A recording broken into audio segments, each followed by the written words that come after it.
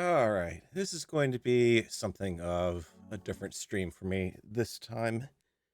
First off, I'm going to apologize. I'm getting halfway through or getting over a cold, so a little low energy and a little bit coffee and sneezy today. So, what's different about this update is I don't normally do reaction vids, but I guess I'm doing one. So, this is going to go up on YouTube as well once I get the archival footage of it, and it'll constitute my reaction to what I was able to see of the Space Engineers 2, I guess you could call it launch announcement, early access launch announcement, but launch announcement, a stream that happened today. But just to put it in perspective, I think it deserves to be said that my mindset going into this was not exactly the greatest. And the reason for that is this is the 8th anniversary of what I would consider the worst update to Space Engineers 1 that ever came out.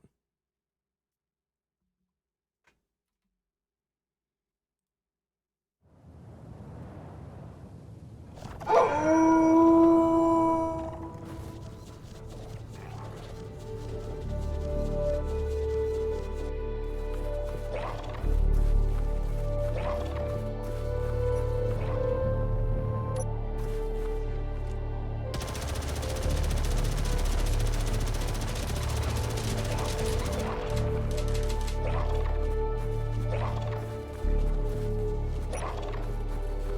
health.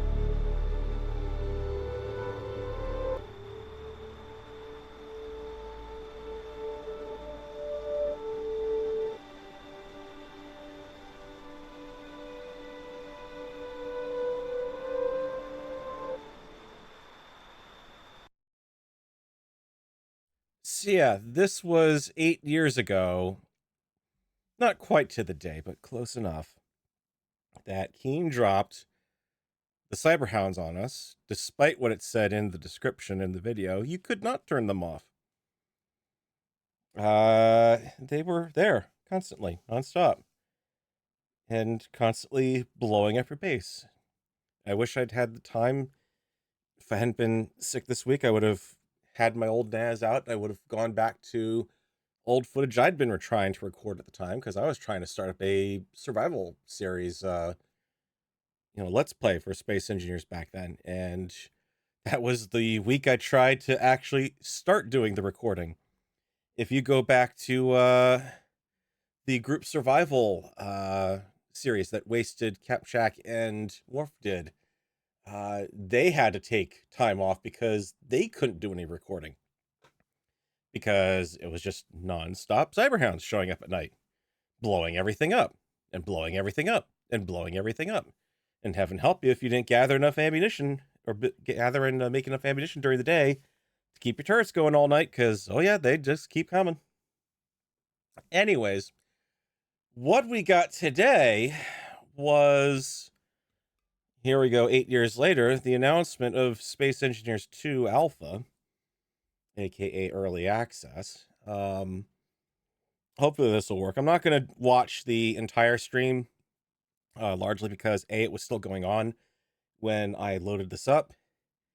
I'm skipping over also a good chunk of the beginning, because basically they just, Zoc and Merrick, in their usual fashion, well, Merrick in his usual fashion, just basically reiterates everything he's going to say again later, so we might as well do it with the announcement and everything side by side. So, Yeah, I'm going to admit, I went into this not in the best mindset.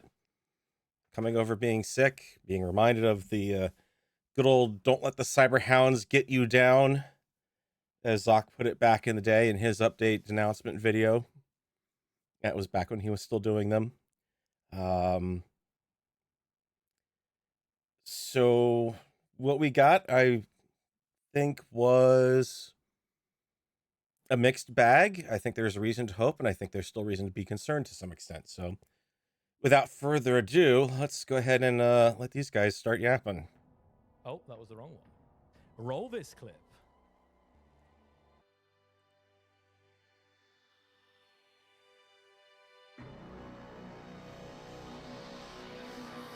Welcome back, engineer.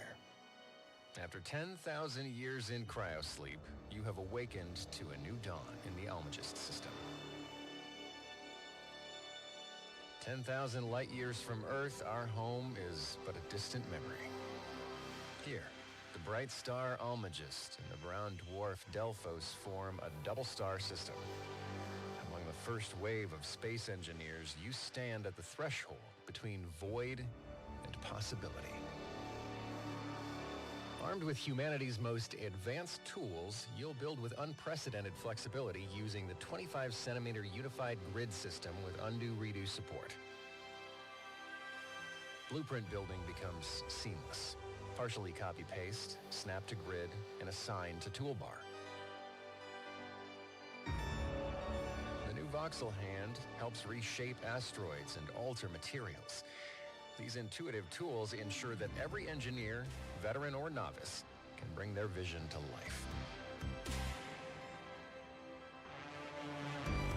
Our grids can reach speeds up to 300 meters per second, with engineering advancements ensuring that collisions up to 20 meters per second will not cause structural damage. The Bearing Project represents humanity's drive to explore and create beyond Earth's boundaries. Pioneers make this one-way journey, seeking self-reliance and a new frontier. Motivated not by necessity, but by the fundamental human desire for discovery and freedom.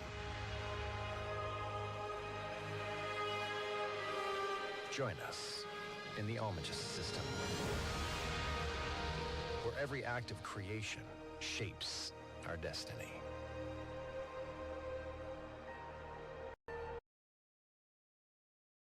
So right off the bat, we've got a lot to unpack here. Obviously, new space engineer skin, new space engineer suit. Okay, yeah, I mean, that's kind of a given at this point. They've got to redo all the cosmetics and everything so you can go after them again. They mentioned some things about the suit itself potentially having some built-in processing capabilities. We'll get to that down the road a little bit. There is this part of it. And where they mentioned that, oh, you'll be able to have grid collisions at 20 meters a second or less with no deformation. And I'm interested to see how that's going to work out on planets. I don't know if they've quite... We'll see. That alone has its own distinction. I'll be interested to see if they are going to be able to keep that. It's an interesting idea, and certainly it's a welcome change from what they've done in the past. One of the problems I've always had with space engineers is when you've got two grids in close proximity to each other docked up, and there's blocks flush to that connector, they're going to be right next to each other. And in the old days, that was a recipe for disaster. And yeah, it's better now because they've cleaned up a lot of the collision boxes on everything, but still it's that I don't really want to do it kind of thing. So this is a more interesting view to actually see them kind of walking back and saying, okay, hey, wait a minute, this stuff's got to have some sort of resiliency built into it that's just not going to completely blow itself apart, at the slightest tap of the terrain kind of thing, or tightest tap of anything. I think some of that is coming down to also simplifying the physics engine a little bit. It could be a good thing. It could be a bad thing. It could be a good thing because with a threshold there, it's just going to say, okay, anything under that speed, fine. I'm not going to calculate it. Boom, you're intact. You're good. Keep going.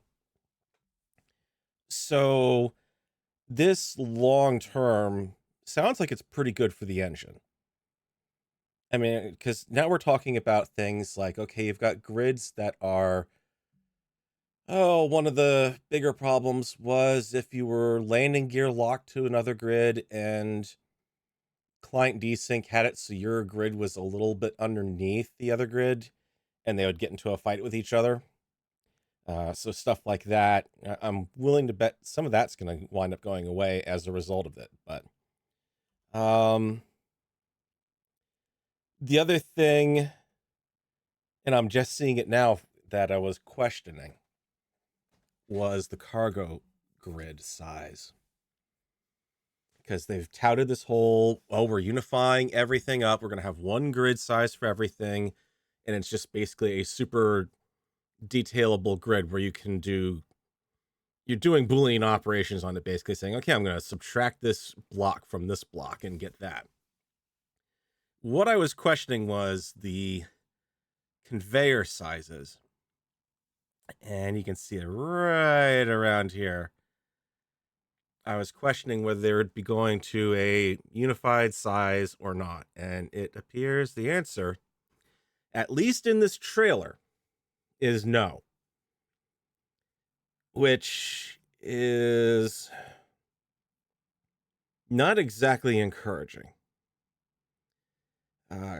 One of SE's biggest problems, in my opinion, and it's funny because Merrick alludes to it in his discussion on, we want to make this game easier for people to just jump in and learn how to play easily with hands-on, is having to tell the player, okay, well, you've got two ways to connect up cargo, this size and this size, but if you use this size, you can't send XYZ items through it.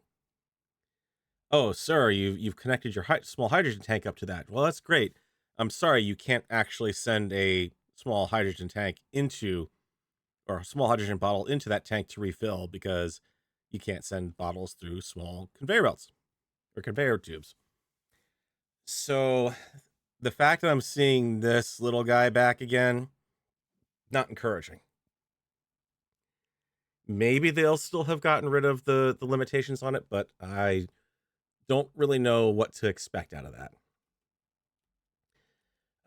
We have the whole system of being able to do modules and drag them into your hotbar that they've shown here. And again, keeping in mind that all of this is creative mode tools. There's no survival. They're not even touching survival at this point. But that you could have a blueprint or a section that you pull into your hotbar and can whip that out at will and place that. That's a thumbs up for me on that one for a creative mode tool. That's pretty powerful, especially if you're doing something like decorating a base and you've got standardized things like wall segments or floodlight towers or guard posts or stuff like that. Or for instance, when we did the modular base thing with Wasted, and the whole idea was, have something that's basically a base in a can that you've got a preset grid that you've built for and everything, and you can just plop, plop, plop, plop, plop, and build a custom base in no time. I like that idea. However, I will note something that is present on this page, on this view here. PCU is still a thing in Space Engineers 2. So we are still going to have limitations on the total size of complexity of things that we can build. The other thing I'm kind of questioning is that sucker there. Is that trying to tell me that you've got a block limit on top of the PCU or not? So that you can't just say, oh, well, it's really next to no PCU because there's no functional blocks in it. Well, maybe not. Oops, sorry about that. UI redesign while we're on this view here. Multiple layer tool belt. We've already got that. It's annoying to use, but it's there at least, and I think they've got it a little better represented now with this little doohickey on the left here. So at least you know you're in your first one, your second one. Presumably it lights up and goes down further with the number as you go through your available tool belt slots, or rows, I should say. Suit. I'm a little surprised they're sticking gravity over here on the right and not over here on the left. Maybe they've got this space reserved in the UI for something else, but it wouldn't kill them to have a gravity display right up there. Artificial, realistic gravity, that sort of stuff. The other thing that I'm really not thrilled about is the removal of our good old bubble. That lovely little bubble that would have the crosshair on it, and you could use that to kind of figure out if you're flying somewhere. Are you actually flying straight, or are you flying sideways? I'm a little surprised to see that missing. Maybe they're considering that for future enhancement and just focusing purely on the buildings. That kind of sounds like they're doing. But yeah, there's interesting stuff here. I just don't know. I feel like this is actually getting to some of the stuff they're going to go through after this stream or after this part, so I should really just fast forward. But they go and they show the whole ramming thing here. Join us in the homage system. Okay, now I'll point out this has been angled in such a way, this shot, as to not really be able to see too much of what's going on. Oh, the collision's there, but this asteroid is doing a lovely shot of blocking you from seeing much of anything. And you can see a little bit of what's going on here, and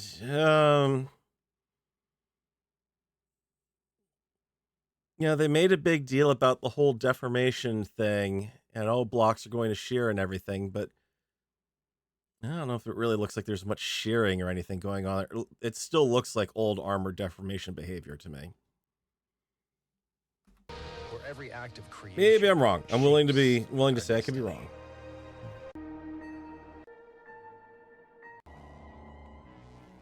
And there we go. It's coming, Marek. January 27th.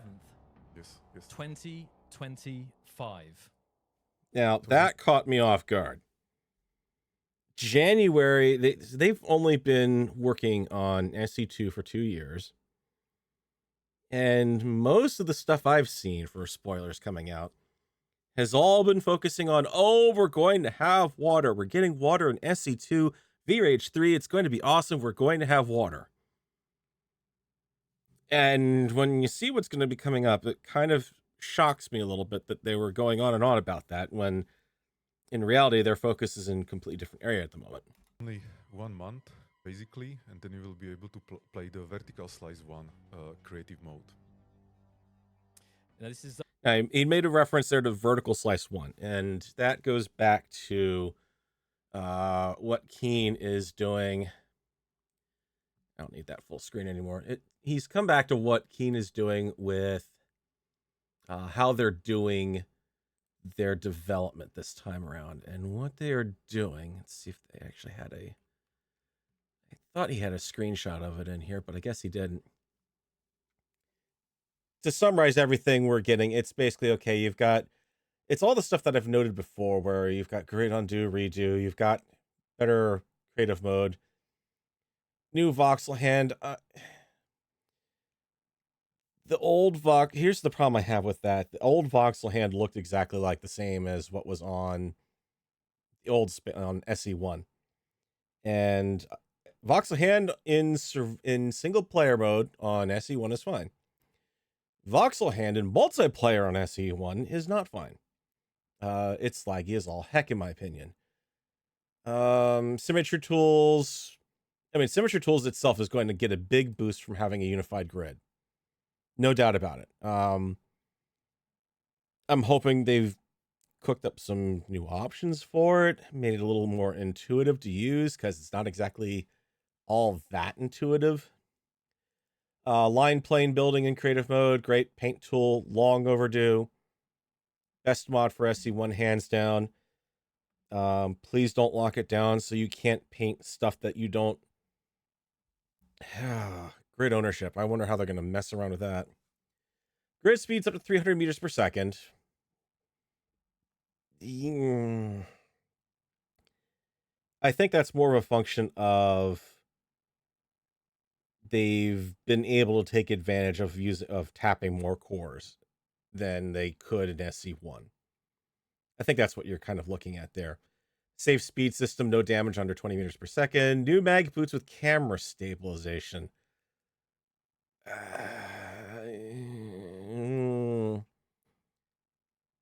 Okay, the mag boots on SC1 worked. They were a little wonky, especially on voxels, but they worked. They're also a little wonky when walking around and you had small grids. And they were a little wonky if you're walking around and you happen to lock on something weird and suddenly you're standing on your side. Okay, so I guess we'll see how they've improved that. Physics and dynamic fractures and debris for more realistic destruction. Okay, well...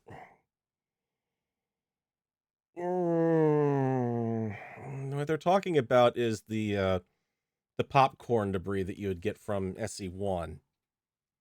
And being able and moving away from that whole thing where it would spin off fake crap and it would eventually phase out, just out of into nowhere.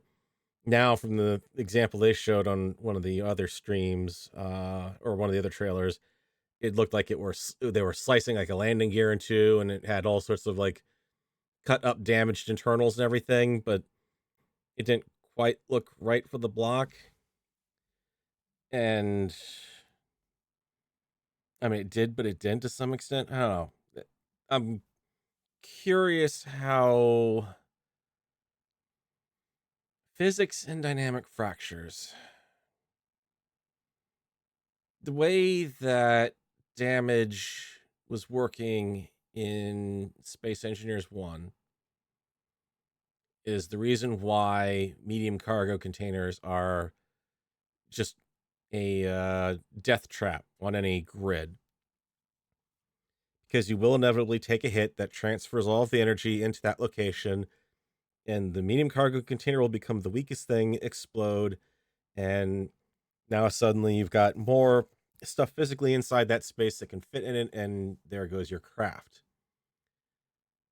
So now are we talking something where the block in this case would not necessarily explode, but shear? I'm wondering what the shear forces really are going to look like. Is it just going to be where we're going to break up cleanly, or are we going to continue to see things like, okay, block X on this grid has been chosen as the point of failure and goodbye? I mean, that's a long ways off, probably, from really knowing how that's going to end up working. Visual Revolution. Oh, God. Here's Merrick's AAA shit again. Ray tracing, global illumination, tessellated terrain, parallax mapping, sleek armor edges, and enhanced lighting. I can get sleek armor edges in SE1. There are multiple mods that will remove your stupid little armor framing from everything. And it doesn't always 100% look all that great either when you do that, unfortunately. Enhanced lighting? Enhanced how is my question.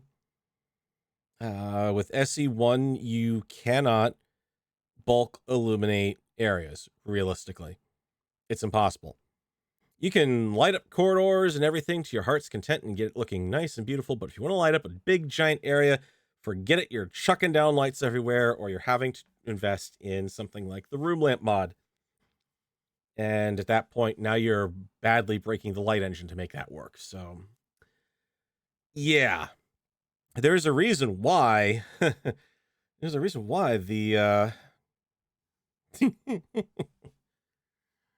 oh, I'm just thinking back to the last major design I had to do lighting work on, and oh my god, the struggles to get that to light up evenly throughout the whole thing and not look like you're bathing everything inside of the middle of an oven, or the middle of the sun, no less. Uh V-Rage 3, yeah, we've heard about all this and that stuff. So they're talking about the virtual slices. So we're starting off with creative mode, and their additional vertical slices will follow. And I think we'll see if their site wasn't exactly behaving all that well under the load earlier. So we've got creative mode coming out now. And this alone is, I think this is honestly a sign of Keen now having that experience under the belt with SE1 development. And at least knowing now, okay, we've got a checklist of what we want to put in the game. We know what we want to accomplish, but at the same time, it sounds good on paper. The problem I have is how well that's going to execute. Creative mode first makes sense. You need creative mode in order to be able to test survival, because you've got to be able to set up and stage worlds in a quick, easy manner and not have to, every time you want to test everything, literally start playing the game from scratch again. Fine. I don't know really if the workshop is a absolute requirement for the next slice to go out. Because you're really just attracting people who are going to be playing creative, and as a result, you're really only going to be pulling in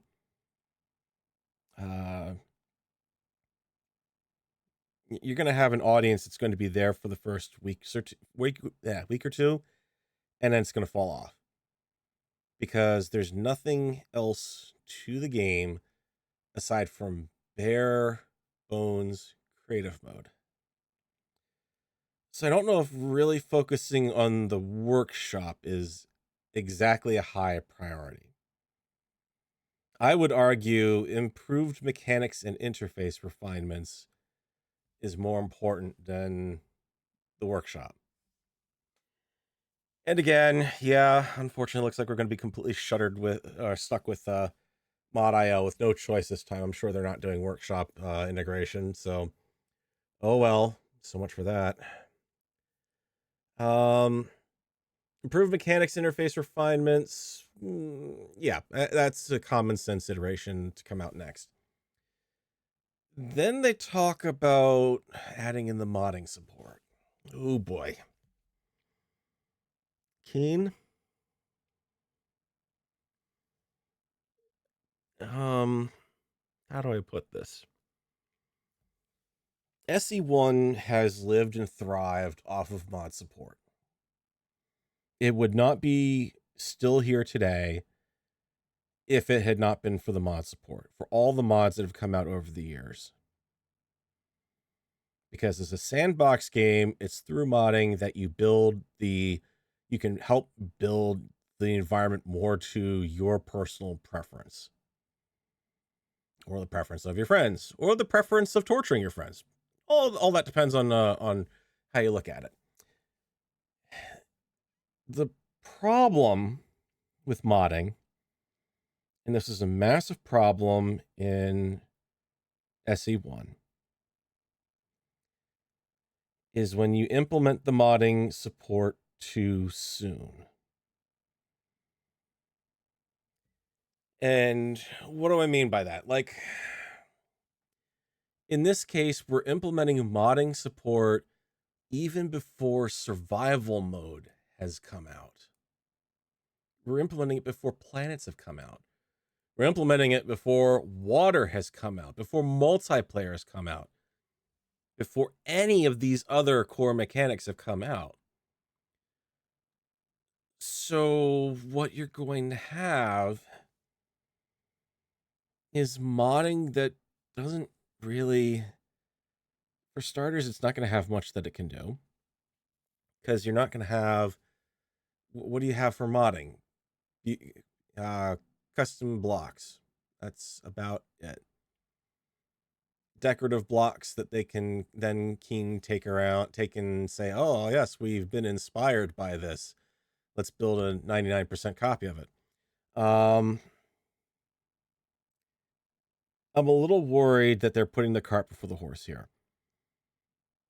Both because the functionality of the game that is most commonly modded is not out at that point.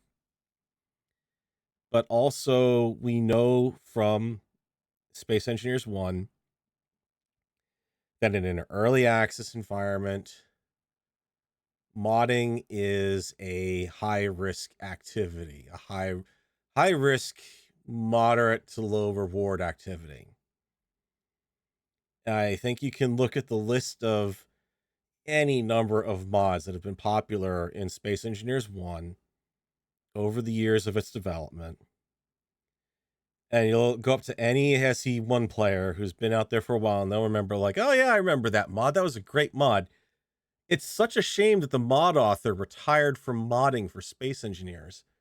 Why'd they do that? Well, they got tired of it being broken every week by updates. So, modding support, as much as it's a benefit to the game as a whole, almost literally a requirement, honestly, in my opinion, I think it has a better place later on in the slices. Because like I said, all you're doing at this point is just making it so you can do a cosmetic block for creative mode. And that's gonna be it. Anything else for after that point either does not exist or is going to be potentially broken or updated at that point.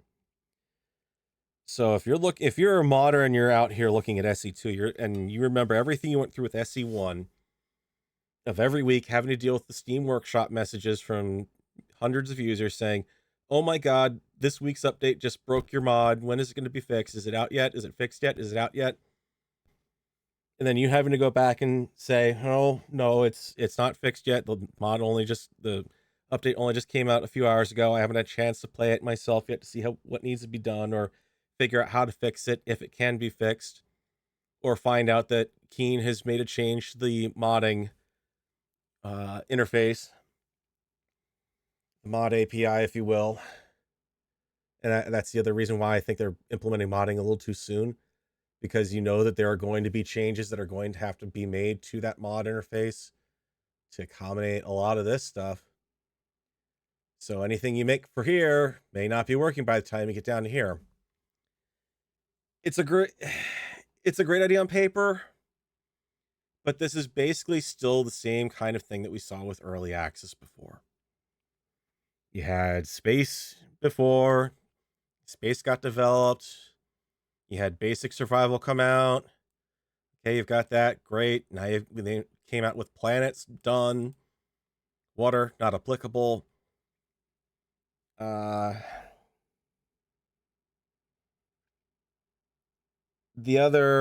one thing that I'm on the fence about this is waiting this far to get multiplayer up.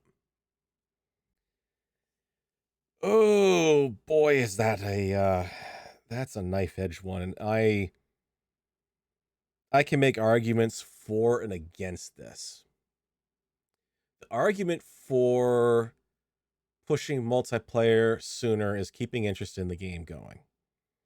As soon as you've got planets and survival, that's when you would ideally want multiplayer out. At the same time,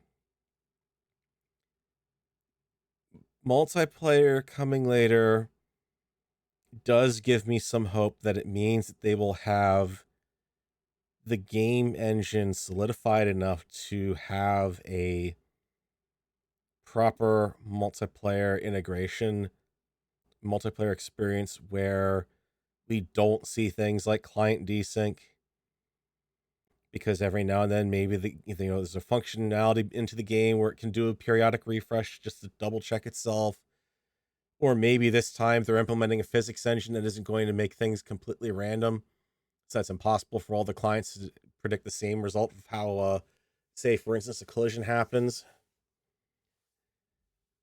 There's definitely there's definitely a reason to hold off on it towards the end of everything.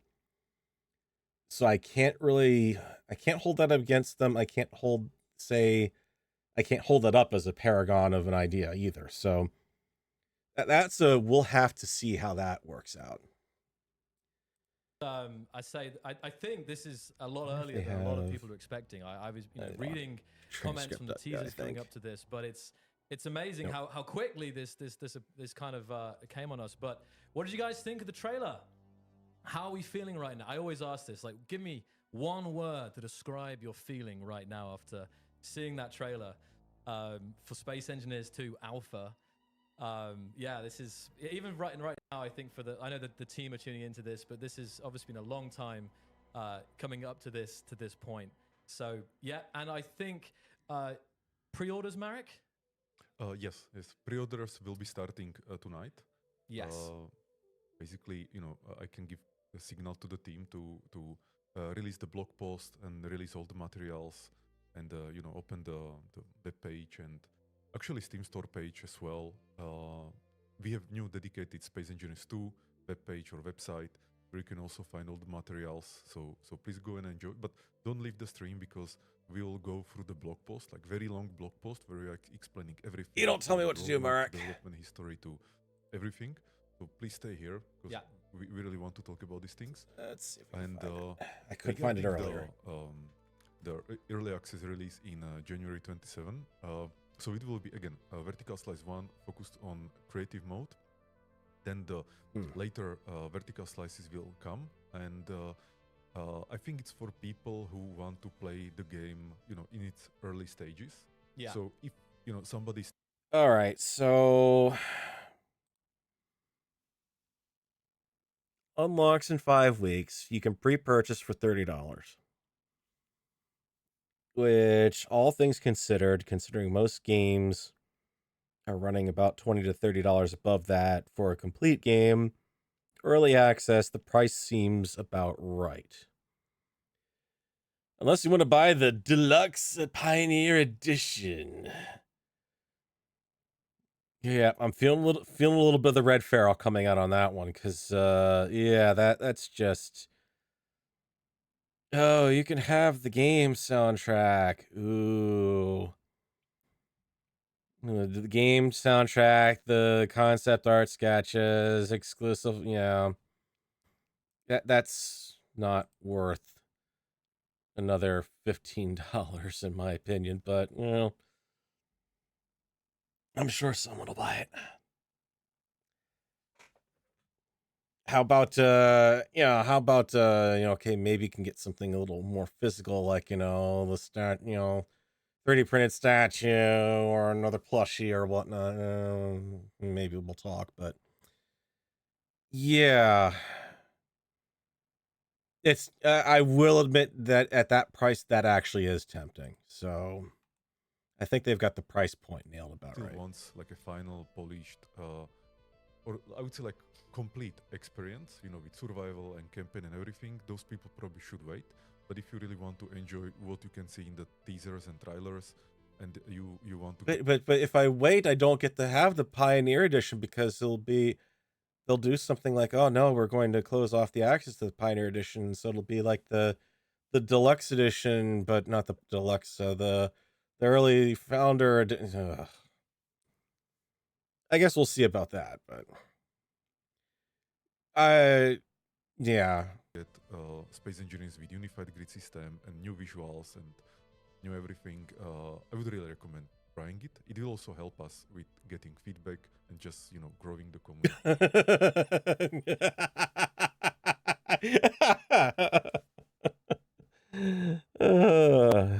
Feedback. Oh yeah, that's rich. Yeah, feedback. How well has that worked out in the past for you, Keen? Despite all the issues I've had in the game and I've made countless crash reports on, I have only ever been contacted by Keen once. And that was after I put out the video where I was showing how planetary miners, after a patch that had supposedly fixed the voxels, broke through the voxels and proceeded to plummet down through the planet. Yeah, that all that was limited to was, hey, can you give us a copy of that world so we can take a look at and see what's going on, and we'll let you know. And I never heard back from them ever again. Despite countless crash reports, here's what I was doing, here's what I was expecting to happen, the game crashed instead. Yeah, that's the other reason why you also hold off on the modding scene. Because if you really are trying to bulletproof your game, bulletproof the game in its vanilla form before you start having people doing all sorts of wacky stuff with the mods, because you don't support people with mods. As soon as you chuck a mod in the game, any developer is going to look at you like you're cross-eyed if you want support, because they don't want to have to deal with the mod. They don't know anything about the mod or the modder. They don't know how the mod was built. It's not their job to support the mod. Ergo, your modded experience is not supported. So, yeah, that's the other reason I'd like to see them just hold off on the introduction of the modding support. It needs to be there, yes, but get the game bulletproof first, and that includes survival. You've got to have survival locked down. Survival and planets have to be there. They have to be implemented, and they have to be functioning solidly before you now turn around and say, okay, now we'll let the modders go at it.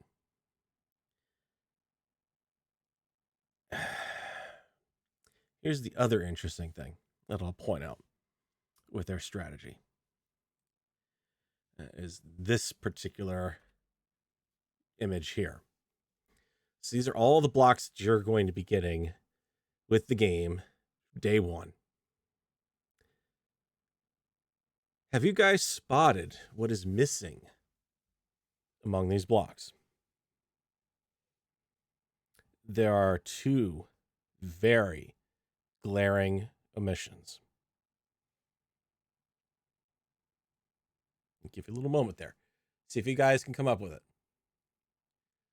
The blocks that make SESE, no, they're the blocks that are there. You've got some weapons, you've got some drills, you've got some thrusters, you've got med bays, which incidentally look like they've been structured, so at least that way when you spawn in them, you aren't going to get violently shoved around and killed, because now it actually kind of surrounds your character a little bit, so you've got a little bit of a nook to spawn in.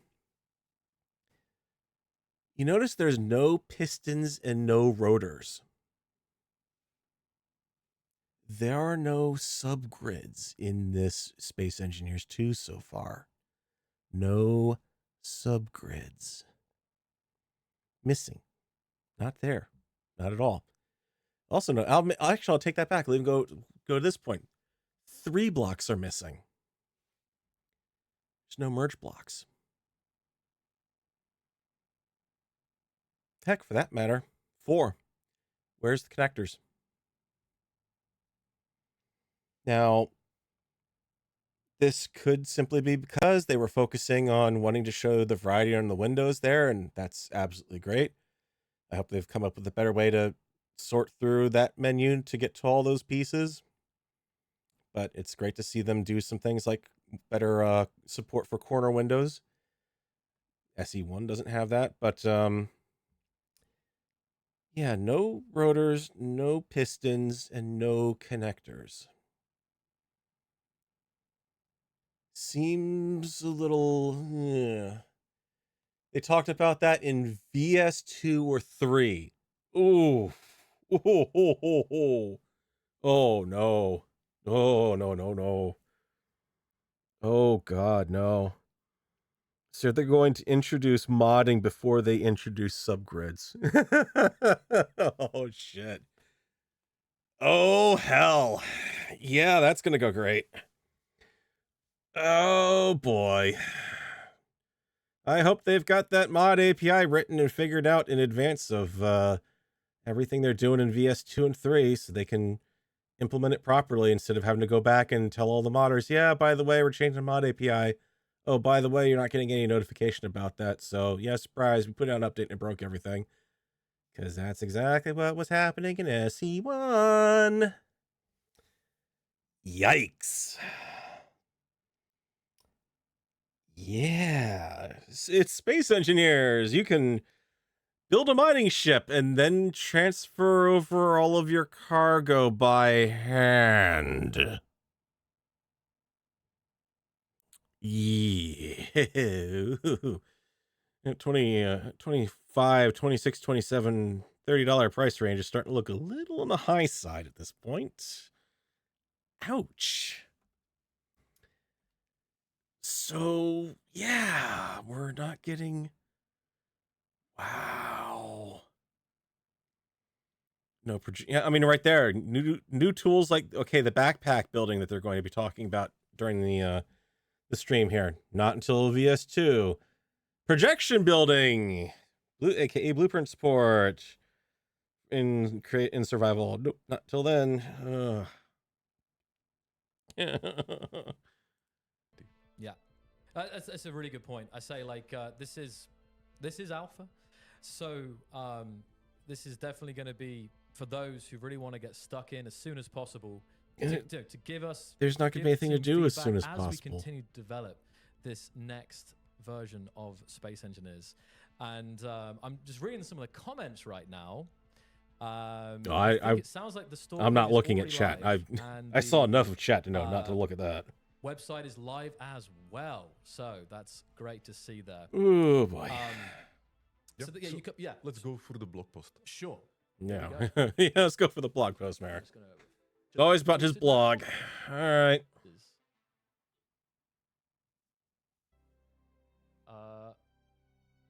Oh, here we go. Now it's live. Just went live as I refreshed it the second time. Here we go.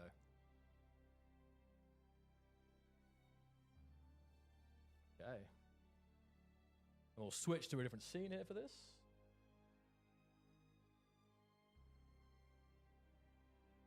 Yeah.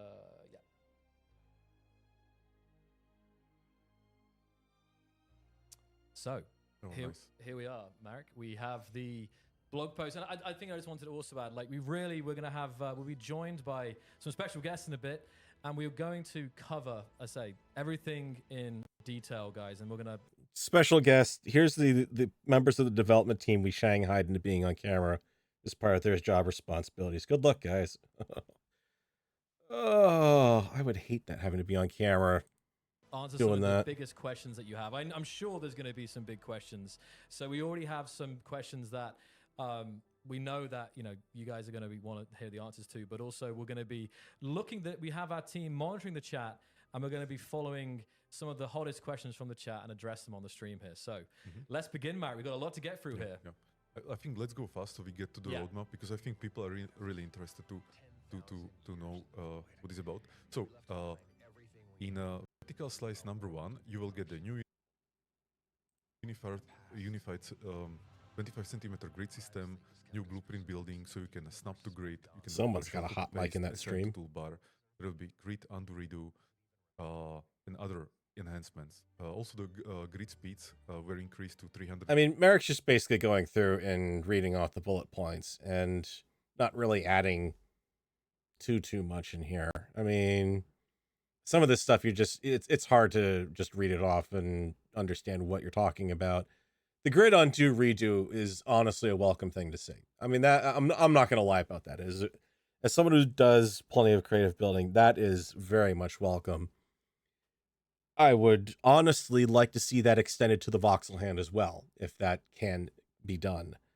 Because there are more than enough times you try to do some work on the voxel hand, and it's like, yeah, I got everything looking right, but I just got to touch up that one little spot. Oh my god, I just screwed everything up. Now I got to go back. Oh, look, I just accidentally applied a texture I don't want to be there. Now I got to get rid of it. But now, because of the way that the texturing has worked, it's kind of spread everywhere underneath it, and now it looks like crap. And yeah, I'd like to see that extended to voxel if they can. I really hope that they can do that. Meters per second. We also implemented safe speed, which means that grids, when they collide under 20 meters per second, there is no structural damage. Which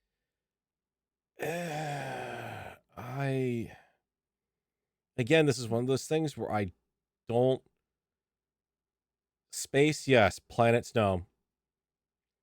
Because planets at that speed, most rovers would be safe. I mean, there was that, whatchamacallit. Back when we were doing, back when I was doing the, Kerbal Space Engineer Challenge with Wasted Text and Spacebar, and I had that rover that got landed on Mars, and I was trying to get over to the base, and, tired, rushing to try to get there and everything, and the whole design was unfortunately very roly-poly, top heavy enough to go rolling willingly at a moment's notice on the Martian gravity, and it went roly-poly and did that.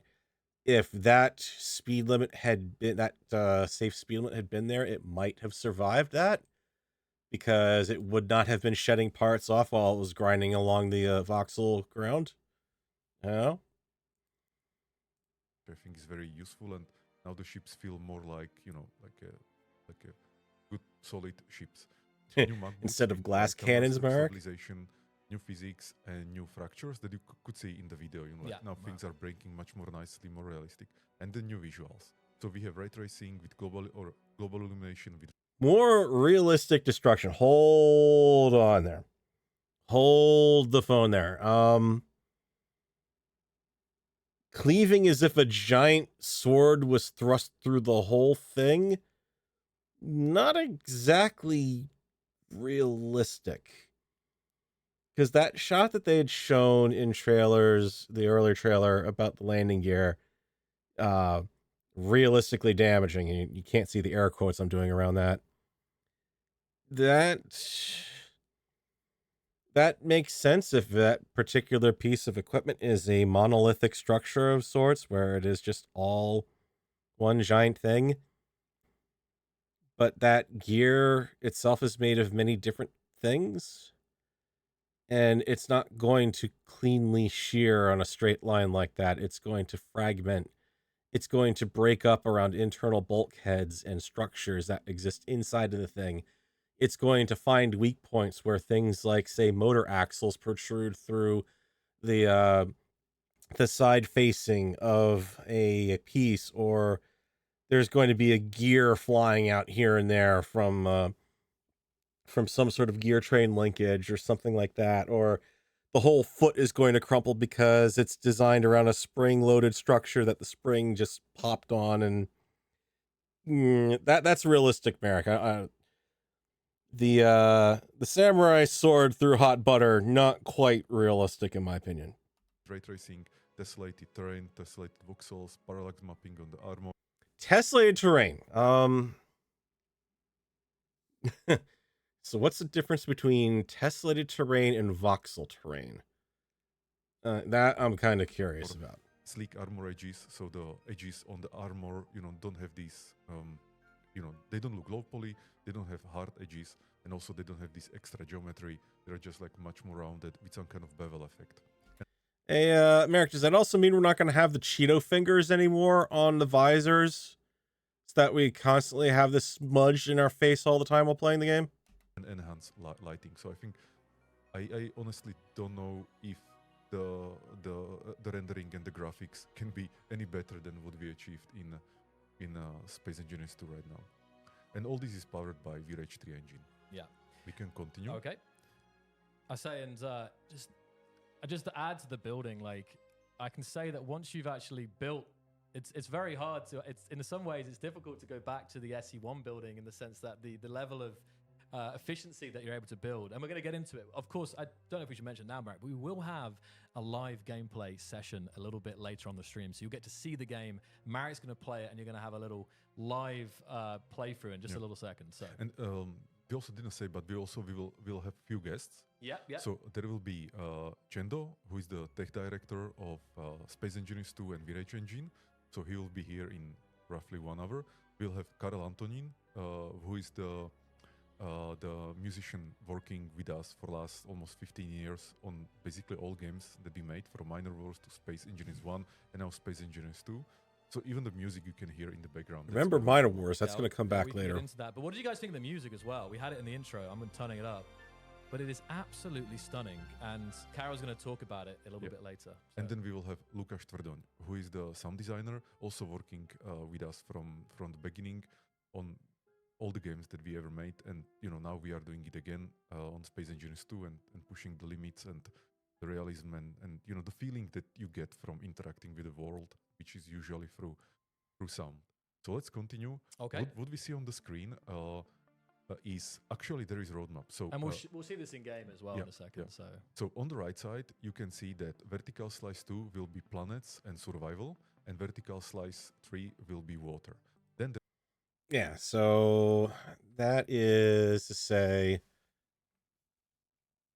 the Almaguest system, except for the third planet, because that's the water planet, which that I was a little surprised when they said, oh, and it's going to be a binary system with there's going to be a star that moves around and a star that's going to be fixed in place.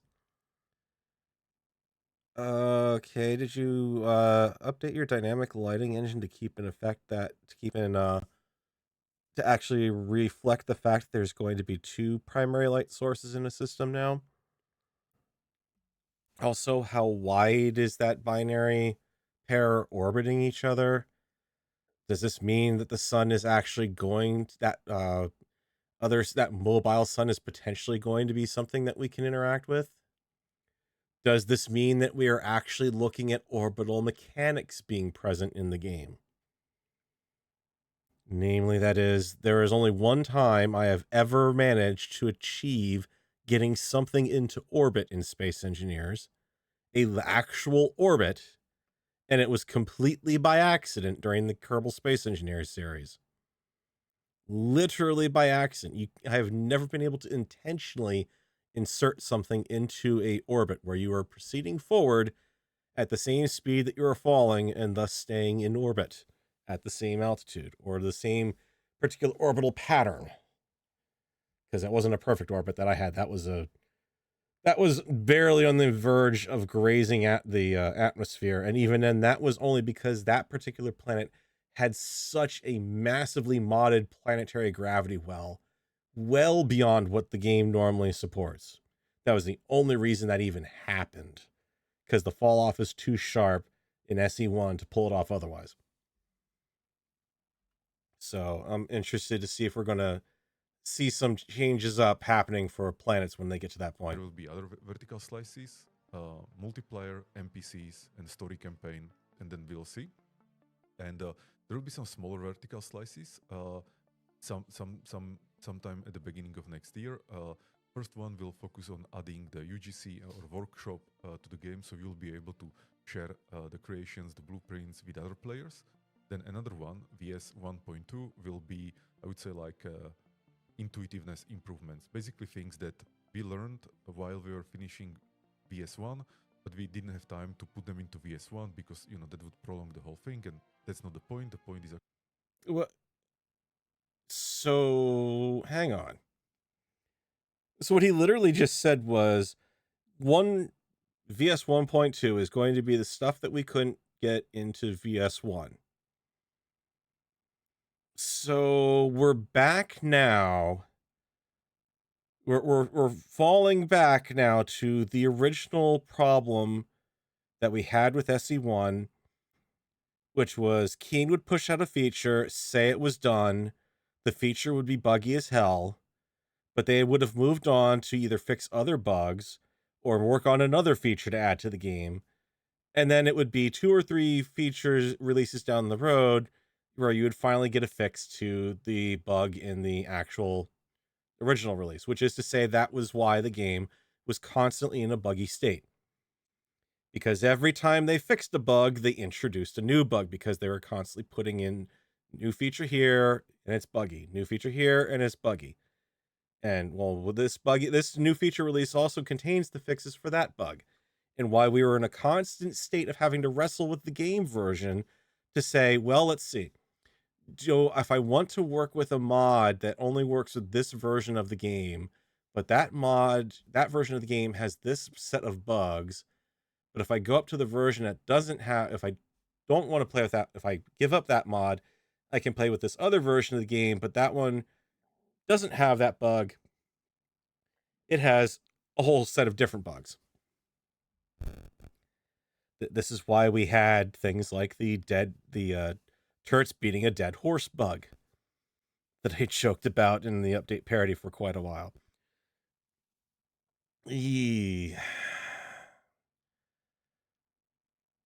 Merrick, you set a set of goals for the game. You say, this is what we want to have done and working and solid and finished in the game. We want to work on this particular state of the game until it is finished and polished. I want to be able to see myself in the gleam of the game working so beautifully. And then you come in and say, okay, we've got all this stuff working fine. We have a known working good condition. Here's this new piece that we're going to add to it. Maybe it's a little bit buggy off the top, right off the bat. Maybe it actually comes in and it's perfectly fine. Either way, you take the new features, you iterate on them, you get them working, you polish everything up, game is good. This is starting to feel like VS1, VS2, or VS1.1 and VS1.2 is going to be Space Engineers 2013 all over again. Space Engineers 1, development, you get all these random features, they're there, boom, done, and the game's just going to be bugged for weeks on end. Because we're too busy working on the next vertical slice that we can't fix the other one. We'll have to wait until the next vertical slice after that one to introduce the fixes. I don't think they've learned their lesson. I really don't think they've learned the lesson. I'm sure we're not going to see weekly updates, Starshole, but that might be the saving grace if they really want to stick with this vertical slice cadence. Maybe that means that they could be doing weekly updates and it's all behind the scenes in-house. They're doing testing. It could be a good sign. It could. I have to give them some benefit of the doubt. I mean, we're talking about, in the 8 years since the Cyberhounds days, you've got a complete how many of the old team is still around working at Keen Software House to begin with? And also, presumably this time we're not looking at Marek Rosa wandering around all of Europe, happily going on and on about good AI and attending all the AI symposiums and ignoring the game itself. We'll see. Hopefully he's keeping his head in the game through all of this. So I don't know. But that statement right there, oh, well, yeah, we don't get fixed in 1.1, we'll get fixed in 1.2. Merrick, we're all going to be sensitive about this game being buggy or broken. You've got one hell of a reputation to overcome in that area, and that right there dashed a lot of hope. Actually, to be releasing early and frequently. And so we move those things to Hang on. Let me back up that a little bit here. Frequently, the whole thing, VS1, but we didn't have time to put them into VS1 because, that would prolong the whole thing. And that's not the point. The point is actually to be releasing early and frequently. And so we be releasing early and frequently. Oh, God, no.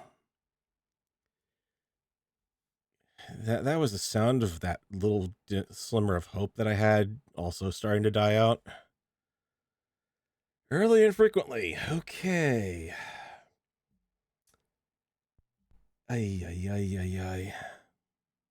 Move those things to VS 1.2, and I will be talking about some details that will be there. And then there will be VS 1.5, which will actually release the editor and modding tools for the modders.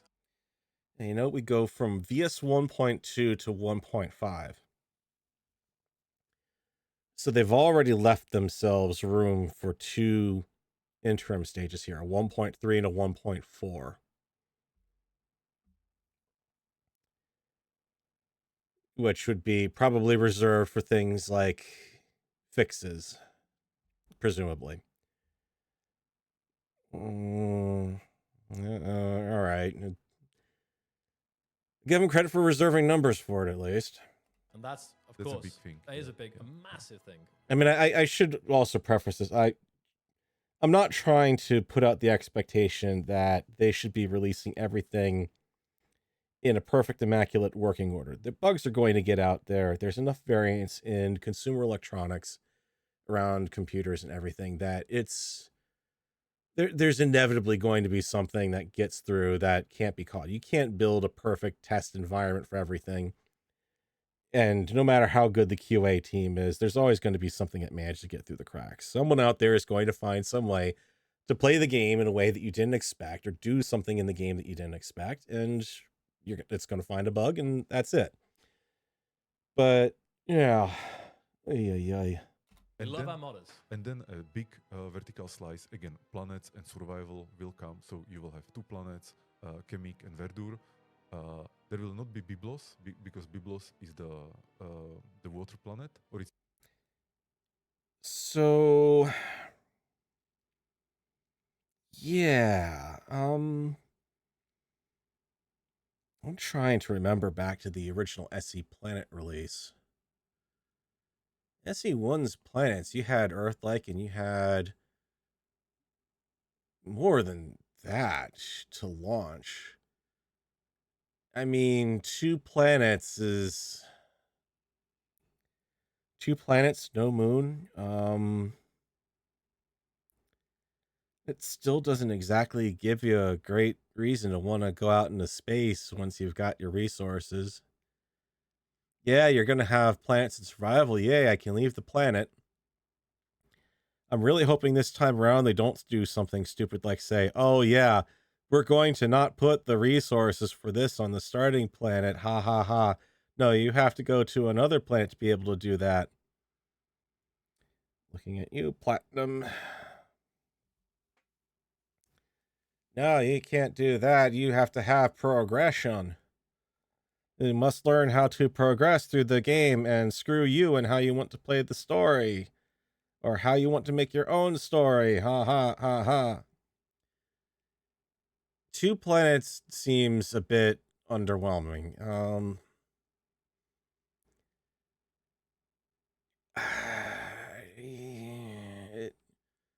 It would feel like it shouldn't be that big of a deal to get another planet or 2 in there, or a moon or 2 in there. I mean, for the crying out loud, there's a frickin' moon that's made entirely of ice in SE1. It's not that difficult.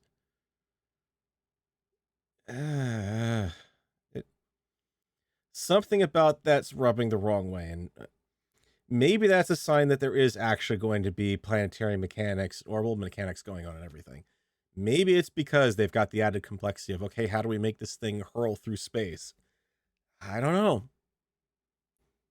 I don't know if we're going to know just this early into the game or not. I could literally do the random generator tool to do that. Yeah. Yeah, can I take this voxel thing and just import it into this new Tesseract system, or whatever the heck they're going to do with it? Is it Byblos? Oh, I don't know how to pronounce that. Yeah. The designers are probably going to be like, are they going to get it right? I'm not sure. so Byblos or Byblos is the water planet. So that one will come in the VS3 together with water. And yeah, so let's continue. Yeah. Now, can I just point out that all of the trailers, for the most part, all the teasers they've been putting out about SE2 to this point have all been like, oh yeah, we're putting water in the game. We're getting water in the game. There's going to be water in the game, guys. Day 1 launch, early access. Is there water? Nope. Is there planets? Nope. Okay. Yeah. Yikes. We're speed running this, guys, but you can definitely take this at your own pace as well. Go over the blog post yourself here. So I think I should have probably scrolled down here. We were talking again about why we're approaching this vertical slice strategy, and this again is showing very nicely the roadmap again there. So obviously creative mode, January 27th, UGC workshop, Mod.io. I mean, okay, yeah, it's a roadmap. Here's a list of features that we want to do. Here's the order in which we want to implement them. You'll note that there's no detail yet about planets and survival after that. No details about VS3 water and after that. So these seem to be very far off goals for them. We've only got 1, 2, and 5 for VS1. So if I'm looking at this and I'm trying to read between the lines, this is sounding to me like, okay, everything in VS1 we'll get within the next 2 years. Maybe within the next year. I kind of doubt it. I don't think they're going to go bull rush into this thing. I think this is going to be a moderate pace to start with. And VS2 and 3 are just so far off now. It might not even be planned because for all they know, they might not sell enough copies of the early access Space Engineers 2 to actually justify continuing development for all we know. Who knows? Yeah, you can see it all there, guys, but it's very, very exciting things on the way. And water, yeah, that's going to be breathtaking as well. But I'm also looking forward to the survival, to be honest. Oh, yeah. Because we will have what we call backpack building and projection building. So projection building means that you can build in survival almost as in creative, so you build the projections first with the simplicity that creative mode gives you, and then you just weld it. Yeah. Okay. Projection welding is nothing new or visionary in the game. We have that in Space Engineers 1. Here's my question. Are you going to be doing something about projection building to deal with the fact that if you're building up something by hand, you can't actually properly... It's very difficult to build a complex design where you've got blocks behind other blocks. You can't really build it by hand very well. And if you resort to welding walls, well, you might not be able to get a welding wall into that tight little corner to weld up everything there. So now you've got this one block in there that might not have ever been welded that's just sitting there as your weak point waiting to explode. So that may be putting the cart before the horse a little bit, but yeah, it's, yeah.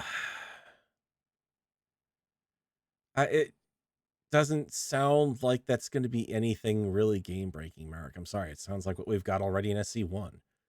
Unless you can go into more details on it. I'm saying that's kind of a wash at this point. Backpack building means that your backpack has special tools for processing the resources, so you're just drilling, mining, and instantly building. And of course, there is still benefit to use the refinery and assembler, and that path, but I always wanted to have backpack building because I wanted the simplicity and this kind of like instant feedback that I drill, I mine, and I build, and I don't need to spend time micromanaging my resources.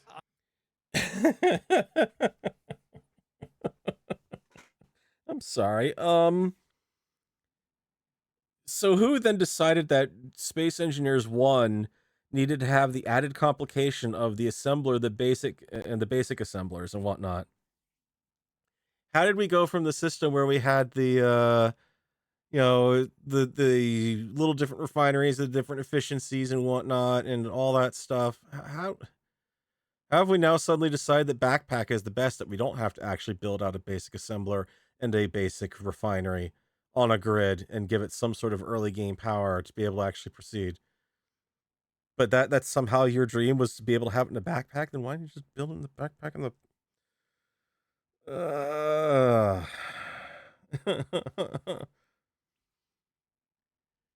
I mean, I have to imagine anything that they got for backpack crafting is not going to be so simple as, oh, I mine and everything is just building, it was refining quick enough in my inventory or at a ratio good enough to actually be able to actively build. I don't see that happening. No. There's no way that is going to happen. Oh, yeah, maybe, just maybe I could see steel plate doing that. Oh, I've mined up enough iron and it's processing through the inventory quick enough to be able to do that. Something like gravity components? No.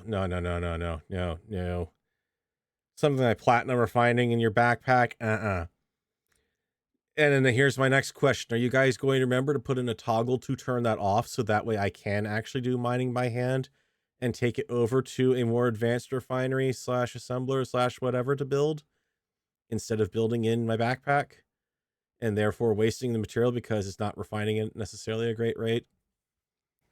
What it kind of sounds to me like they're going to be doing is there'll still be a basic refinery and advanced refinery.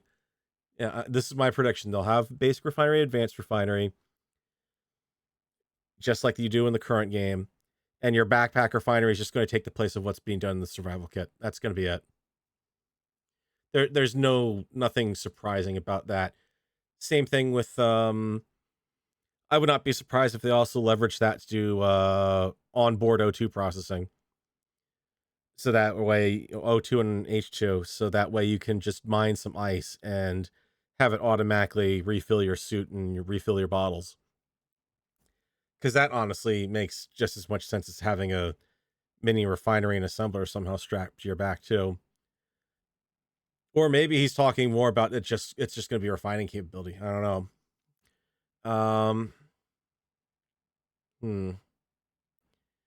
I think that one's we'll see how that turns out. But yeah, that can backfire, but at the same time, I can also appreciate that because that is one of the annoyances that I don't like about SE1 is the fact that you are railroaded into this progression system. Like it or not, it's a progression system. It's like, okay, there's no way I'm going to have the resources to build and tech up. I literally cannot tech up from the game get-go to go straight to a refinery if I want to. No, you've got to build the basic refinery and the basic assembler, and then that way you can build all the basic stuff, and then you can build the full-fledged assembler, and then at that point, now you can make all the parts that you need to build your full refinery. Don't like that. I don't like that because I said I don't want to play with your progression system, but you've railroaded me into a version of it anyways with your progression. Yeah, I'd rather just be able to having some sort of basic background processing. That's good. I mean, that alleviates some of. That's why I like the small ship mod pack for SE1 because you can put at that point you can throw a refinery on your ship. Your little small grid, and you can throw a assembler on your small grid, and while you're traveling back and forth the base, you can do at least a little bit of refining of the materials you got as you go. And you can build out stuff that you need on the fly to be able to do repairs, because there's nothing worse than having something happen like, say, oh, I don't know, a lightning hit to your survival kit and knock that out completely before you've had a chance to get, say, oh, I don't know, a basic assembler and basic refinery up and going. Or to lose your power so that you can't actually make anything, but you don't have any choice because you've just been stonewalled early game because of some stupid little astronomic phenomenon. Cyberhounds, anyone? And I think we also see that on that kind of intro screen, how basically like it's a lot more intuitive, but the potential for advanced builders to do super detailed builds is actually on another level. So this is on both ends of the spectrum. It's better. Is the kind of summary there. And there's the same thing with, for example, 25 centimeter unified grid system that some people, I've seen it in the comments, they fear that, okay, now everything will be more tedious, like building from little 25 centimeter bricks, but that's actually not how it works. You can still build, and you will see this in the gameplay. you can still build 2.5 meter blocks, or even some refineries even bigger. You can still build with them, but the grid has the 25 centimeter flexibility, so you can move things around with much finer detail. And it's just up to you basically if you want to build 2.5 meter blocks or 25 centimeter blocks. So. Yeah. Okay, I'm going to surprise everyone. I'm going to come out and agree with Merrick on that one. Knocking this down to a middle ground where you can have bigger, you can have smaller, but it's all still the same grid. That's a good move. Space Engineers has badly needed that, and yeah, I mean, the difference in grid sizes and having to do small grid gone big doesn't work because it's just ridiculously laggy and ridiculously painful to build out. And trying to do weird, funky things with attaching large grids, large grid objects to small grids was always a case of hit or miss. So I do agree that this is a good option. It's really the good foundation to start working off of SE2. 100% agree with that particular design requirement. I mean, basically now at this point, don't think of it as so much as you are building a ship block by block. You're basically being a sculptor now, where you're putting down, okay, I'm going to build this, build a series of blocks together, and now I'm going to carve a spaceship out of it in ways. You can carve your hull out that way, that sort of thing. That's kind of how I'm looking at it, and that's going to be presenting some interesting, it's going to lead to some interesting designs, I think, doing it that way. So I think that good move for SE1 that. Yeah. Okay. Let's move. And you guys, like always, if you can see here, we have the scroll bar on the side, and this is almost like a loading screen. You can see how long this detailed blog post is. So we have a nice graphic representing the roadmap here, which is also a bit like having a roadmap like this. I know players are going to really appreciate. That'd be something they've been asking for. So now we have some beautiful concepts coming up. So the vision for Space Engineers 2. Yeah. So Space Engineers 2 is for me a combination of everything we have been working on and learning last 11 years, and even before, because the vision for Space Engineers was in me much longer than that. And so what we did, as I said in the beginning, we looked on what's the core experience of Space Engineers, what should be Space Engineers, and how we can make it 10 times better. And this is it. So in some sense, Space Engineers 2 is the Space Engineers I always dreamed of, And now we want to build it without any compromise. So, if there is... Build it without compromise. Console! Oh, right. They had to GIMP SE1 to make it work on consoles. Which is why we lost programming blocks that became an experimental feature. Because consoles do not allow for having access to a programming language inside of a game. It's how we lost many features to experimental feature setup, because, oh, look, the game does not run with that on the console because there's not enough resources for it. You'll see why this will come back and be another valid talking point later on, too, in a couple of ways. Something that has to be done in order to achieve this vision, then we're just going to do it. There is no, plan B, or basically there is no coming back. So Space 2 is really without compromise, just pushing the founding vision of Space Engineers. And I think it's also, I think you've already touched on it, but it's so key to note that this is the foundation, and it's super important to have a strong foundation to build upon. And we'll get into some of the new technologies, the data oriented. We'll get into that obviously in a bit here. But I can't wait. Can't wait to get to there's so much to cover here. But yeah, I just wanted to mention that this is something fresh. This is solid foundations here with VS1 that the team is going to build upon in the coming months and years. So I know we're obviously summarizing this, Marek, but we're going to scroll down. Yes. Why is Space Engineers 2 the next big leap? Here we go. Yeah. So the difference is, as I said in the beginning, more intuitive, more flexible in building, more visually stunning. Things just must look Triple better. A shit, ladies and More gentlemen. immersive. Triple A shit. So we have the storytelling and living universe with the human NPCs. Better performance.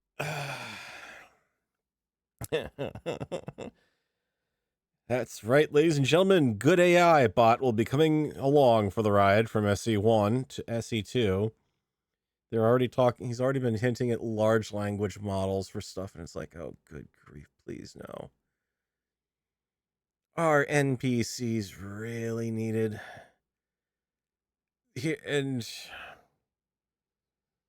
I know he's going to be talking about the campaign mode that the single player campaign that they want to do later, or hopefully multiplayer campaign co-op, because that would really be what would really help them out quite a bit, I think, if more than anything. At its core, Space Engineers 1 was, this is the sandbox, and you can make the sandbox whatever you want. If you want to have a rich experience where you've got NPC, or you've got other factions to deal with, you go out and you get a bunch of your friends involved. Because your friends are going to be far better than any AI that good AI is going to be able to cook up. I'm sorry. It's that simple. You're not going to be able to beat out that human factor of having your friends along for the ride. So I would rather see them put more attention on being able to support a larger multiplayer experience than having the single player storyline there. But at the same time, I can't say, oh, they shouldn't have that. But I would just point out that sadly, the vast majority of games that are out there these days don't do single player campaigns because they would rather focus on the multiplayer experience. And while I certainly agree that I would much rather see the single player experience survive, because not everything should be all about having to be online and everything. Sometimes you can tell a very great story through a single player campaign. At the same time, if you're going to be competing with other games, then that's what you have to worry about. And when I say competing with other games, I'm just going to remind you that out there in the wild right now is this one. Realistic multiplayer engineering sandbox in Space Sim has been out since May, and it has positive ratings. So, yeah. Now, mind you, this one's got its own set of limitations, like, oh, hey, yeah, by the way, you have to have an NVIDIA GTX card. You cannot use an Intel or an AMD card. Oh, yeah, well, maybe you can have a newer AMD card, but you're going to have visual artifacts. So Archie in here doesn't exactly get off the bill completely lightly on its own either. But this time around, Keen has competition. And for an early access game to be dialing in with a very positive rating, and the worst that I've seen really out here is the UI is not really there yet. There's potential there, but it's not ready yet.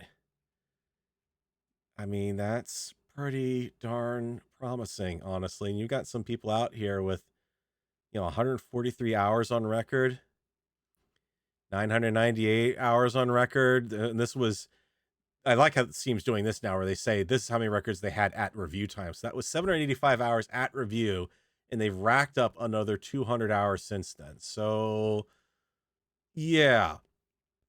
And the price point on that is not even $20. It's on sale right now for $15.99. So, yeah. They've got some competition they've got to start worrying about here. Because you're already... Space Engineers is already running $20 when it's not on sale. It's on sale now for $10. And 2 is going out there for $30. And that's just for a very early access glorified demo, effectively. Yeah. And like like you said, Brzezinski, it's not the only one either. Archion's the one that I'm actually keeping my eye on. I would like to actually see that game get a little further on before I try it out. Something that's been on my radar for a little while now, so eventually. And mostly the better potential for optimizing and scaling up the performance because of the data oriented architecture that we chose for VRH3 and more engaging survival experience. So this is why Space 2, is the next step from Space Engineers 1. And yeah, we're starting here with the first three things here: the intuitive user experience. And again, we obviously have touched on some of these, but I think we can go over these again here. Yeah. So the first big things. Yeah.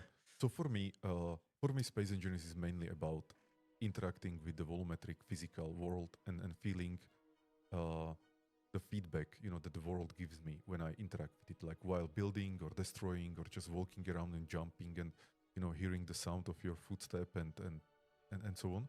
This is very important for me. But also having user experience controls that are not creating extra constraints to what I want to build. So when I want to build something, I want the steps to do it to be like easy to learn. Ideally, actually, no learning, just like doing it. That's the best user interface for me. Do the console controls actually count towards that or not? I mean, I really don't like to use a controller with Space Engineers just because what they do to the hotbar is, ugh. Oh, hey, we're going to take you from the 10 slots that you have on the PC down to 4. Because that's all we could really map the buttons for. And when you go in and do that, pick the stuff for that, you're going to have to pick from all the stuff in the big drop-down menu of all these other things. And God help if you mod the game, because, that's not going to get any better. I'm interested to see how they are actually playing the game later, if he was actually playing it on a controller or not, or if he was playing with mouse and keyboard. Because I know it was said during one of the previous trailers, it looked like they were playing on controller. So we spend a lot of time, and we still will be spending more of time as like we are developing the game, we are testing the user interface and improving. And that's actually what will be coming in VS 1.2 are like many of these improvements that we learned after we implemented VS 1.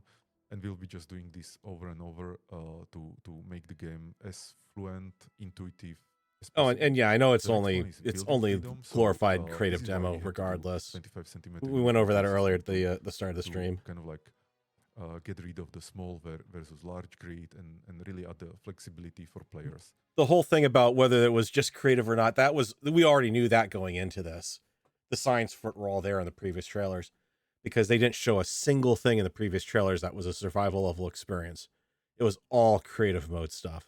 You could tell from that right off the bat. So we already knew going into this that it was almost certainly going to be all creative mode.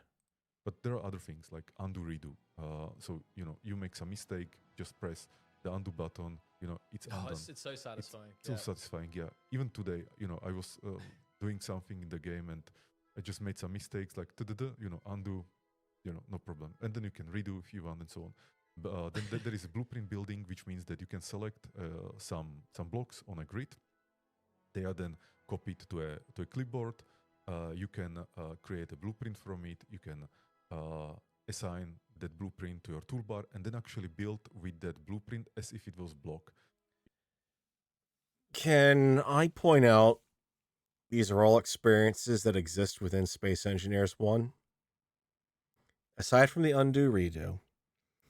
And on the undo redo, I'm really interested to see how they're going to handle, how does that undo redo functionality work if just, say you disconnect a grid accidentally. So now you've got 2 grids. But let's say that second grid, because of the disconnection, decided to go off start drifting a little bit further away, as is prone to happen when you are working on grids in motion. Or say an external force acts on that newly independent grid. How's your undo feature going to handle that? How are you handling that, Merrick? Are you snapping the subgrid back into location and reattaching it? And then at that point, if that outside force acting on that independent subgrid what happens to that, because now it's going to be potentially occupying the area where your subgrid needs to restore to. So, yeah, I'm very interested what limitations that undo redo functionality is going to have. I imagine there's potential for a lot of frustration with it. And that's why I'm kind of really annoyed that they have not only that, but when you think about it, the undo redo functionality is basically just about the same thing as throwing 2 merge blocks in and reconnecting the grid.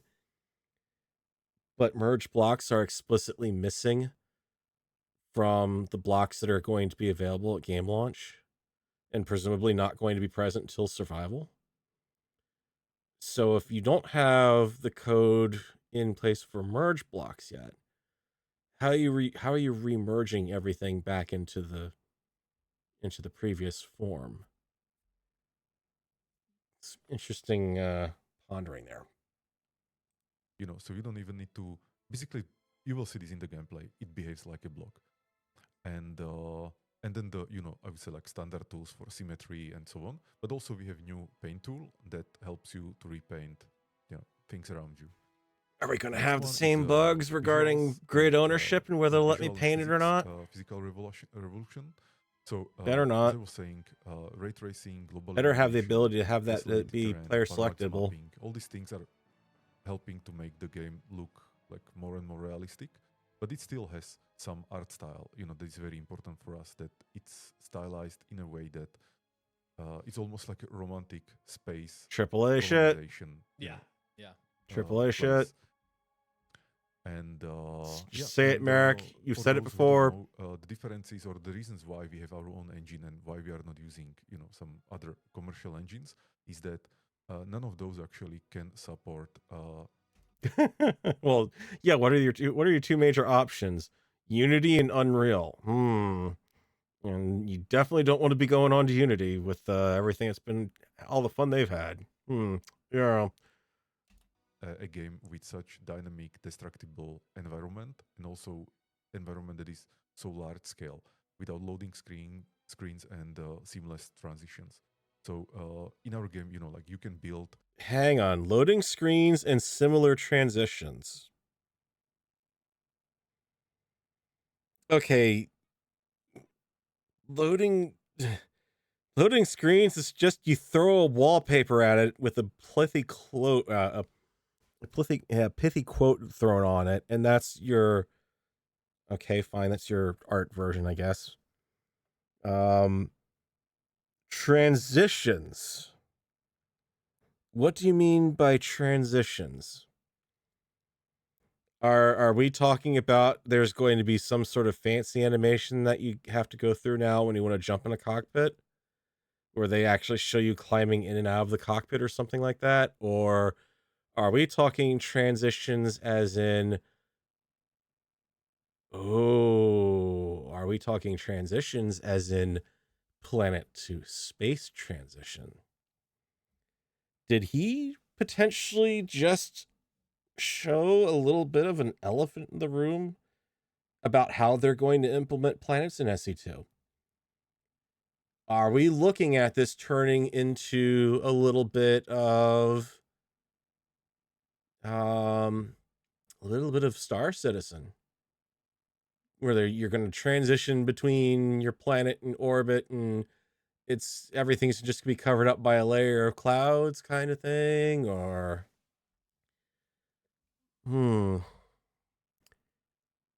that's interesting,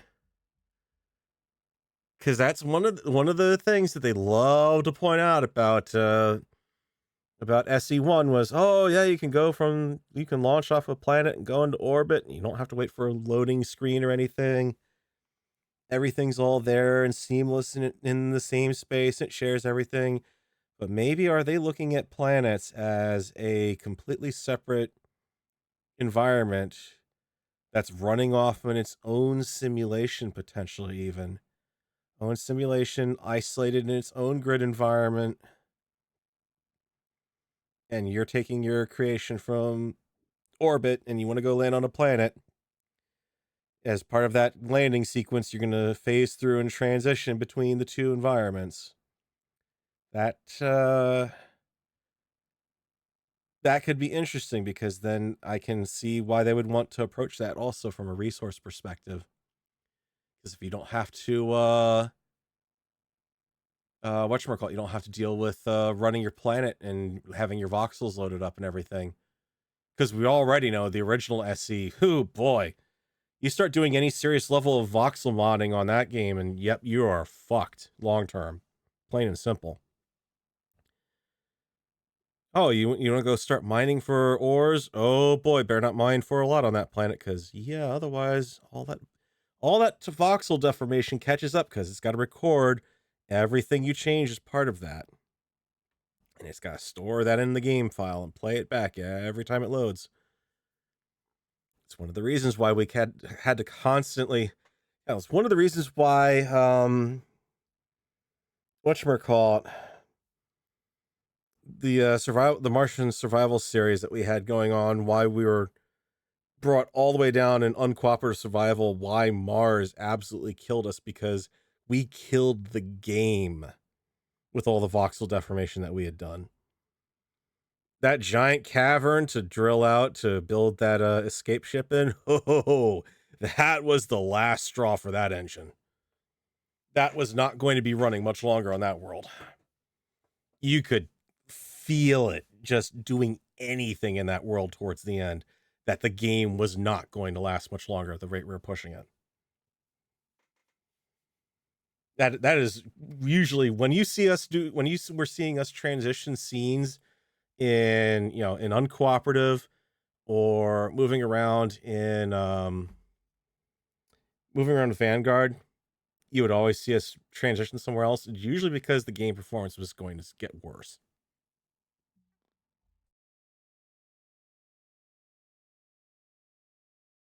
So maybe that's how they're dealing with this time. Like I said, we've definitely got PCU. We've definitely got what looked like block counting going on. They say they've gotten rid of limits. They've got better options with limits and resource utilization, but I don't know. And you're going to see that when we get to the specs later on, because I took a look at those and I got some words to say to them about that. You can basically copy paste, whole ship, or you can destroy a whole ship, or you can travel from orbit to planet surface, and then underwater, and then underwater, yes. Yeah. And the other engines, they are not good at this because they never were. This is not their use case. They are not focused to do this. Yeah. So that's why we have to do our own engine. But we also love doing our own engine. So it's not really, something that I consider to be a disadvantage, or I don't consider to be a pain. Basically, yeah. I enjoy, having our own engine, having all the flexibility and freedom, and yeah. So that's. And I think the disadvantage to having your own engine is that you are now limited to, you have to train anyone up who's going to use that engine. If you want to work in Unity or Unreal Engine, you're going to have a heck of a lot easier time finding talent to do that. If you're working with an in-house engine, anyone you bring in has to be brought to speed on that engine who's going to be working with it. So it may work out for them better. The other thing I would also point out is, yeah, that's great. You can improve the engine, but if you can't do anything about the engine once you've baked it into the software, because that's why SE1 cannot simply just switch over to using VRage 3. It is completely and utterly incompatible. Otherwise, they could just plop the whole game over into VRage 3 and be done with it. They did a cut for SE1 over to VRage 3.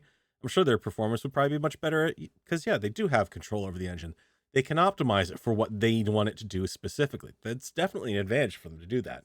But you've also then got to pay the training tax.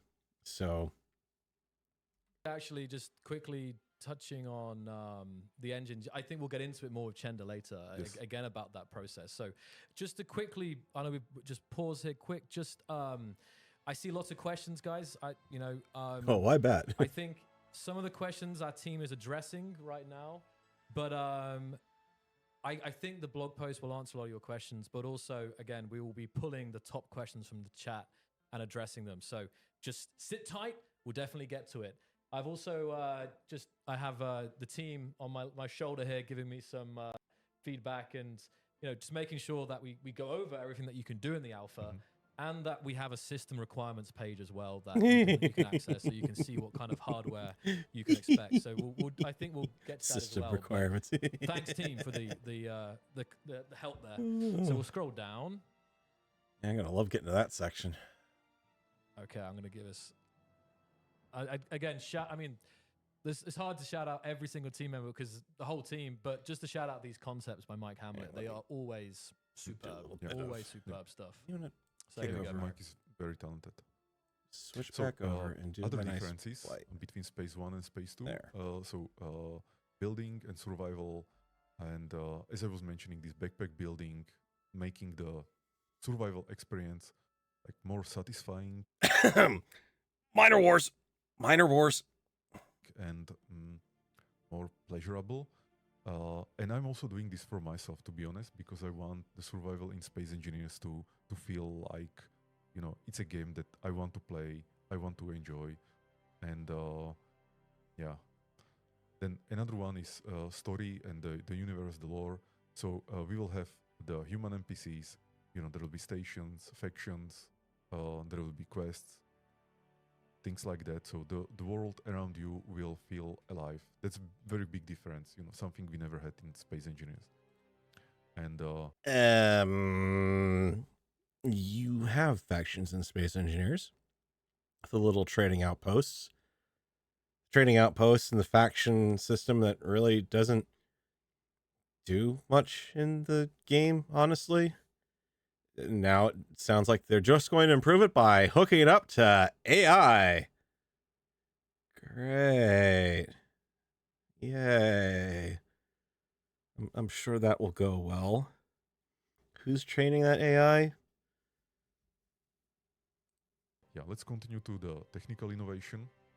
So multi-core scalability means that the data-oriented architecture that we have in VRage 3 means that we can be processing multiple, let's call it data streams, or multiple entities, components at the same time, utilizing the multi-core CPUs much better.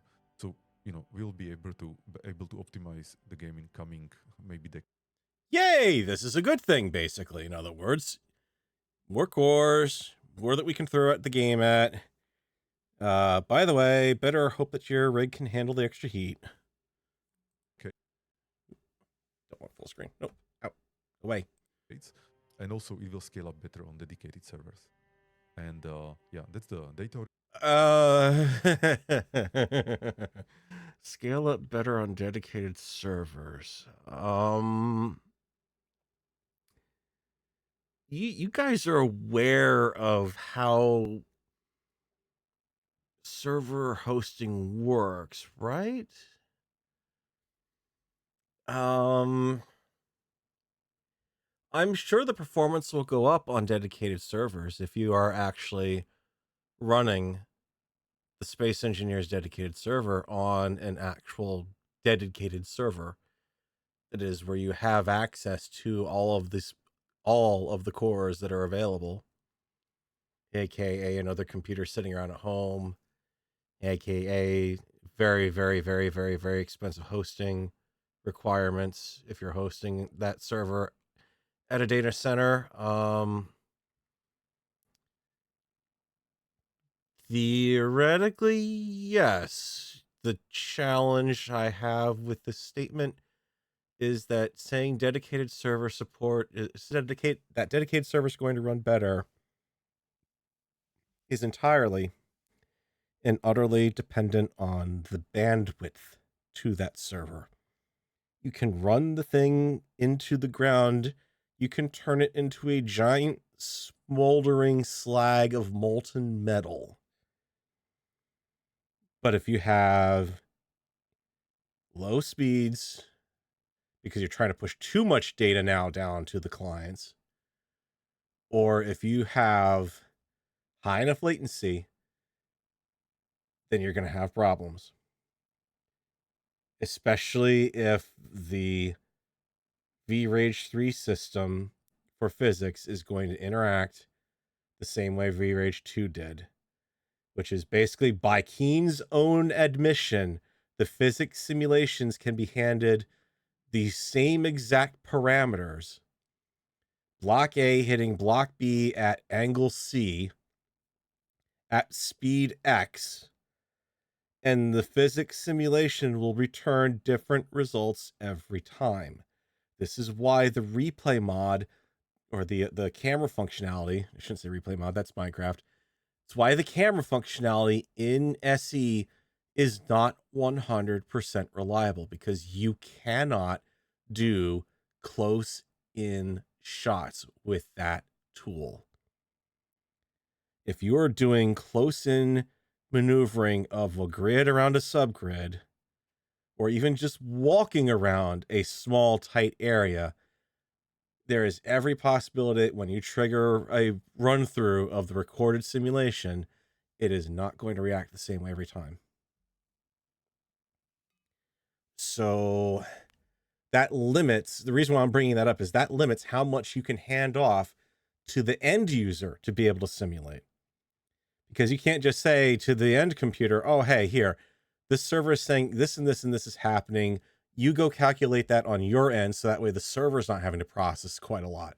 No, it's got to all be done at the dedicated server side. So, yes.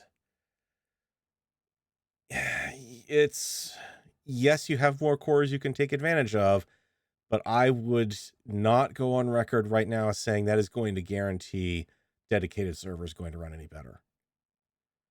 It is always going to be dependent on what you're doing on that server at any given time, how much access to the core hardware you've got, which is an expensive proposition already in a hosting environment. And it's going to also depend on a couple other different things, including also if you're running mods or not. So, yeah. Architecture, then we have enhanced physics simulations. And for the first time, we have the fractures. So the blocks don't just disappear, they nicely fracture and you can see it. And we have new GPU-driven pipeline, which means... Actually, fracturing blocks. So I'm guessing that means that you now have to go in and remove that block. So now instead of, okay, I broke the landing gear and the landing gear is cleanly broken off and I don't have to worry about, yeah, it's not there anymore. I don't have to worry about anything getting in the way if I try to land on the other landing gear that I've inevitably put on the design, because you never put just one, because inevitably they do break. Even though 20-mile-an-hour collisions are fine, supposedly. Now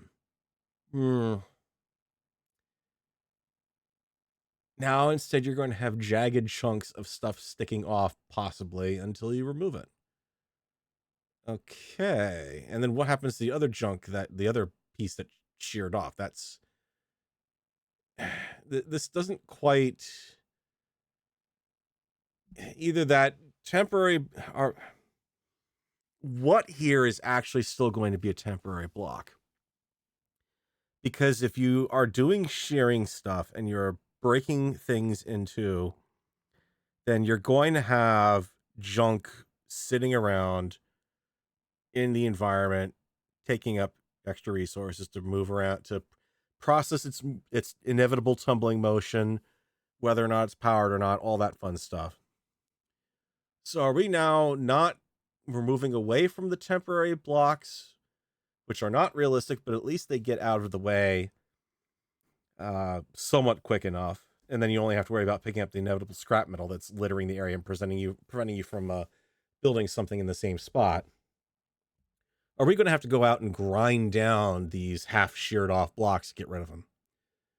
So I think there might be a performance hit that they haven't quite factored into this yet. Because if you have a collision and you've got this piece of sheared off block that now goes shooting off into space at speed, the game is still keeping track of that. There's the reason why we've got to deal with trash collection in the universe on a regular basis, because it has to go through and find all of this crap that's been orphaned out there and get rid of it, because otherwise over time it's just going to junk the game up.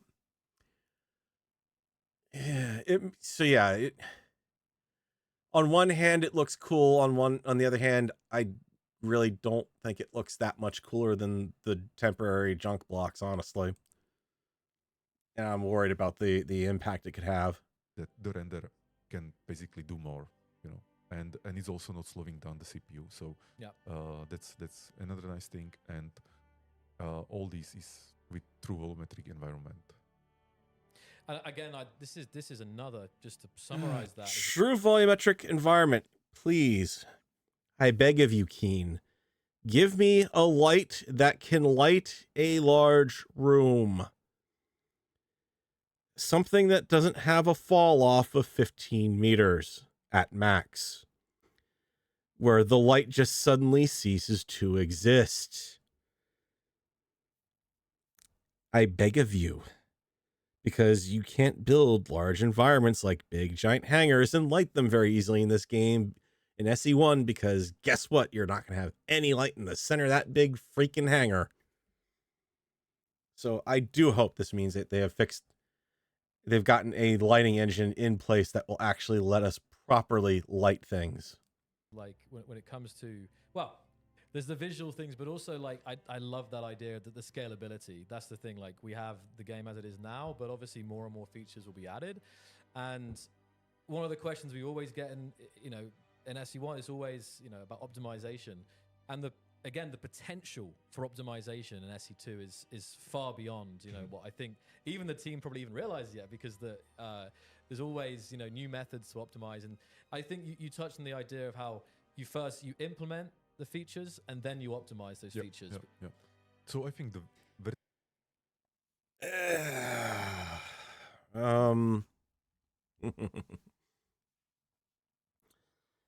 the problem is, historically, yes, that has been Keen's approach. You implement the system, you shove it out in the user's hands. You watch as the users shrivel up and die from all of the bugs and the slowness, which is why multiplayer always was bouncing around in SE 1.0 early access, because it was always going back and forth on how's it going to run this week? Is it going to be okay to do multiplayer this week? Is it not going to run okay this week? And every gain that they get from increased optimizations, from having more cores to work with, they are going to chew it right back up in other features. So just because they are making gains does not mean game magically going to run great. It just means they can shove even more crap into it. Vertical Slice 1 is already quite, performing very well, in my opinion.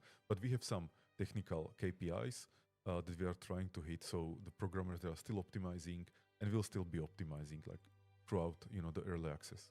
So let's go to hardware requirements. So I think it's best if people just read it from the screen or from the blog post. I'm not sure if they can you guys read that okay? Because I know we've got like the screen up here, but I don't know.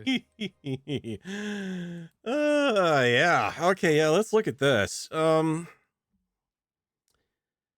So you can't have a 4-core CPU. That's anything an i7-3770. Okay, we're talking an incredibly old GPU or CPU at that point. A GeForce GTX 960. I'm not even sure why this unsupported column is even here.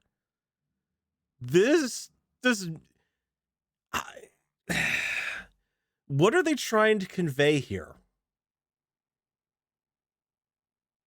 Like, really, what are they trying to convey? We're talking a 3rd generation Intel i7 chip.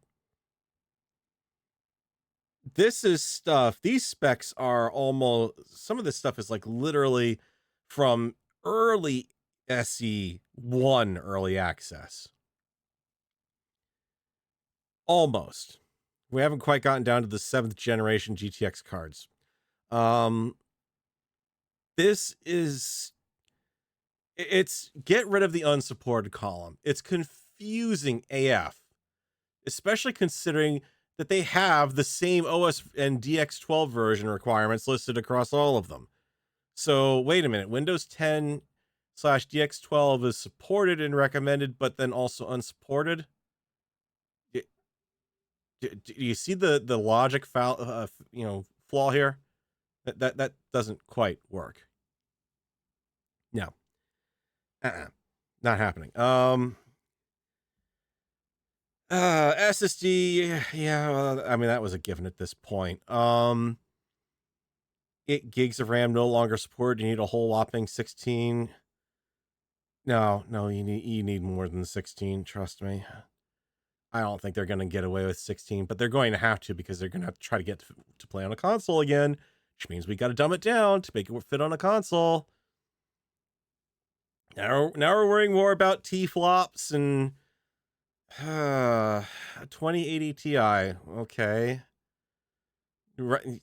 Basically, ignore the unsupported column is pointless. Ignore the minimum. Just no. Don't even bother looking at the minimum. Because by the time they get through the development process, the minimum specs are not going to work. That's what we saw with SE1.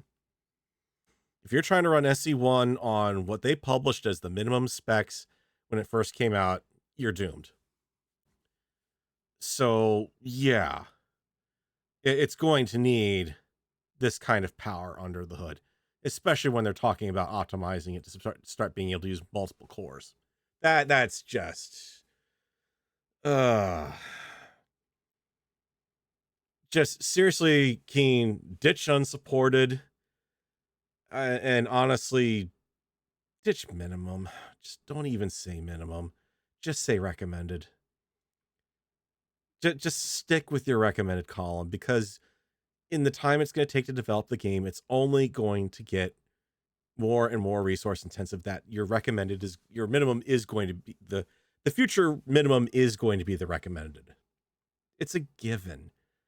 In the length of time it is going to take. Remember, we're talking about, Cyberhounds was 8 years ago. Keen SE was originally 2013, 2014, if I remember right. SE1. So, and it was 7-8 years before it finally went 1.0, if I remember correctly. I could be way off. But, smack me. You have permission to smack me on the forehead if I'm off on that. But in that time, considering we went from DX11 to DX12, and we went through massive changes on the GPU side. I mean, we're talking about early PCI days to PCI 4.0, PCI 5.0 specs at this point, if you're buying a motherboard now. So, yeah, just stick with the recommended. Just stick with it. And,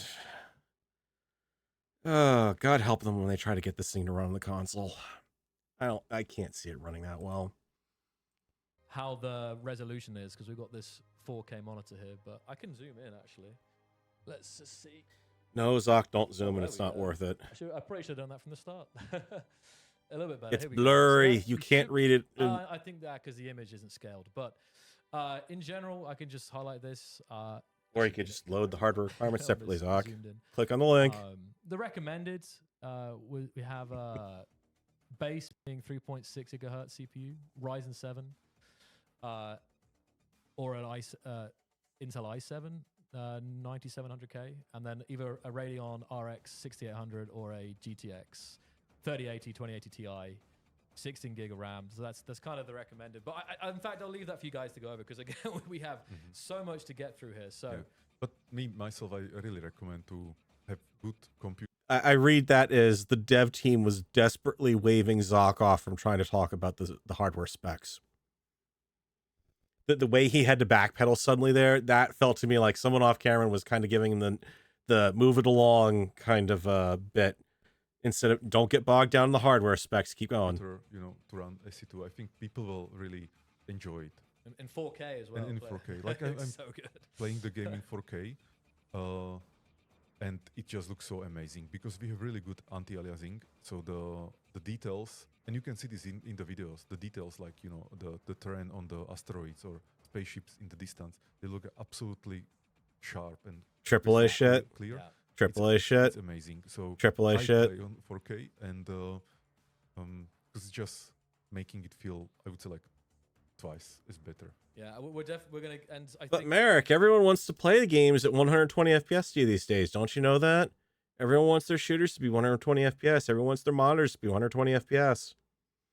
But you can only do 60 out of the box. What's going on here? No, come on. Gotta get with the times with all the gamers out there. It's one thing when you see the videos and when you see the gameplay and a bit from the stream, but when you actually play for yourself, I don't know, it just hits you because you obviously don't have the compression of the stream and so on. But it's the shadows are super good. Yeah. Super. I'm also going to point out anyone describing the performance of gameplay at this point or how good things look. Remember, they're playing on a very feature incomplete game. I mean, I'm looking at you look at the screenshot down here. I don't even think they have cargo conveyors in the game. All I'm seeing here is stuff that is direct access cargo. I'm not seeing any connectivity between any of these blocks here. Or if they're putting or if they do have anything connected between stuff, I think they're putting it direct, port to port, direct attached to each other. So, yeah, I'm sure the game is performing really great with those hardware specs when it has next to nothing to do. You start throwing in all those extra things, like now you got to calculate cargo networks, and I hope the heck they fix that in the next game. Hello, can we please have our sorters actually, do things like, I don't know, actually work properly with the blacklist and whitelist of gases? Or maybe are we going back to the original Space Engineers 1 dream of we want to see our parts flying through the connectors or the conveyor tubes? Remember when the conveyor tubes all had windows on them because they were convinced that they were going to have the game set up that you could actually watch watch parts fly through your network as they were being requested and moved around? How long did it take for them to drop that pipe dream? Super sharp and satisfying. All right, so, well, we're here with the community tonight. We still have, I think, over 10,000 people are still here, Marek, which is incredible. So thank you guys for being here for this incredible moment. And now we're going to talk here about the community involvement and early access. So, yeah, I mean, we're going to talk, let's see here. Yeah, so the window. Let's see here. First off, have we actually decided where we're going to have the community? Cause yeah, I know I don't dare show my face on the Space Engineers official Discord server because I would probably be flamed to death in a minute. Not only that, but it's generally a keen fanboy hell from what I understand. Then there's the message boards, which are also fanboy hell. Then you had the bug report tool, the bug report tool, the bug report tool, or the crash report tool. For all the various iterations that those existed under SE1. Yeah. Early adopters will have access to all current and future vertical slices until release. Yay. That's why are we listing this as like a feature? This is that you're releasing your game in early access. It's kind of expected that you're going to get updates to the game as you go along. That's kind of how the game works. If you bought early access and you did not get a copy of the game at the end that was fully functional, no one would be backing early access. Ever. Dedicated feedback channels. So you mean you have the crash report tool, right? Yeah. Regular dev live streams and development updates. Oh boy. Are we going to be seeing a return of Zoc doing update streams? And mind you, I don't have a problem with that. Zoc's a great guy, but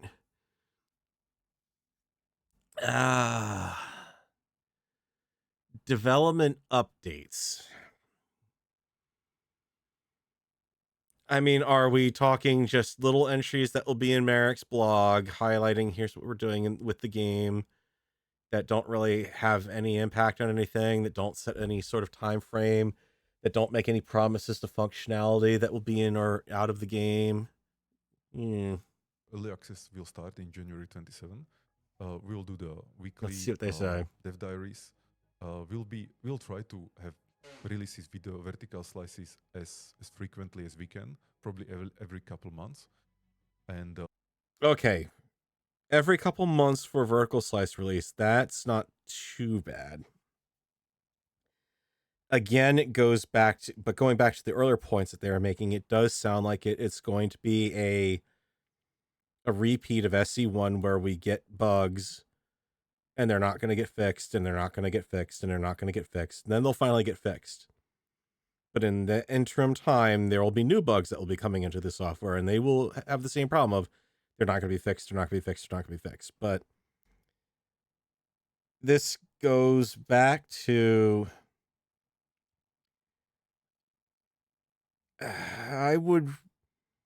they tried to do it with SC1. And unfortunately, they failed because they never bothered to get the game to a stable state. Because everything was always getting rolled up into this or that. And as a result, the cumulative update would inevitably have a bug in it. And it would be this is your stable bug. And if you don't like it, you could go back. You could opt into the beta branch for the upcoming patch, or you could roll back to a previous version. But inevitably, whichever direction you went, you would be encountering potentially different bugs. And you'd be encountering mod incompatibility issues and all that stuff. So I really would love to see them take this as okay, this is vertical slice 1.1. And we're going to come up with, okay, here's our vertical slice 1.1 patch 1. And release that as a beta. And not only that, but honestly, there needs to be some sort of incentive to get people to try an early access beta. A beta branch in Steam, actually. Because you're asking someone to potentially take something they've been working for hours on, load it up in a version of the game that A, could break it, or B, if you play in it and you save it, and then you find out, oh no, the save file is corrupted, I've lost everything. Or C, you play in it, save it on that new version, but now that version got rolled back, so now it's completely incompatible with anything out there. You've got to wait for that version to come out again to be able to load it, and even then it might not, because now maybe the save file isn't compatible anymore. There's a lot of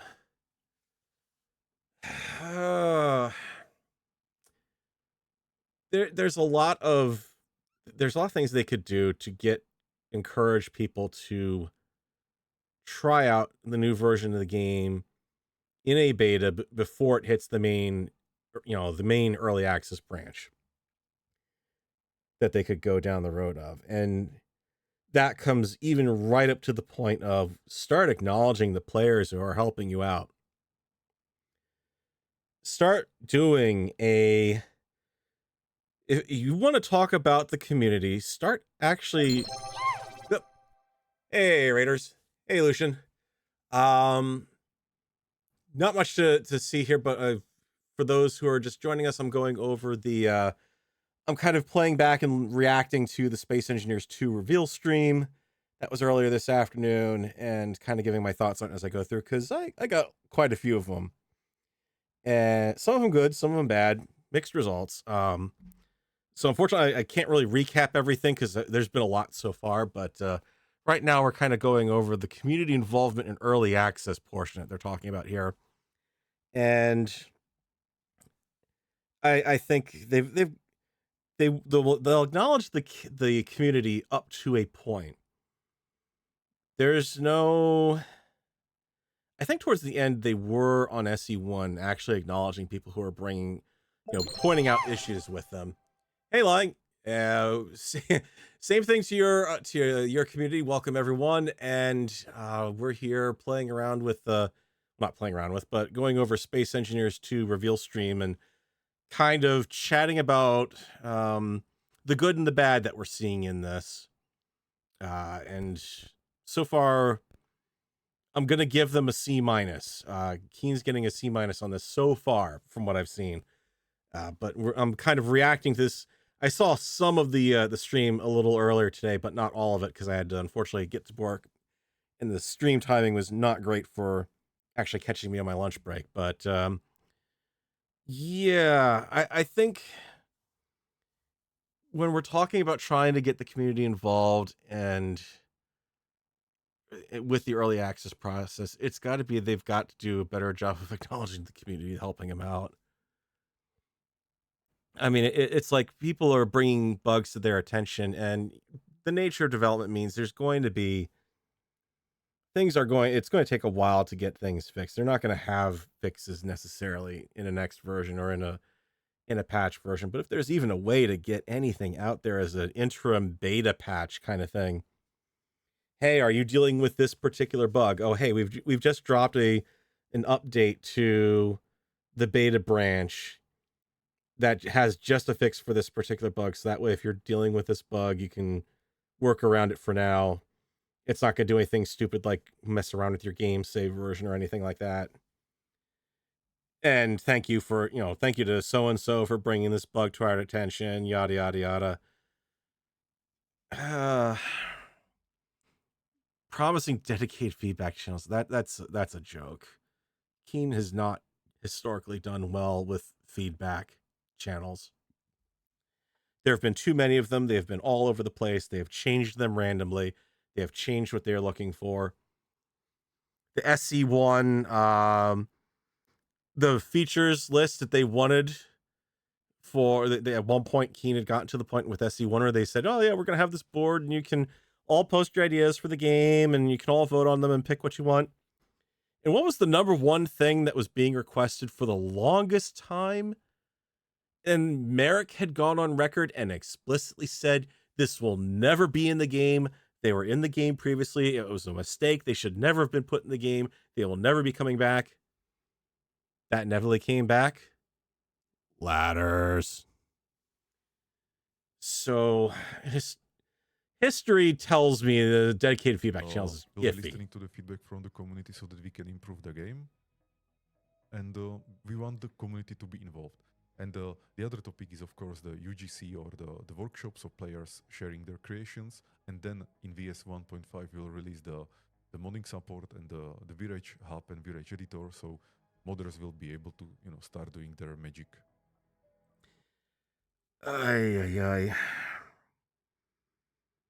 I'm really hopeful, and this is probably me being way too optimistic. I really am hopeful that this will get to a point where, let me find it here, Space Engineers Workshop, where we will have some I'm trying to think how to best put it diplomatically. Let's just say last updated.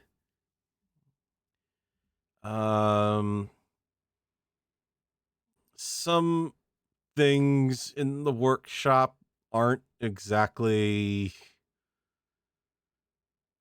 there's a lot there's two problems that I have with the workshop. The first is some of the blueprints out there were clearly put in there for the purposes of I need to send this to a friend and this is the only way I have to send it.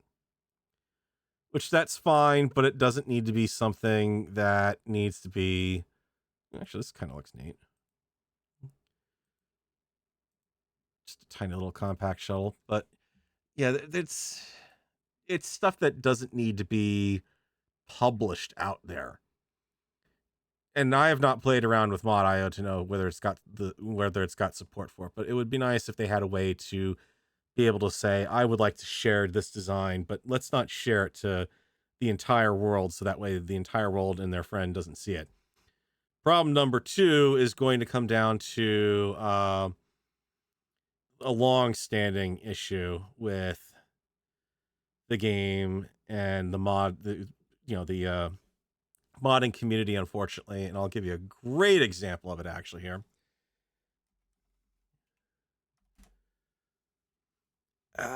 Give me my mods, please. Only we are limited to mods. Nanobot build and repair. Oh, balanced version fixed. Nanobot build and repair system, not the original developer, but probably language translated. Nanobot build and repair system, but not the same thing, but maintained. But a Nanobot drill and fill system, but that's not that one. And this one's for the Willie G mod group, and this one's for a fix for another person's multiplayer server, and this one's... Can you tell how difficult it is to actually find the legitimate Nanobot build and repair system mod? This is... Yeah. This is the other reason why I say it would help if there's a way in mod.io to control the just what has happened to that with the Steam Workshop, because it is bad. And not only that, but it's okay. It's fine if you're doing localization. Like here, this is the legit one, the actual legit mod, because I'm actually subscribed to it. Unless, of course, it's broken and gotten repaired, because I know there's that other one saying that one was a maintained version, but you never know. And then Nanobot redo and for industrial overhaul, and this one's got some other modifications made to it, and yeah, that kind of needs to... Can we do something about that, Keen, and be able to have modders pick and specify a official version? But then the problem of that approach is, now what happens when your modder gets frustrated because your game is updating on a weekly, monthly basis and breaking your mod again and again and again, leaving you with a frustrated user database or user base that's going after you and comments every week saying, hey, fix your mod, fix your mod, fix your mod, when you get fed up and you give up on the mod and you go away and abandon your mod, and now someone needs to take over your mod, but they can't because it's not the official version. And ugh. But yeah, I kind of take that whole Keen, hold out modding until the end, please. Don't put it in the game this early. You are not going to be doing anyone any favors that way. I can understand having mod.io integration for blueprints. Please make it so that you can filter the blueprints to just, hey, I want to be able to share this with my friends and not the entire freaking known world. So I don't have to look at Benny Beanfart's little phallic statue again and again and again, just because it happened to be a recently updated blueprint. Exactly. There we go. That's good. Sorry, I was just here. Okay. And going over this. And then we actually touched it earlier. And here's the other thing. Early adopters will have access to regular dev live streams and development updates. This makes no sense to hide behind. I'm going to use the term paywall, but I shouldn't, because it's not really a case of you're paying to have access to it. You're paying to get access to the game. But at the same time, dev live streams and updates on the game's development should never be something that's kept behind the scenes to the existing player base. That's something you should always have out there in the open if you want to keep getting more players into your game. So this doesn't make any sense that they're hiding that behind, oh, well, you have to be an early adopter to get that. That's honestly not even a reward for an early adopter. The reward for the early adopter is, hey, I got access to the game. Maybe it's actually working this week. Talking about the commitment to Space Engineers 1. It's important. It's an important topic here. So let's cover that. This is important. Yeah, so we are still committed to Space Engineers 1. and as we have been for the last 11 years. Last update that we did was Contact, roughly 2 months ago. It was our most successful update that we ever had. So that was really amazing achievement. And we are already planning some updates for the next year. Yeah. That you can actually see in the blog post, and you can see the teaser in the blog post. So we are committed to Space One. Definitely. Okay, so read as. Let me do the read between the lines here. Read this as, we will continue to support Space Engineers 1, but frankly, we're probably just going to be doing cosmetics for it from now until the end of its life. I think what you're getting, what you see here with the small inset connector, I'm willing to bet that's probably going to be the last functional expansion that you're going to see to the game. Everything from here out will be purely just cosmetic decoration blocks. It doesn't really behoove them to keep too much of they don't want to keep too many people working on SE1. Yes, they want to keep the existing, hang on a second.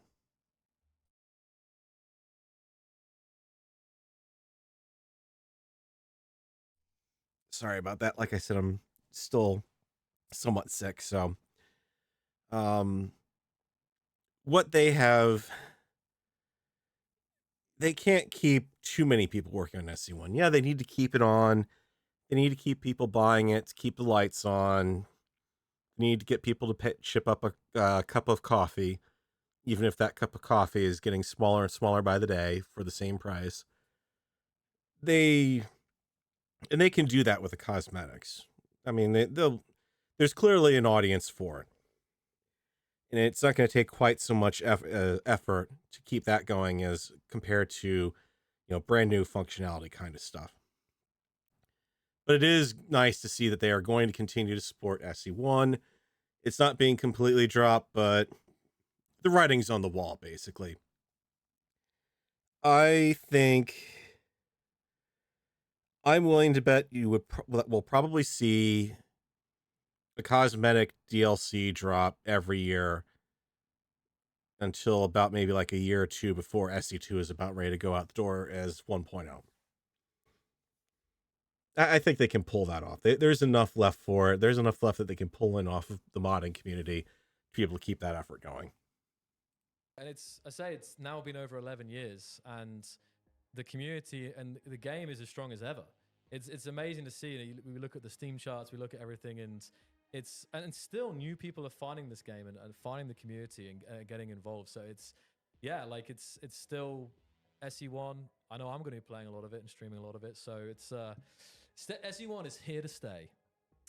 So, and there's obviously the sneak peek from the recent newsletter, which is the next update sneak peek with the I'm just saying though. So, this is out there in the background. This is the large grid, small inset. This is why they have to keep SE1 going, by the way.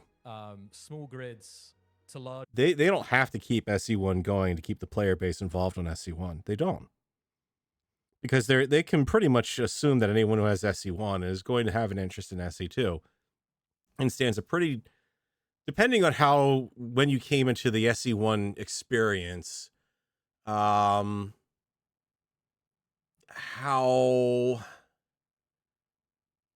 if you came in very early on in the SE experience, you're kind of in the same boat as I am, where you're looking at SE2 and you're saying, oh God, no, not again. If you came in later in the SE1 development the roadmap, then you're kind of looking at this like, this is pretty reasonable. I might get it. But this is why they are keeping SE1 going, because they need to hold off Archean. They need to hold off the other games like Archean that are able to compete with Space Engineers 2 nowadays, or with Space Engineer 1 nowadays, to keep that audience invested in buying SE2. That's why they're keeping it going. Grids much more easily now. So this is going to be coming as part of the free part of the 206 update. So that's very, very nice. Another really, I think, quality of life block there. So, and this summarizes it Well, I think, Marek, Space Engineers 1 and Space Engineers 2 will coexist, each offering unique experiences for players. So now we're moving down to the important transparency notice about. Yep. Here's the elephant in the room, the one that they've definitely needed to make the point about. Early access. So let's cover this, Marek. Yeah. So as any early access, it's still early access. So there may be bugs or some imperfections or polish, and also things may change during the early access, and there definitely will be things, especially the UI part that will be changing. And so again, if somebody wants more finalized experience, I think they should wait until the game is complete. But for those for those pioneers who want to, go and explore Space Engineers 2 universe, I would recommend them to join the game even now with the pre-orders or on January 27 and play the game themselves. I'll tell you what. I'm glad they actually did point this out. They're making a very, very valid point here. It is early access. You are buying an incomplete product. You are buying into the experience. You're buying into supporting it early on. I would also point out that there is nothing wrong with also buying into the experience and just setting it aside. Don't play it. Wait until it comes out. You're still supporting the development because you've bought into the game. You've given them your money. Because usually the early access price is certainly cheaper than buying it when it goes full price when it hits 1.0. But again, remember, they are pointing out this is early access. Stuff is going to break. Stuff is not going to work well. And honestly, this is more than what they say in that tiny little box on the store page. Like even Archian's got it. I really, really, this is just generic. Usually these are generic things. And then they'll point out, here's what is available and isn't available. I would kind of prefer to see them point this out in SE2, saying here's what is available today in a list, not as this is going to be in this vertical slice and that vertical slice and that one and this one.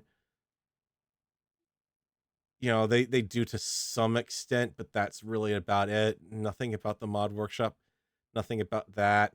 They don't mention anything about the timing between slices. They don't mention how long they expect the overall development to take, but I mean, this is Keen. They never give a date for anything anyways, because they don't believe in dates. Yeah. So, yeah. I know you guys are waiting to get to the gameplay, so we're going to try and get to that as soon as possible for you. As I mentioned, we have an action-packed stream here. So, obviously, some people will wonder, well, how long have you been working on Space Engineers 2 or V-Rage 3? So this covers this. It's almost 3 years. And first, what we have done, usually it's some kind of pre-production period, and then you have production. And so pre-production was about analyzing what engine to choose, what the game should be about, the core principles that I was talking about. And also what was happening was that the team for Space Engineers 2 was growing. So some people from Space Engineers 1 came to Space Engineers 2 team, and then many new people were actually hired for Space Engineers 2. So it took some time until we grew to 70 people in Space Engineers 2. And all this was happening during last 3 years. Very important, let's say, change or step happened this year. That 70 number, I think was about the number that worked on the original SC, if I remember right. I don't know that for certain, but that sounds about right. It's like 70 to 100 people, I think, at one point for SE1. So, but again, like I pointed out earlier in the stream, you're using an in-house engine. That means you've got to bring your newly hired team all on board to use that engine. So, yeah. Sometime in second quarter was when we decided to switch to this vertical slice approach. Oh, and Sawtooth, I don't think building everything. I don't think there's any unique blocks for early adoption Pyre DLC. It's way too soon for them to know what they're going to offer with that, if they did. Functionality, something that we would be able to actually show to players, and because we have many prototypes. The whole slice thing.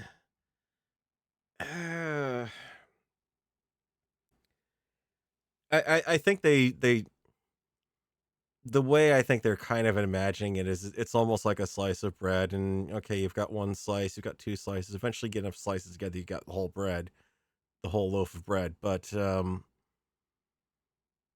it's not, they're calling it a name just to call it a name to sound fancy. It's really just the same old, it's a traditional development roadmap where you've got 1.0, 2.0, 3.0, 4.0. Well, I shouldn't call it 1.0. 0.1, 0.2, 0.3, 0.4, 0.5 on the road to 1.0. This is all still just version numbers with a fancy name added to it. That's it. And they've just left themselves some room. They don't have any dates on anything, so they have wiggle room to play around with if they need to add more releases to do bug fixes, or they come up with a new feature halfway through development and decide, yeah, we're going to add that sort of stuff. Actually, that was another thing.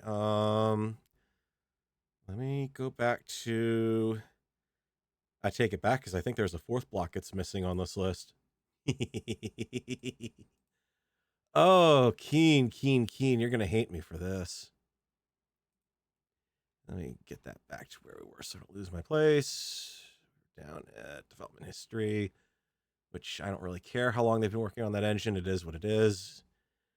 You know what else isn't on that list? Ladders. They give you handrails and cover walls, but nope, ladders left out in the cold again. So sorry, ladders. You're too advanced technology to be in the early access. Oh my god, it's SE1 all over again. Quick, everyone flood the SE2 response forums and ask for ladders. Oh my god, they would kill me if I actually tried to campaign on that one. Oh yeah, oh no, Brzezinski, you're right. No hangar doors. There's no hangar doors, no gates, nothing. You just have the narrow sliding door, and that's it. Oh, ouch. Oh, holy moly. Yeah, they are just missing. You know what else they're missing? Fighter cockpit. You've only got the basic cockpit and the control seat. You have no fighter cockpit in the game. No fighter cockpit, no beacon. Beacons are missing. You've got the antennas, but no beacons. But to be fair to Keen on that one, they may just be looking to roll up beacons into antennas. That's honestly the smarter move, in my opinion.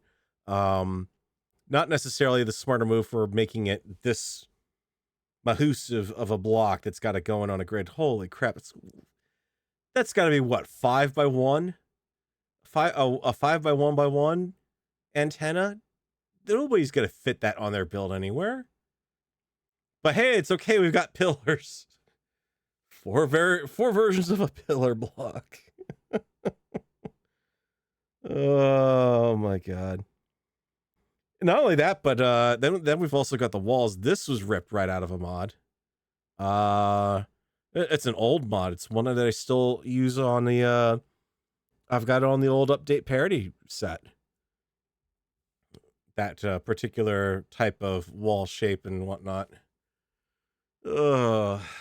But hey, it's okay. We've got a brand new graphics engine they've been working on for all of 2 years, which also, considering that they supposedly spent time evaluating other multiple third-party game engines, whether they would work or not, versus continuing on development of their own.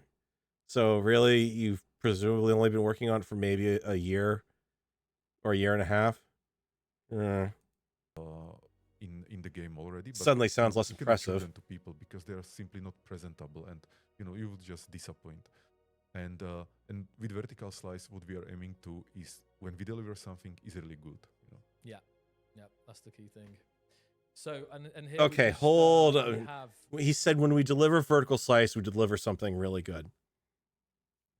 Now, like, earlier he had said, "Oh, well, we'll deliver whatchamacallit." He had explicitly given the example of delivering, we'll deliver 1.1, but that 1.1 patch might not have the patches that we need off of the original mode to fix everything like bugs. So those will be out in the 1.2 patch. But he had just said, no, the vertical slices are supposed to be the epitome of the game, the fixed definitive version of the game at that point. Let's even go back on that one, because that was... Yeah, that's the key. We are aiming to is when we deliver something is really good. And with vertical slice, what we are aiming to is when we deliver something is really good. Yeah. Okay, he said really good. Okay, that doesn't necessarily mean bug free. All right, fair enough. That's the key thing. So and here we just we have again we touched on this again, so we can some of the shout outs, some of the shout outs here to the leadership team here. But obviously this is these guys are running the different various teams.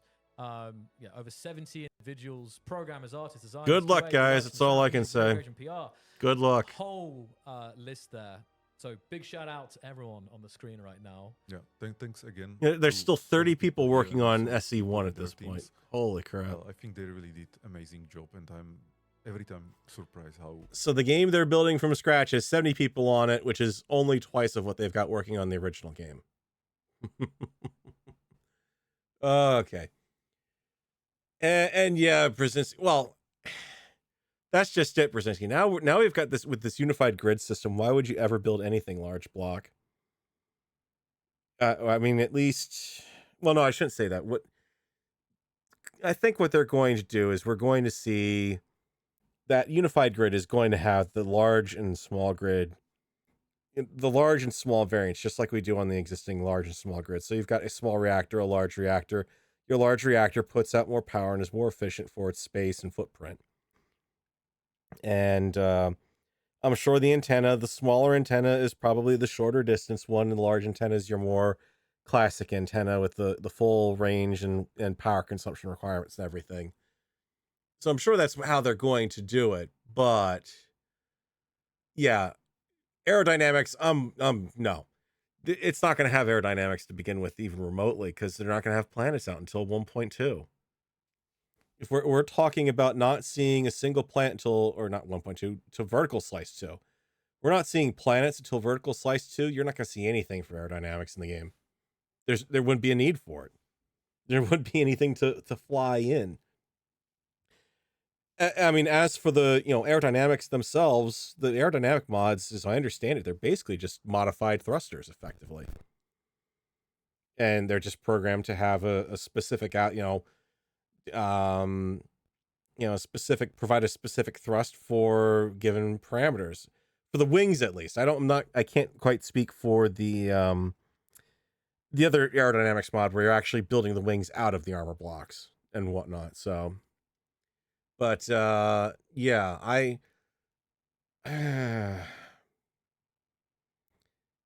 don't think we're going to see aerodynamics in SE2, just because they've got enough complications just by adding water.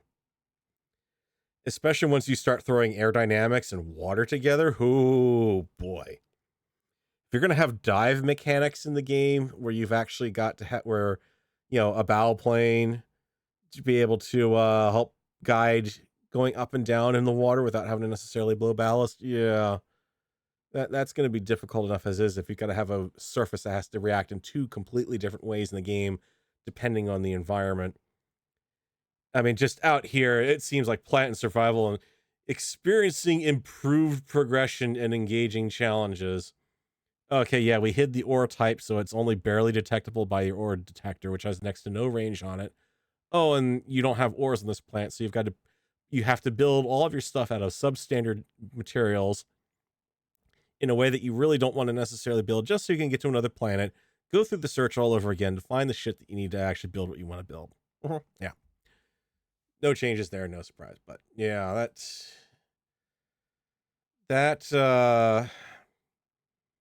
And then again, they love to go back on these little, oh, I'm walking along and using the voxel tool to deform this passage through an asteroid or through the terrain. Works great on single player, not on multiplayer, and yeah, that there's a reason why you actually don't do this in SE1, and that's because the game has a tendency to it just starts drifting on you because of the curvature of the planet. So you have to try to keep it, if you want a tunnel that actually is going to go down or stay level or go down or go up, you've got to do things to actually work with the curvature of the planet, depending on how big you've made it or how small you've made it. But this kind of demo has always worked because they're always like, oh yeah, you can do this stuff in creative mode and look how flawless it is. It isn't. It never is. Good Space Engineers, looks and how good it feels. And then, yes, Space Engineers 1 again with its own team of 30 developers. You can see how we're working in parallel here. I'm kind of wondering how much is actually applicable between VRage 2 and VRage 3 for things like defining a block. How much have they actually carried over of the functionality versus actually legitimately going back to the drawing board and doing everything from scratch? Because there's already a grid conversion tool out there that they themselves have, that Keen have made themselves, they've made available to the public. So how much has really changed in what's defining blocks in the game? How much has really changed in the underlying structure, and how much of that, oh, well, they're dedicated to SE1 is really dedicated to SE1 and not a, well, they can work on SE1 for 2 days of the week and work on SE2 for the other 3 days of the business week. I can't imagine they've got them strictly siloed off. No, there's got to be overlap, despite what they're saying. Okay, scrolling down then. So we're blasting through this. The development process here. So I will just sum it up quickly. Yeah, I think we are quite organized. The production, the planning, and reviews, and playtests, and design documents. And we're always improving, of course, and learning and improving. But I think the team is very, very organized, and yeah. Yes, indeed. Can I just point out, this is a shot of a big, wide open area.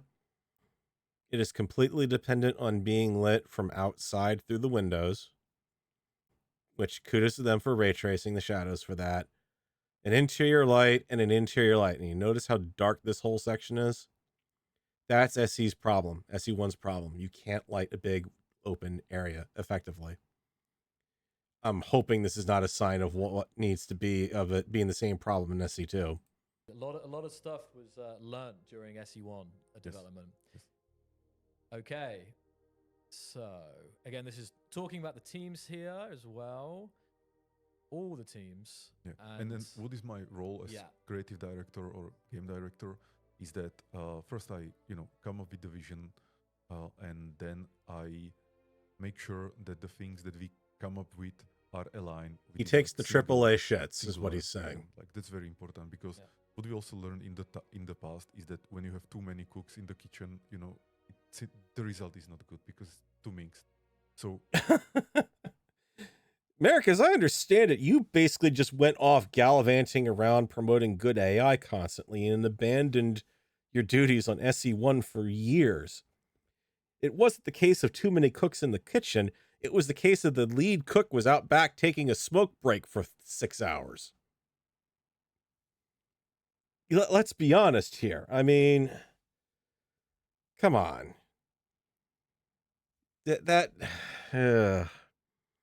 SE1 was definitely plagued by problems because of some inconsistencies in vision and whatnot. Largely because Merrick had an idea, said, go do this, went off, left things unsupervised, came back. Oh, they're not doing what I asked them to. Okay. Some of what they had gone on to do was done for very good reasons. But no, AAA shit. And would also point out, this is apparently after the explosion, you can see, yep, still dark, not lit up very well. We've lost apparently the sunlight from outside. So I guess the lighting engine gave up on having that volumetric ray tracing going on. I think my main role is to maintain alignment with this vision and with what is Space Engineers too. Yeah. And again, I think the in the chat is helping, but just to quickly say here, guys, pre-orders are open on our website, the Space Engineers 2 website. You will get a Steam key through this by pre-ordering. I think the site is definitely. No, I'm not pre-ordering through some people. I see people third-party website. No, I'm not. So that's where you can find that. And I'm buying it through Steam if I'm going to buy it. Give me a little 07, a little salute in the chat if you have already pre-ordered Space Engineers 2. I'm really curious to see if you've got through to that already. So. As we continue on here, we're talking again about the vertical slice. This year we switched that methodology. So I'm not sure if you want to. No, I think we can go. Okay. Yeah, the vertical slice system, delivering fully polished working segments of the game experience. Even though they then said, well, there could be a bug in vertical slice here, and not necessarily fixed until vertical slice there, but interim vertical slice comes out here, and it's the same methodology, the same development stuff. There's nothing fancy about this approach. It's the same thing. About the only thing that you could potentially say about this is that there is a focus on specific segments of the game, whereas SE1 was a little more kind of all around. But the problem with that approach is that then if you're focusing on specific segments, you're leaving other ones completely untouched to that same extent. So yeah, I 6 of one, half dozen of the other. Is this going to really make a difference to the development of SE2? Your guess is as good as mine at this point. I can see some advantages to doing it this way. I can see some disadvantages to doing it this way. I would just like to see them pick something like almost a Linux long-term support thing, where you're developing, you've got this version, you've got everything for this version taken care of. It's polished, it's done, the game as a whole is working. And then you can go out and work on your next release and your iterative improvements on functionality that could potentially break things or cause things to change around, rewrite the mod API, yada, yada, yada. Yes.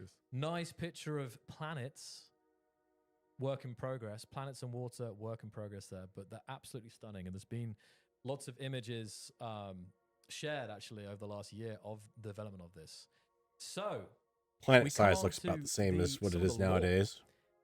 The Almagist system, and I say me and Marek are wearing these nice new hoodies with the Almagist system on the arms. Beautiful hoodies, actually. I have to show these off later. But let's touch a little bit on the backstory, Marek. Yeah. Oh, yeah.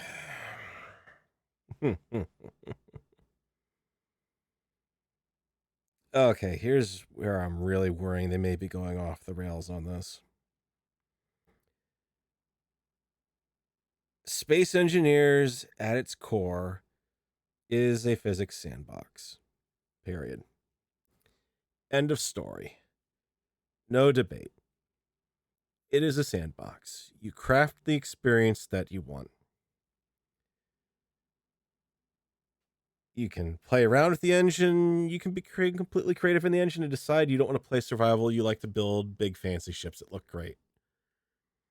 You can say, I want to do survival and I want to do hardcore survival where I'm being attacked every other second and struggling to survive and frequently getting sent back to the Stone Age to try again because I like that fun. You can be like I am and it's like, yeah, I'm just playing casually because, it's it's been a long day at work, and I want a little bit of a challenge, but I don't want to just have everything handed to me kind of thing. Do I think the game needs an official single player campaign baked into it? No. The game has scenarios, it has missions. That's fine. Baked into it as this is the official Space Engineers lore. No, because that's part of the draw of a sandbox game. You are making everything up to what you want. You are making your own story. And yes, I know there are players who come into Space Engineers and they are completely confused by the system because it's not giving them a clear progression point from point A to point B to point C to point D to point E to final act with a set of boss challenges in between everything and a tutorial system that's out there hand-holding you, giving you an explanation on how everything works, including 20 million guides on how to get the best DPS out of your system and how to cheese the AI to be able to actually beat the living snot out of it without taking any damage, yada, yada, yada. But at its core, it is a sandbox game and you're making the story yourself. You are the story of the game. The story in the game. I don't think there needs to be an official anything. I think it's a case of this is where you go into this and you try to show off the game through multiple scenarios, honestly. I don't think you need to build out this whole big thing of, oh, well, there's this star system, which now is already limiting us in this early access to 2 planets, 3 at the end. So right there, you're locked into their system. I'm sure modded planets will hopefully be available, but again, we don't get modding until modded planets until sometime after Vertical Slice 2.0. So yeah, you're going to be locked onto onto the planets. I'm willing to bet fixed size, same map every single time. I mean, how much are they really going to be procedurally generating if they're doing the same plan? I kind of wonder. We already know the ore map is a joke in SE1 because that's not random at all. It's here's the map for the ore map. Okay, great. Then I know everything is. I don't think it needs having a backstory and having this sort of thing. That is a Vertical Slice 3.0, a 3.5, a 4.0. This is the first DLC for the game. Congratulations, you have the physics sandbox now. And we're going to give you a free DLC when 1.0 hits. And this 1.0 DLC is going to be the story of Space Engineers, where you get to go through this whole thing of this is what all the SE universe is like and everything. Because that's when you want to actually draw in the people who are going to play this game and play it and need that hand-holding experience to have a story handed to them on a platter that they go through from point A to point B to point C to point D to point F and finish things up, and everything's done and they're happy at the end of the day. That's when you want to draw those players in. You do not need to draw in players who are looking for a hand-holding story experience on day 1 of early access.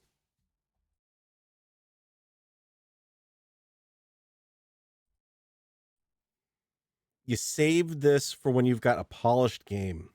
You don't push it right at the start. This is pointless. This whole it's great that they've thought ahead about this, that they have the bones laid out here. They know what the skeleton is going to look like. That's great. But it doesn't need to be pushed day 1. So Space Engineers 2 is set in a Almagest system.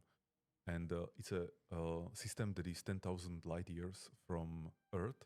So people actually have to travel there 10,000 years, give or take. I mean, we don't need to know about factions to travel there to enjoy early but access. they need to be in cryosleep, all these 10,000 years. And all of them are pioneers and people who want to colonize new solar system and basically be independent and especially because self-reliant.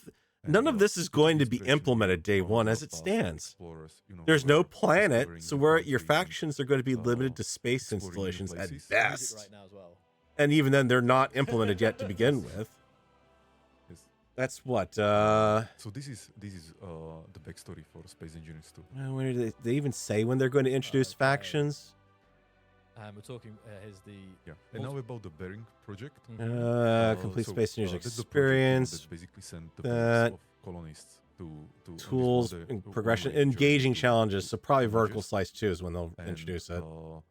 Something about Almages. So it's a binary system. There is the Almage star, and there is the Delphos, the dwarf, and the Delphos is stationary, doesn't move, and the Almages, is the bright star that rotates or orbits around Delphos. And like I said earlier, are they really going to implement 2 completely independent light sources in the universe? Because now you've just doubled up your ray tracing for having 2 competing primary light sources. Does it mean that we actually get orbital mechanics? Because when they're saying it's rotating around, is it really rotating around, or is it just the same old skybox? Sun moves around the orbits around the location the player is at. And I'm wondering, everything I've seen so far doesn't look like they've implemented the dual suns. When you look at the skybox of what's behind the engineers, it almost just looks like the regular old SE1 skybox. And you can see the star off in the distance, and honestly, it doesn't even look like doesn't even look like they've applied the Mark AAA filter to it yet. It doesn't look like shit at this point. We'll see when we actually go into the gameplay what it'll look like. I'm going off the trailer stuff. And the solar system has 3 planets, couple moons, asteroid belts, and asteroid fields. This is. Can I just point out also on this map of this, there's still no rivers. All of these bodies of water are just static lakes and oceans. There's no actual flowing water on this anywhere yet. Now, I'm going to say yet because they could change. Early access, their plans could change, but there's no rivers. There's nothing game breaking about this. Potentially, it's potentially just they took the water mod and said, "Oh yeah, that actually does kind of work. We can probably polish it up and make it integrate with the game a little bit so it runs a bit better." But that works. We can do that. We can do water in the game now because it's flat and at a specific level. Whereas I can go into city skylines and I can actually have running water, going down a mountainside if I want to. Have like a scenic waterfall somewhere if I want to. Yeah. This is big kind of previews here. All the different the names, even the names of the planets. I'm trying not to be salty about this, but in the future, this kind of stuff is just vertical slices. So I'm going to scroll down here as well. Kudos to them at least having a roadmap, but groups in Space Engineers 2. Yeah. So there will be astronauts without borders, Legion of Engineers, Elikit, who are kind of like strange, and then boatmen, like really spooky people. And as I said, there will be NPCs, so we'll be able to interact with the NPCs either in the campaign or in the sandbox survival experience. So that more teasers. Now you can see teaser for the water. Uh-huh. So this is some nice visualization from the game, showing. It's beautiful, isn't it? Yeah, showing the ocean. On a vacation there, it looks like. It looks like Croatia or something. Okay, and we have some more planetary. This is all good kind of previews here. Yeah. Again, one sun. There is also a mystery. One in our sun. magic system, so we don't want to say too much, but as you came there, you discovered that You can tell from the shadows there's only one sun because the sun's back there and the long shadows are time coming before towards you us. arrived, and See 'em we down here, all should shadows explore coming it towards us. and learn more about it. Yeah, no leaks. We've already, not too many leaks today. Something to look forward to. Oh, look at that. And we can see some of that's stunning, isn't it? And some of these It's stunning, but at the same time, you could say the same thing about SE1 terrain. And then you know that the minute you get up close to this and start having to drive on it, there's going to be nothing but jaggies everywhere waiting to rip your grid apart. different planetary shots. That is amazing. Great work, guys. Again, why? I have to say this because I feel like I feel like when I was looking over this, I feel like I'm seeing this for the first time. That image is so nice. Ugh. Okay, so again, and we're Save a story campaign for your DLC or your last release, your early act, your 1.0 launch. Sandbox and campaign. Sandbox, means that you. Because I mean, honestly, if you're going to do a single player experience, which let's be frank, Keen has tried that before in SC1. I think they're better off sticking with for early access, not trying to do the full-on development of a single player experience with a story campaign, but instead focus on scenario side of things. So, okay, what do I mean by that? Take an element of the gameplay of a story mission and break it down and get it into the game. So, okay, let's what do I mean by that? All right, your storyline is you've got some guys who have to, their ship gets damaged, they've got to save a bunch of people. What are they going to do, as a result of that? Okay, let's not. First off, that experience alone is going to require a lot of cutscenes and or camera work. We're captured with the in-game recording tool, which of course they have not said whether or not they've released that or not as part of early access, or if that's going to remain their exclusive in-house tool that they won't admit even exists, like they did with season 1 or SE1. I would rather see them be able to test out things in individual little scenario. Here's a little scenario, and it's not necessarily what's going to be in the actual story mission, but something similar. Okay, you got to rescue a bunch of people. Fine, you have to board this ship that's been. You have to board the ship that's been damaged, and your job is to repair the main power system, because otherwise everybody's going to die on board. Because clearly they're introducing this as a means of, here's how we're going to introduce you to the game. The vessel has been torn apart. You must rescue them. Okay, so you're going to learn how to weld. You're going to learn how to grind. You're going to learn how to presumably make some sort of basic functioning ship to get them out of there using parts that you have scavenged somewhere else on the damaged ship.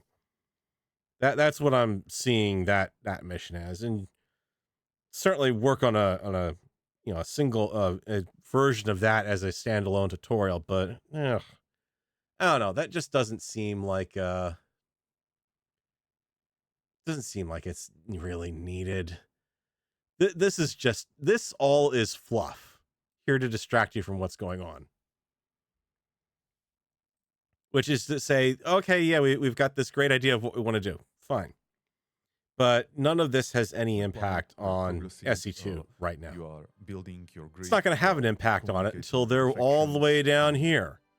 Right to here. Your own goals. The campaign will be vertical slice 4.0 / above. That you go from one to another. So talking about this now is completely pointless. And you're not going to sell the game based on this today.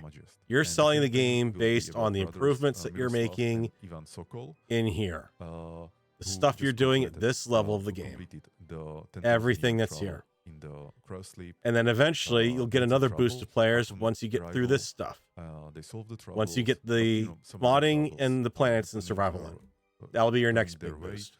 And they will be this is end game here. Of Almagest. So, and you as a player, you will play as Miroslav Sokol, who of course bears no resemblance at all to Marek Rosa. No resemblance at all. Nope. That's pure coincidence. In a month's time, and this is really just going over what you guys can expect. I can't knock the guy for wanting to do a self-insert. I'm not making fun of him at that. Well, I guess I am making fun of him, but at the same time, yeah, I can't blame him. Anything you want to let me know if you want to cover anything. No, we can continue. So, but again, great concept art by I was about to say by Miroslav, by Mike Hamlet. Yeah, I like, even I want this as like a poster, you know, right? This is really good stuff. I'm sure that will come. Okay. So that's actually interesting because you're getting the date of some of the concepts on there too, because they left that in there. March 27th, 2023. Yeah. So let's go to Pioneer Edition. That was done. So everything had been... We also have Pioneer Edition of the game, which includes the base game, of course, soundtrack, and exclusive behind-the-scene development materials during the past 3 years. I would really highlight the soundtrack. It's work of Karel Antonin, and I think it's absolutely amazing. You can also hear, the music. I'm not going to knock the soundtrack because SE2's soundtrack has legitimately been... It's one of the things in Space Engineers that you can't complain about. They did a good job with the soundtrack. It's just that 90% of the time, once you've played the game long enough, the soundtrack gets so dang repetitive, or you just want to listen to something else, or I've got a YouTube video on in the background while I'm playing SE, or I'm playing SE and I need to be able to actually hear people who are trying to communicate to me over TeamSpeak or in-game audio or something like that, that it gets turned off, unfortunately. So this is like, we're going back to 2013 here with the, oh yeah, here's your deluxe edition. Yay, you get a copy of the game soundtrack. Ooh. Yeah, because everyone wants to listen to it outside of the game and won't just do it by actually looking it up on YouTube because the soundtrack is freely available on YouTube. I'm not joking. It's freely available on YouTube. Literally right down here. Search results for Space Engineers. Third result. Oh, hey, look, it's a Space Engineers 2 OST file. I'm sure they don't have the whole thing up there, but it's going to be up there eventually. So already, even if that's the only track they've published from it, they've already taken away some of the value of getting the soundtrack, paying to get the soundtrack. Music in the background. Today we'll be releasing 3 demo tracks from the soundtrack. So, okay, yeah, the 3 demo tracks. Online, you can listen to them. I'm sure one of them is already online. And so this is the Pioneer Edition. It's a great name. And you've already taken away 3 songs out of that. Okay. About the music reduced your worth for that. Got it. And the inspiration behind the music that we created for Space Engineers 2. Yeah, I think we've still lots to get through. Can I just say, is anyone else looking at this helmet and thinking Daft Punk?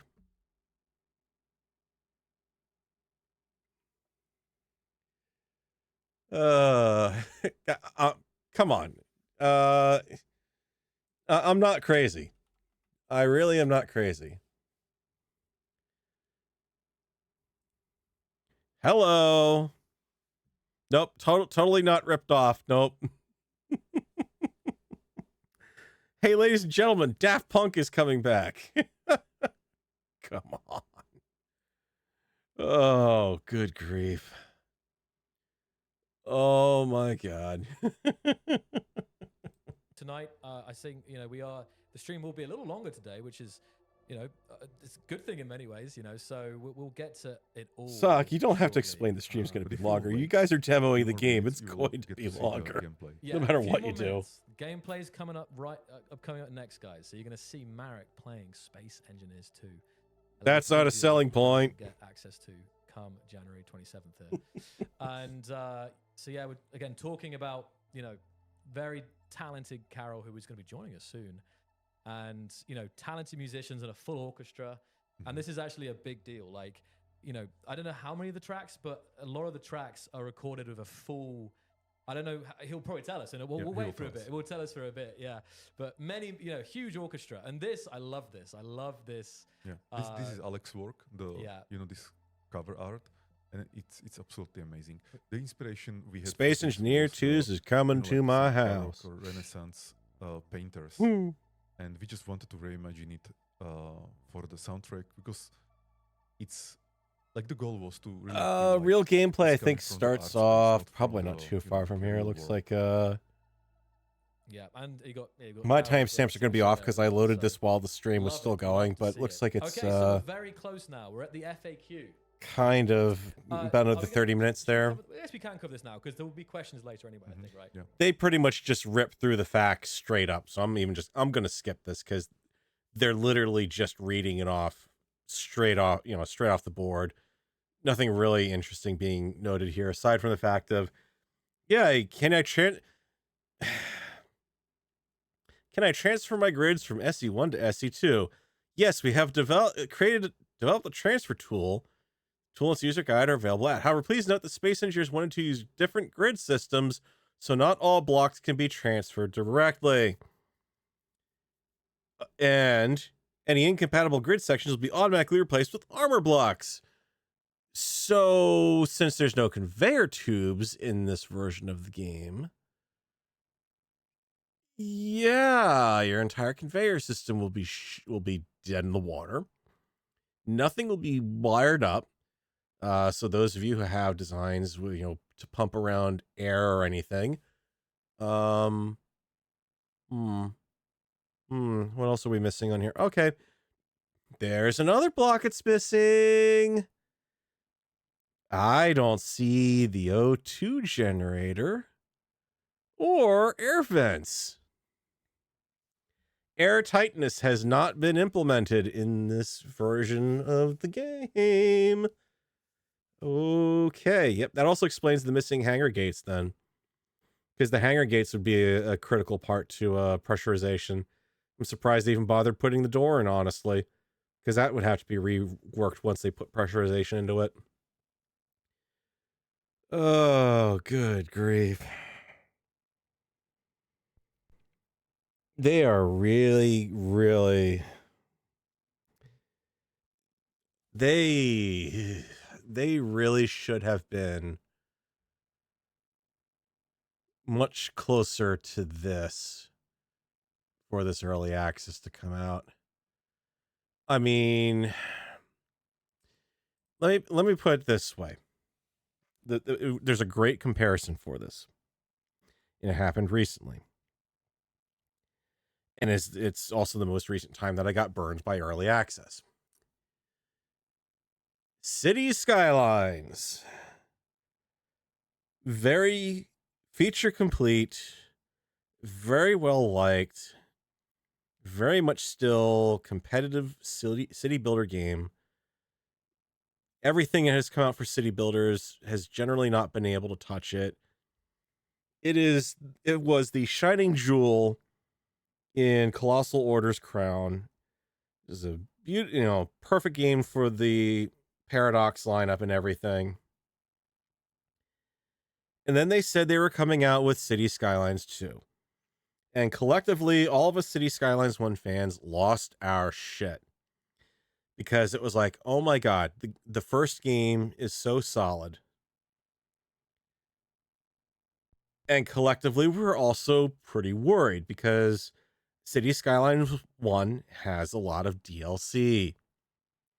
There's a lot of functionality that has been added to City Skylines 1 over the years through DLCs, through free releases and fixes and whatnot. And obviously there's great concern over what you're really going to get out of City Skylines 2. If you're going to effectively be feature wiped back to a clean slate, and now you're going to have to buy all this DLC over again, just like, say, I don't know, The Sims. A lot of concern over that. But they're working with the community and everything. We're showing the community, selected members of the community, early access to the game and everything, and it's looking good. Maybe a couple things that need to be worked on, but that's okay. That's the kind of thing you expect with early access. And then the game drops. It's unplayable. Like, literally unplayable. The performance is hideously horrible. You have to go through and turn off half the graphics options to even get anything remotely worth running for an extended period of time. The performance is absolutely abysmal. Simulation doesn't even work right. There's stuff going on left, right, and center that just doesn't work. The functionality in the game is non-existent. You want to mod the game, you're going to have to go get third-party downloaders for that. You're going to have to use the Thunderstore for it. Because they didn't even launch the game with mod support, even though the game City Skylines 1 was incredibly dependent on mods. Massively dependent on mods to be successful. Game hideously broken. Modding it was a hit or miss affair. There are no modding tools that were released on day one. And things just get worse and worse. The more people are playing it, the more issues they're finding with the gameplay. Things aren't being simulated right. Eventually you get to a point where land value in the game just skyrockets for no reason. And then the city becomes so expensive to live in, nobody can afford to live there, so they all move out. So it was a disastrous launch for them. And unfortunately, Colossal Order seriously dropped the ball on it.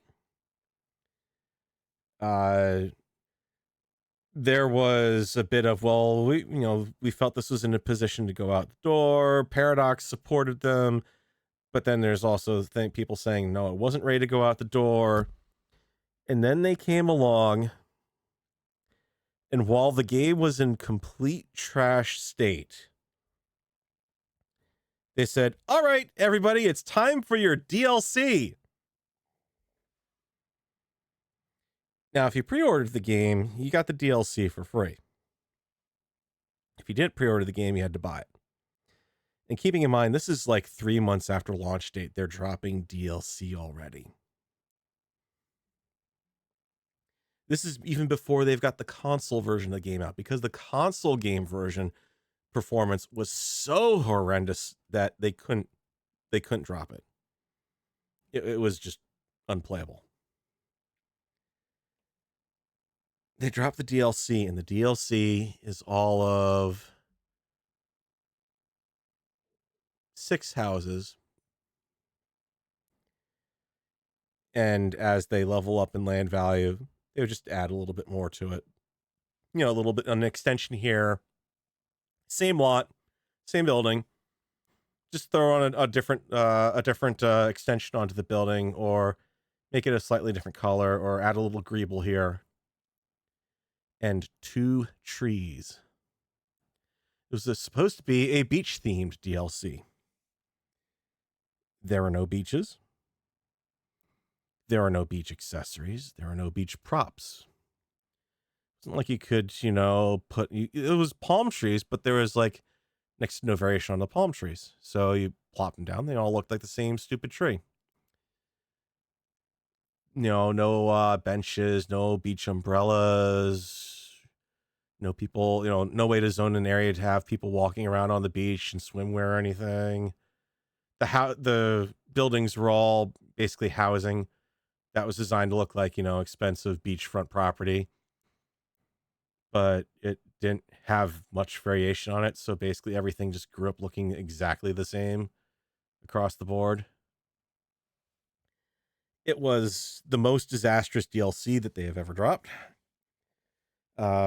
Everyone in the community rightfully roasted them over it. The Colossal Order had to massively backpedal, refund the DLC, because, I mean, it was clearly not even... we're not even jokingly talking about coffee, the price of a cup of coffee here. It wasn't even worth the cost of half a cup of coffee. What was in that DLC was next to nothing. And it was very clear that they had basically rushed to get that out the door because they felt some sort of promise that, well, we promised we were going to give you a DLC, instead of the right move, which they eventually did finally take, was to say, okay, the game launch has gone nothing like what we wanted it to. We know that we promised you X, Y, and Z within this time frame, but we need to stop and we need to fix the game right, and we need to make this right for everyone. That's what I am afraid they're running towards with this. This is turning into City Skylines 2. Creative mode only on launch. No mods. No planets. No survival mode. No water. NPCs, campaign, nothing else. You don't even have blueprints. Access to the blueprint store in the game on launch. And on top of all of that, you're now offering this tool, which is almost a joke. Who in their right mind is going to be pulling over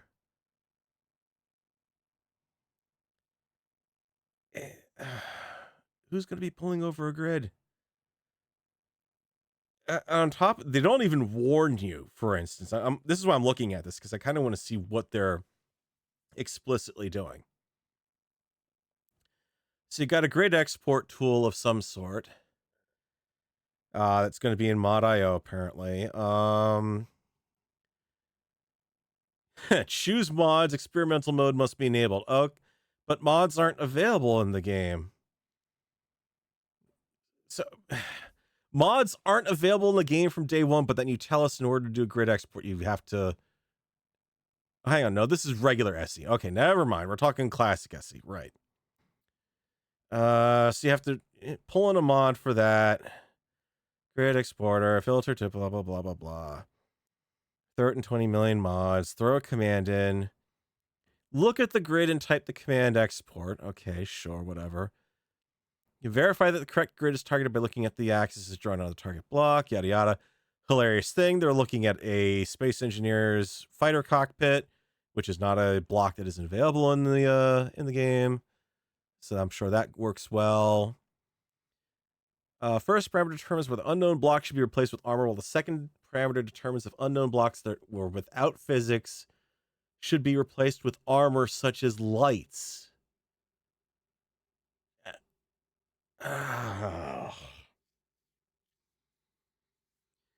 Okay, so first off, it would have been nice if they would also have pointed out that if you have a modded block, you are not going to be able... It's not going to be covered by this, because it's going to be an armor block.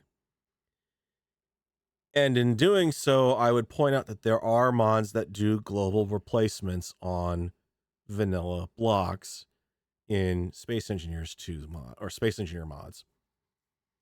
SE1 mods do have some things that will mod things like that. Small grid mod pack being one example, because it's actually overriding some of the behavior on the conveyor lines, the small conveyor belts, not belts, conveyor tubes. Sorry, I've got Factorio and Satisfactory on the mind. I think you're kind of nuts if you want to use this tool at this point. Well, I mean, what are you going to do with it? You won't be able to wire up the ship. I mean, at this point, for that matter, There's no O2 generator. I don't even think there's O2 engines. Or H2 engines, hydrogen engines. Where was it? Let's go back and find it. I should just really keep this thing open. Oh, no, I do have it. There's no hydrogen thrusters. You've only got ion thrusters. Oh, my God. Yeah. Everything they've been showing in the trailers so far has only been ion thrusters. Wow. Oh. Okay. So basically, your ships are going to come over right now. They make a big deal about how they've got this tool out there, and your ships are going to come over essentially 90% armor block. No conveyors, no O2 gens, no H2 gens, no H2 tanks. Those are missing. No O2 tanks. Those are missing. So yeah, all that's going to get wiped out. No survival kit, I should note. You've only got the medical room. There's no survival kit. So that's going to get wiped out. No fighter cockpit. That goes. Gatling cannon. That's great. I see no missile launcher. So that gets, your missile launcher, your fixed missile launcher, and your missile turret. Those go. What are you going to have imported? Nothing.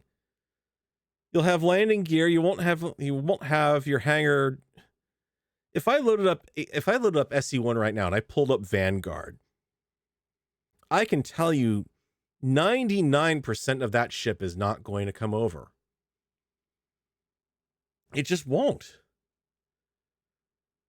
Because now also consider that there's windows that exist that don't exist. Are the attachment points the same on these windows? Like, do they attach to the grid in the exact same way as they do in SE1? Who knows? So you could import it and the window could go floating off. Handrails. Ooh, yay, my handrails come over. Whoop-de-doo. I don't see catwalk stairs. I don't see catwalk. All we have for catwalks were, where were they? They were thrown in here, but not the catwalk with the integrated railings. So presumably all your catwalks are going to be replaced with things without railings. You have to go in and add your railings yourself. I don't see interior plates anywhere, so all your interior plates are going to go disappearing. Let's see, corner light, interior light, yada yada, fine, whatever. No LCDs. There is not an LCD to be found anywhere in here. So Vanguard would lose all the LCDs. It would lose the gravity generator, because now this is clearly a taller block. They haven't said what happens if you have a enclosed gravity generator, what happens then. In fact, honestly, if I look at this right now, guess what's been nerfed? Grav drive. That's your grav drive gone, because you can't build a normal grav drive pattern anymore. So my electric pancake would be DOA at this point. Your assembler, if you're replacing the assembler, yeah, that's decidedly a very different shape. So how is it doing that? The refinery looks like they might have shaved 2 large blocks off of the top. It's kind of hard to tell with that perspective.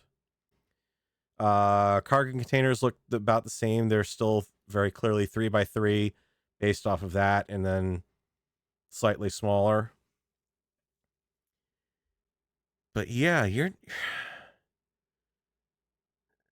no jump drive. They don't even have a jump drive on this list.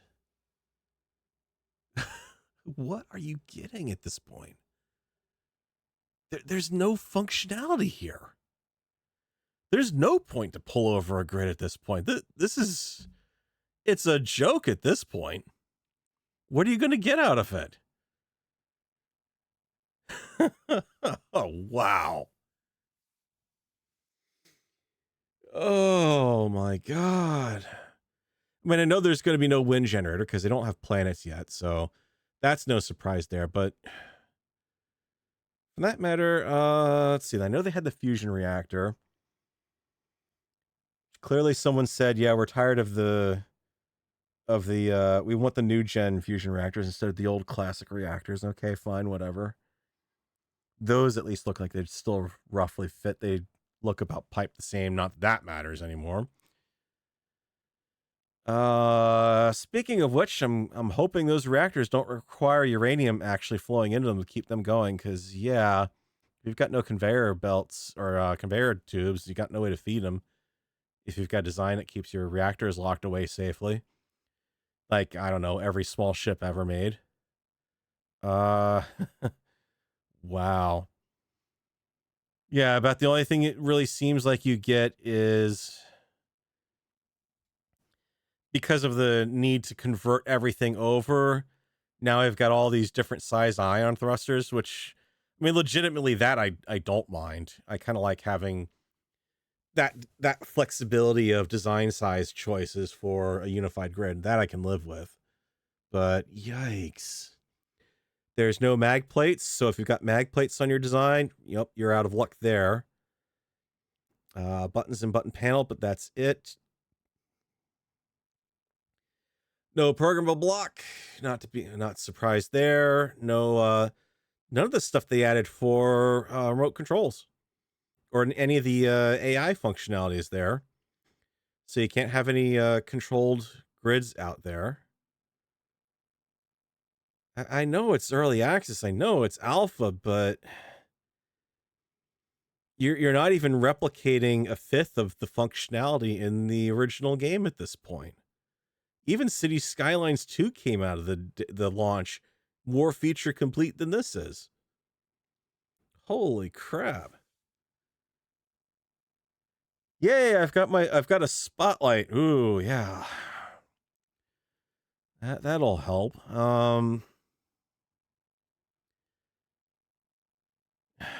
Wow. If I took the thug boat and tried to put that through this process, it would just be one giant block of. There's no batteries. They don't have, what? They don't even have batteries in this. Yeah, the thug boat would just be one giant armor block, and that'd be it. One giant armor block with a thruster poking out here, and an ion thruster poking out here and there, and some Gatling guns on the front. Oh, sorry, Gatling cannons. Got to name them right. Oh man. It'd be the same thing if I tried to take the trade surplus through this process and convert it. It'd be, ugh. There'd be nothing left. And you want us to go out there and use this thing to pull grids over. Why? Seriously, why? You can copy into grids to import. You gotta dig into your app data folder, yeah, because your typical user is fully comfortable of doing that. Doesn't need to be instructed on how to do that at all. No, I'm sure they'll know exactly where that is. Oh my god.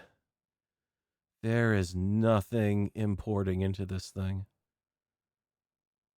In fact, honestly, it's like every time I go back and I look at this, I notice something else is missing. The slatted windows are missing. Those aren't there. So those, all the exterior trim detail on Vanguard would be gone. Wow. This is a itsy bitsy. No, there's no way to do subgrids because there's no rotors and there's no pistons. It's not there. They're not supporting it on launch. All of that is presumably coming out of down here, improved mechanics and interface refinements. So you don't even get any of that until after they've implemented mod.io. What are you going to be putting into mod.io? Nothing. You can barely build anything. How did... But we've got a stairway and a ramp. No, we got to have those blocks, you know? Oh, God. Holy shit. Who's going to be playing this on launch? It way back when SE first came out, the problem I had with the game back then, and again, this is early access. This is even before the Cyberhounds, because I played it, for a fair bit in survival back then for what passed for survival. It was pre-planets. So it was find an asteroid, make it your home kind of thing. And even with the modded experience, it just, you lost interest after a while, because it was just go out, chase down what you need to build things, try to take on some NPC ships and die, because back then you couldn't really easily fake out the turrets with your triple axis move. Which, of course, I'll also point out, there's no interior turret. There's no, there's no turrets, period. It's all fixed weaponry. And not even all the fixed weaponry, because no missiles. So,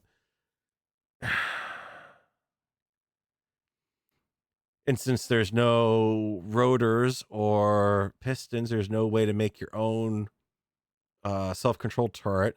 There's no turret control block for that matter. So that's out the window. What's there to do? Literally everything to do in the game at this point is now down to what they showed you in the final seconds of the trailer. It's you crash starships into each other, and it's not like they're even complete starships. That you can make a slightly pretty block or a slightly pretty ship, and you're never going to be able to do anything with it, because then down the road, once they do add all this functionality in, guess what you're going to have to do? You're going to have to rip it all apart and pipe stuff. Oh, wow. Geez.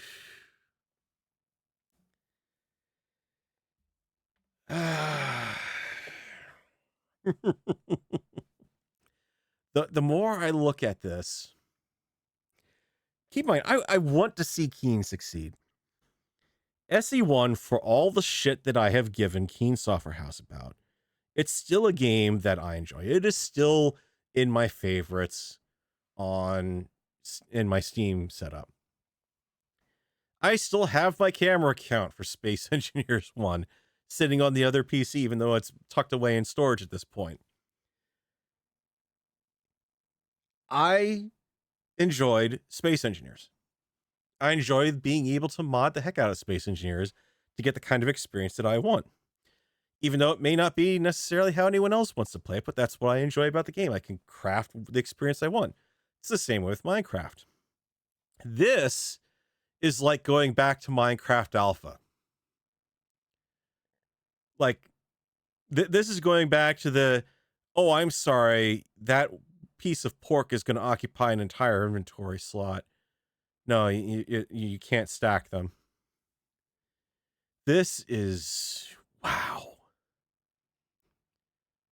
I really expected Keen to come out shooting a lot more than this. Whew. All right, I need to take a break for a minute. Let me throw this over to AFK. I will be right back. I'll put some music on for you guys.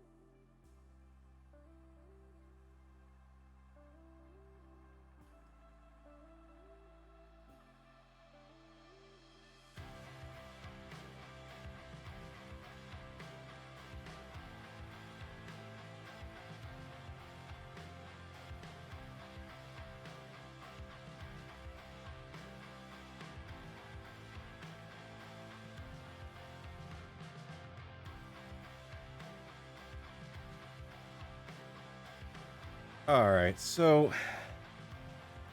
I know that expectations need to be adjusted here because it's asking for a lot to have out of the gate for a 1.0 release, or not a 1.0, for an early alpha release.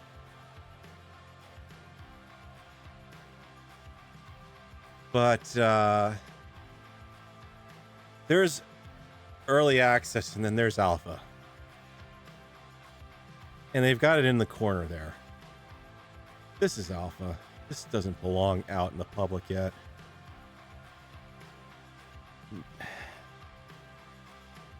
If I was looking at this from the standpoint of I want to play Space Engineers today, what would I do?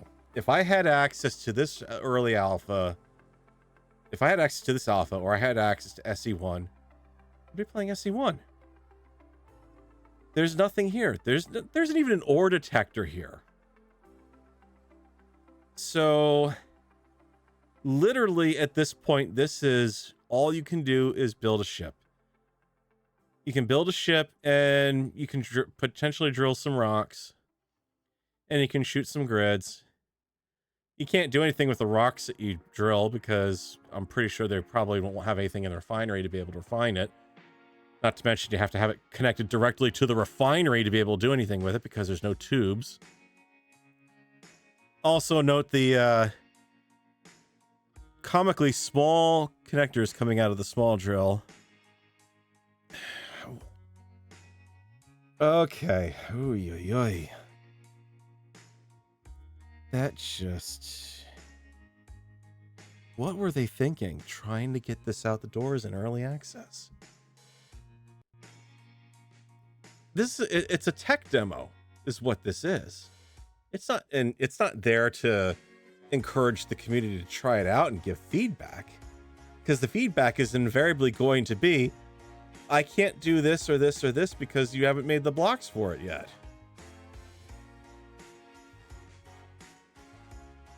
They were thinking, give me...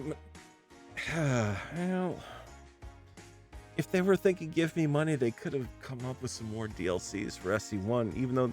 And they're even explicitly saying they're still supporting SE1. There's still going to be DLC coming out for it, so... This is...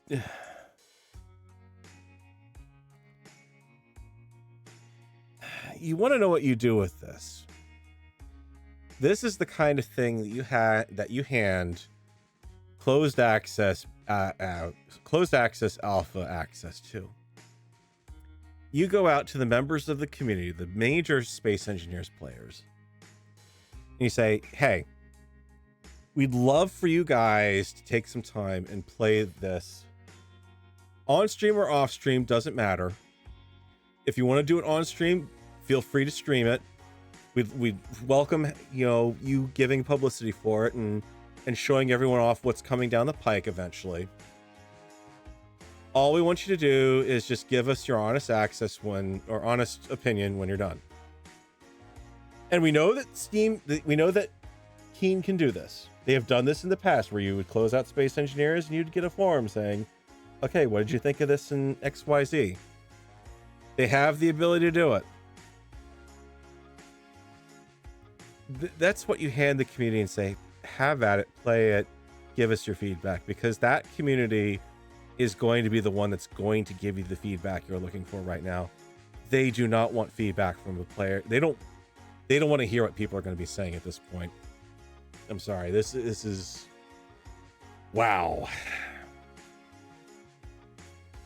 I mean, I haven't even gotten into the gameplay at this point, and I don't know if there's anything that can save it that they're going to be able to show in the gameplay. What do they do in the gameplay? Do they just crash ships constantly and show off being able to move stuff? I mean, we're still going through the fact. They're going through the fact here, and like I said, the stuff I was watching on the fact was pretty much straight up what they were showing on screen. So yes, you're making a new sequel instead of iterating with SE1 because you've had to switch the main engine over and you want the better grid system. Understandable. I applaud having a unified grid system. Perfect. But They needed to expand this out. This isn't just why aren't you launching SE2 with water? Why wait until water is done? Why aren't you launching Space Engineers 2 with any space engineers? That's what this is. It's space engineers without space engineers. It's an alpha. It is absolutely 100%. I agree with them. It is an alpha. And as such, this is not something that should be going into early access on Steam. This is beyond not early. This is way beyond the kind of thing that you take into early access. Holy shit.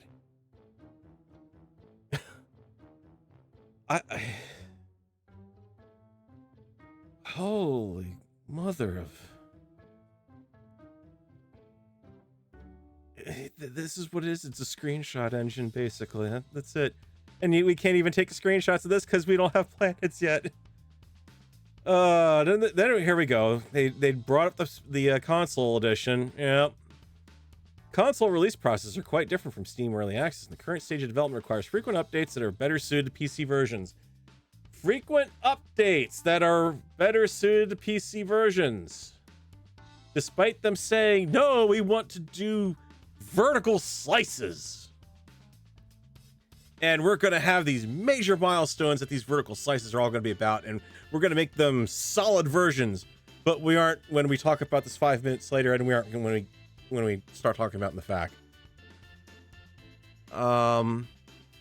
Also, clearly have not learned lessons from console SE1, where it was, okay, we've got all this great stuff, the PC version, let's put it in the console. Oh my god, the console burns to a cinder when we try to get it to run this. Oh hell, oh no, this isn't working. We need to do things to make it fit. Panic, panic, PC limits, panic, panic. Cut features, panic, panic. Can't have a programming language in it. Panic, panic, remove that. Experimental mode, experimental mode, experimental mode, everything. Prepare for that again on this one, apparently, because requires frequent updates. No, it doesn't. You take a version that you're working on for alpha and say, okay, we're going to put this into the console. We're going to have it as testing on our console, and if it works, it works. If it doesn't, it doesn't. And we know that we need to, as we move forward, continue to develop on the PC, but keep in mind we need to cut things back to make it fit the console better. That's what they need to do with that. They don't want to wait until the last minute and then backtrack and backpedal and do all sorts of stuff to the game to make it work on console. Especially when you're looking at the kind of specs that they are looking for. That was just... You want someone with the equivalent of a TI level graphics card, 2nd, 3rd gen GeForce. Good lord. But hey, you can have the Pioneer Edition. Yay.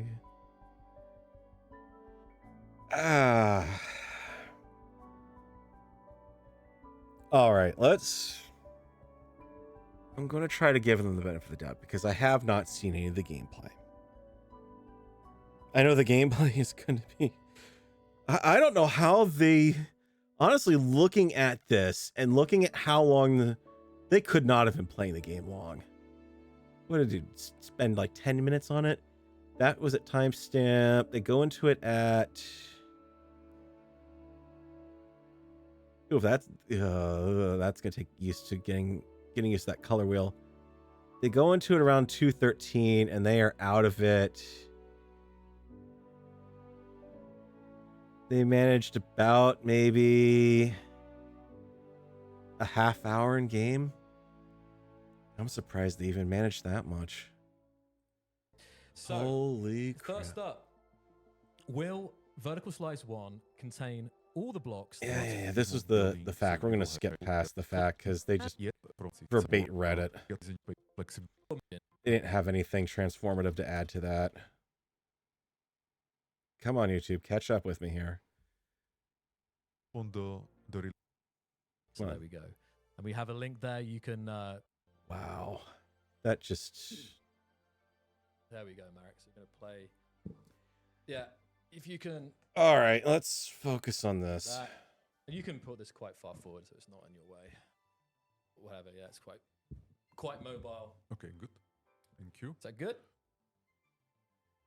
That, so you're seeing it, guys. This is the.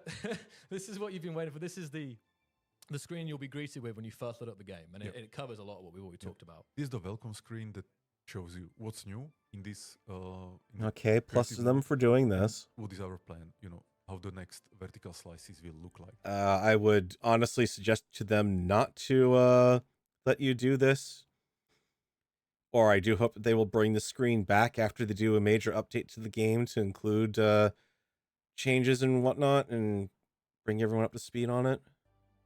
So now you will see the main menu for the first time. So this is the main menu of the game. Oh god, they Microsofted the fonts.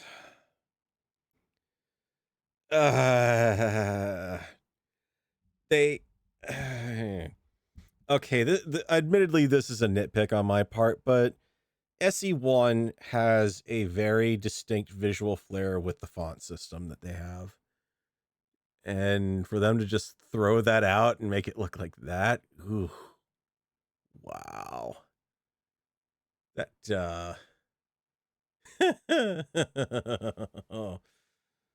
yeah. And let's go quickly to the game. Here is a button or a banner that, you know, will link you to the newest. They'll link you to all the DLC that they're going to expect you to buy for this game. This is how the new game looks like. So, you know, there is. Okay, so campaign, survival, creative. Okay, now I'm going to tell you right now, if I were launching into this and I wanted to do a brand new empty modded world, how do I do that? I'm guessing worlds will be, I'm assuming survival, and then you pick your mods, or creative and you pick your mods. Worlds, I'm guessing, is going to be a mod.io integration to download someone else's world. There's a campaign, which is disabled for now. There is the survival sandbox, disabled for now. There is worlds. It just shows you the Concordia research facility where we will go soon. And oh, good grief. So yeah, just, okay, worlds that you've downloaded, presumably, because then the workshop would be your mod.io integration, I'm guessing. Yeah, or empty world. So let's go back and let's start the creative mode. Oh, so look at that new loading screen. This is the new loading screen. Hang on, you just... And let's start the creative mode. We will go soon. Wait, and, what? Or empty Hold mode. on. So let's go back and let's start the creative. Okay, did anyone else catch this? Watch his mouse as he's going through and doing this. Where we will go soon and or empty world. So let's go back and let's... He clicks on... The mouse was showing that he was clicking on worlds, but then it shifts over to creative. And loads creative. Okay, yeah. Hopefully this means we'll have the ability to trash the quotes if we want to again. This is the new loading screen. And again, you've got that Almager system. Again, familiar loading screen icon, but except enhanced. Next level. So the first thing that I really want to show is... Hang on, did they... 25 centimeter grid. Okay, it looks like they've actually got everything spinning in the right... It doesn't look like it's off-center or anything this time around. Oh, and we're in. This is it. This is it.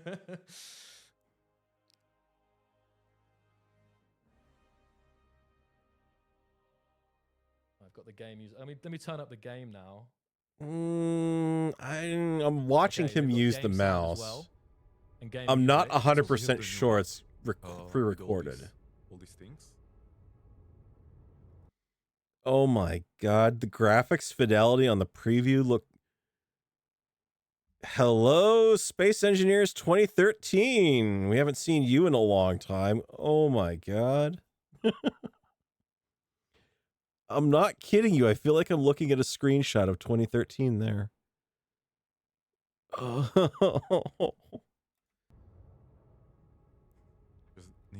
Oh my god, and you know what? Oh, jeez. Okay, here's your question now. I want to build a brand new ship, but I don't want to build it on an existing grid. I want to start a new grid. How are you doing that? Because right now you are snapping to an existing grid if you were to place that right there.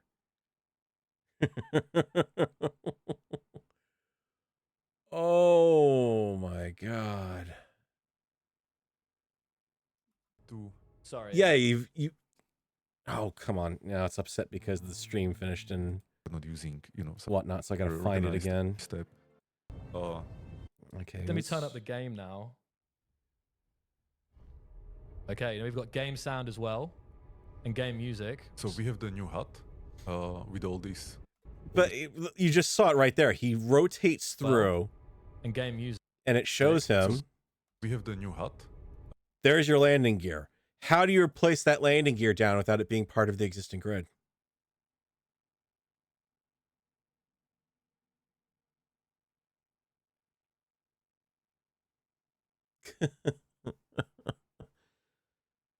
There's no, because I'll also point out we're not showing any we're not seeing any of the usual annoyingly glaring in your face on the screen rotation hints that were just more confusing than not most of the time anyways. So you can place it, you can remove it, you can change the size of it, you can do symmetry on it, you can do it. Okay, I guess you'd have to hit J for new grid down there. And then maybe at that point it flips it over. I don't know. Or it separates it and lets you do a new grid. That's going to take some getting used to, but that's a logical extension of having to deal with the unified grid system now. So with all these things. Just need to... Sorry, yeah, but this... Yeah. Okay. So what I will do is that I will build a med bay, because that's the one that I was usually using for testing. Can I... that's unfortunate conveyor placement on that med bay. Can I just note how thin that wall section is that conveyor port is going into? A large conveyor port going into that is... Now I will go back. So this is the 2.5 meter block that I have. I know they're doing that. They've got the large conveyor port on it because this is telling me right now they have not done anything to change around. They're not planning to change how items flow through conveyor tubes. That the smaller tubes are not going to support bottles still because they're using the large port still in the med bay. Change the size and the shape. So for example, this one. But actually what I will do is that I will change the color that I can use for painting. Oh, the paint gun. He's gone straight for the paint gun. To blue, or maybe...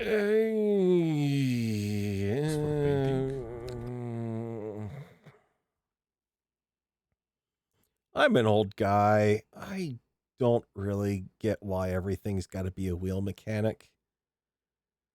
But I think what throws me even more is, can you imagine trying to...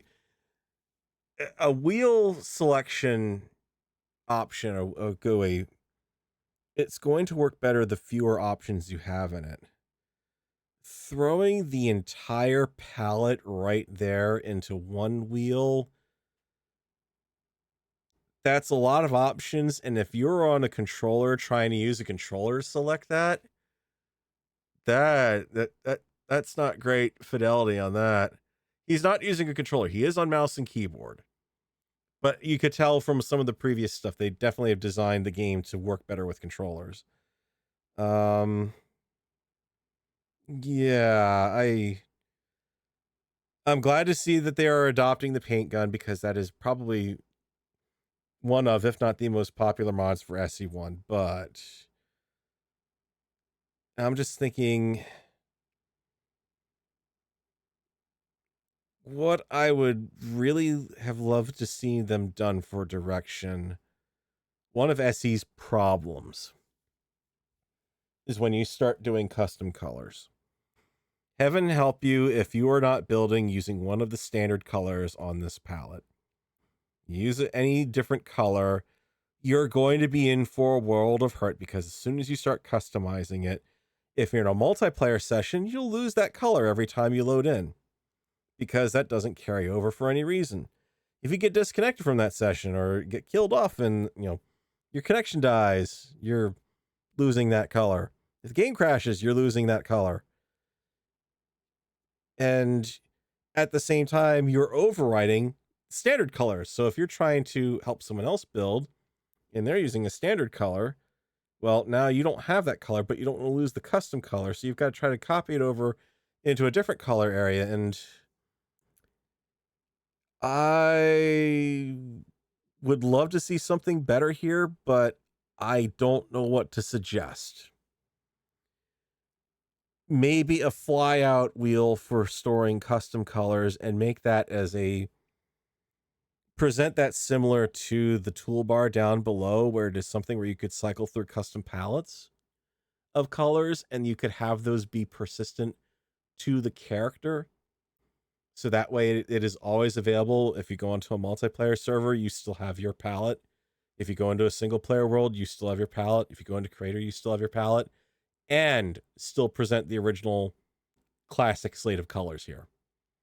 Something along those lines. But yeah, I'm thinking trying to select the color through the finicky little up down, D-pad on a controller. Ew. Oh, the paint gun. He's going straight for the paint gun. To blue, or maybe It's certainly easier to do it on a mouse, but and I will switch back to the armor and select some smaller armor. So this will be 50 centimeter.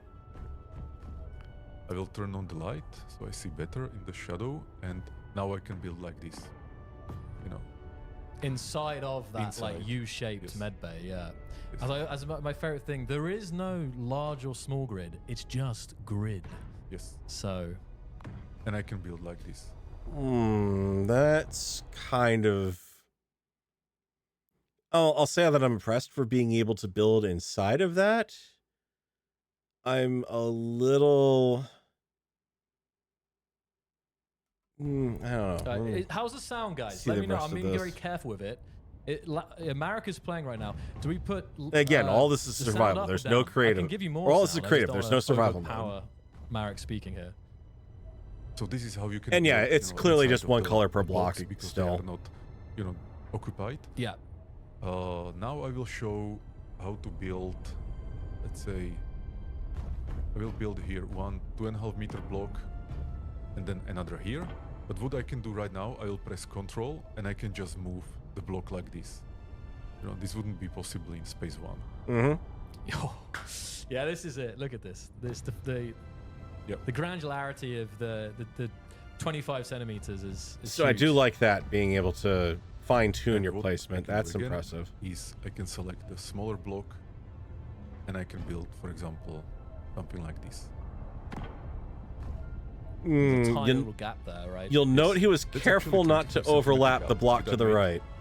on- As he was dragging that out towards the right, he was very careful not to overlap.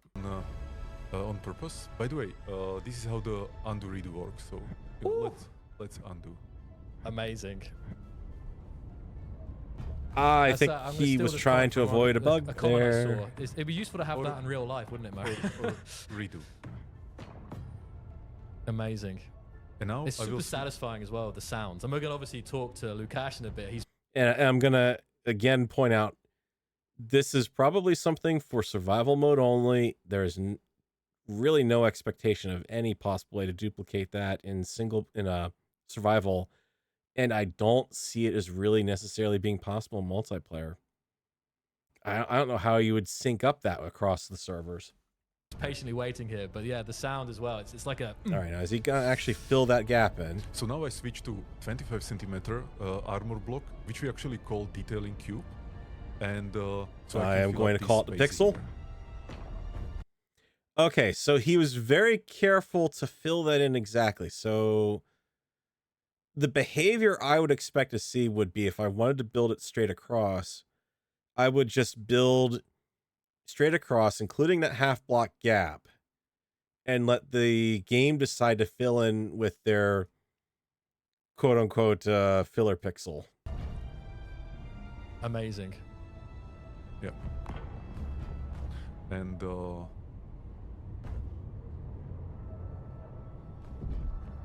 yeah, let's walk here. I cannot. Not because- quite. Yeah. Yeah, there is this thing. So let's remove it. Oh.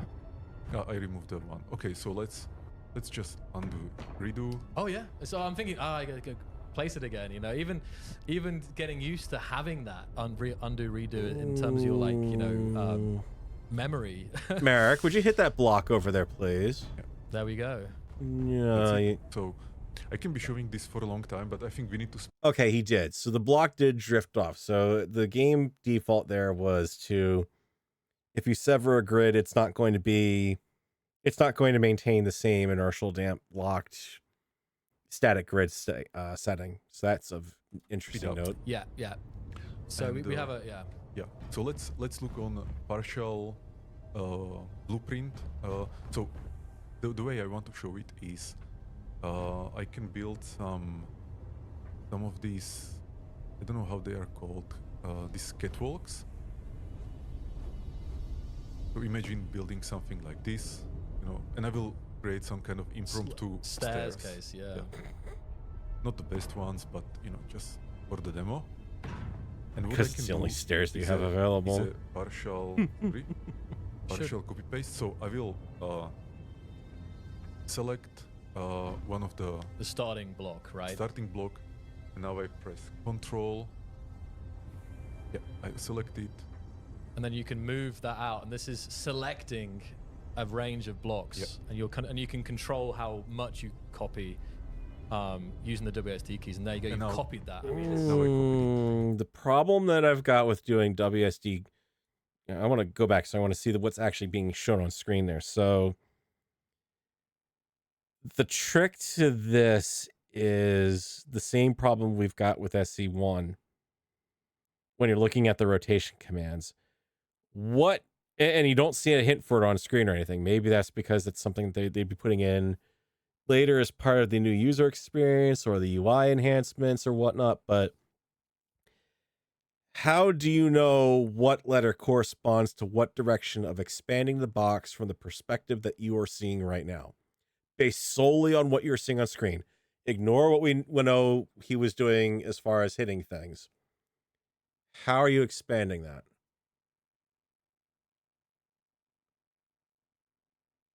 How do you expand that selection box? Is Q corresponding to increasing the size, but in which dimension? Does D do that? Is W going up, or is W going back, or is W going to the right in this view? How do you know? You're not staring at it head on, so you're staring at it at a perspective angle. How do you know what is doing what? Mind you, I am still impressed that they have gotten that this is how they're implementing it. This is looking pretty solid. I can certainly see in creative mode, this will be coming in very handy. But I can foresee a lot of having to get used to this stuff. copy using the WSD keys, and there you go, And you've now- copied that. I mean, it's Now I copied it. yeah. And what I can do now is that, and again, this will be the UI path here will be still improving. Of So, course. for example, what we don't have right now is clipboard to blueprint. You know, so No, I need to go no. a little bit more complicated, but you know, it will do the job. So what I will do now is that I will come here, I will press Control B, I select this one, And now you build have the- this, and you can yeah. name it, you know, stairs or whatever, right? Sorry, yes, with them. Yeah. My new stairs, very. And this is how the Mod.io workshop is going to be buried in blueprints like this, because someone needed to share it with a friend or something for some reason. Very nice. And what I can do now is that I can go to the G screen. It is, and actually we can talk about G this is the G This is screen. the Yeah. G screen. Oh, great. Yeah. Reveal. So, okay, so hang on. So the G screen's still there, and they've put less items on it. You can see that this is going to be interesting. Were you guys having problems with the G screen loading because you're trying to load in too many icons at once in SC1 by any chance, Mr. Rosa? I'm glad to see that they've got stuff. Well, hang on, because it's the G screen, but they have done some wonky shit to it. First off, I'm hoping that the toolbar stuff at the bottom actually lets you swap between the toolbars, unlike the current version of SE, where you can't do that. Or at the very least, as far as I remember, you can't actually select the active toolbar at the bottom. Or maybe you can. It's been a while since I've done that. What's throwing me right now is you're presented with a menu on the left and you're presented with a menu on the top to limit things. This is going to potentially be confusing to users. The menu on the left is your traditional G screen menu. So if you had a mod, it could load in a G menu item there and you could pick all the blocks from that mod. But now we've got this menu across the top, that tab order across the top there. So now you've got this all, and you can select heavy armor and light armor, inputs, antennas, yada, yada, yada. So this is a little bit on the weird side when I'm looking at this, because like if I wanted to pick armor, I'd probably just go to the armor selection on the left. And then presumably now the tab order on the middle there would update to show heavy armor and light armor, and that would be it. But then you have users who could go in and they would want to just filter right into the armor. So you've introduced two ways to get to the same thing, which if you want user consistency and end users reacting to the way that you expect, you want to have a consistent way of getting to that thing. Case in point, Honkai Star Rail. When you go into, I'm really drawing you completely into a parallel world here. You go into Honkai Star Rail and you want to do something in a character. You can go into your phone and you can open the character menu and you can select the character, and then you can do whatever you want at the character level there. Or you can just hit C on your keyboard and go in and be able to do the same thing. The difference is when you exit out of doing it through your phone, you go back to your phone menu. If you do it using C on your keyboard, you go back to, you go back to where you were in the game wherever you press C. And boy, does that get you sometimes, because sometimes I want to go in, do a quick change to a character, and then adjust a character lineup, which I want to do through the phone menu. Or you can really even do the third option, which is go in and use the radial menu to get to it. So there's really three ways to get to the same thing.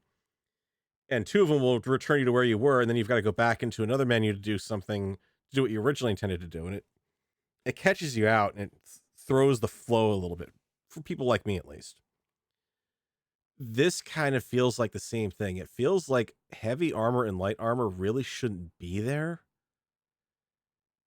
It feels like a lot of these options on the top middle menu under all blocks should not be there. That should be encouraging you to go into this G menu, select your filter on the left, and then you have a middle filter to further filter what you're looking at. So go to the left to hit armor, then you have an option for heavy armor, light armor. Go to illumination, and then you'll have your option for interior or wall light or corner light or whatever you want to call it today. And where does antennas even fit in that left menu though? It's not illumination, it's not energy, it's not decor, it's not a creative tool. It's, I guess, control. It could be communication. Yeah. And I mean, you can still search, but yeah, that new middle menu there is kind of throwing me a little bit. And yeah, like you said, inputs, antennas, having to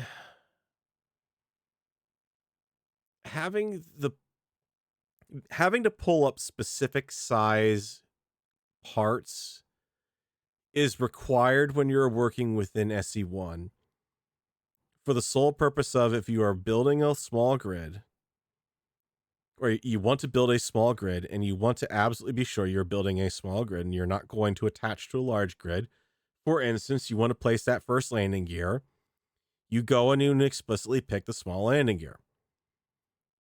However, you can just as easily go into the plus menu and tab to the right size and force place it that way. Or in this case, presumably tap to the right size, press J to tell SE2 it's a new grid, and then be able to place it.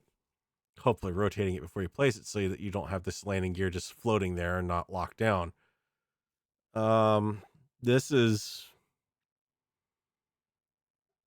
I think they've overcomplicated a little bit too much. It is, and actually we can talk about this is the G This is screen. the G screen, yeah. Revealed. So, let's go to the blueprints.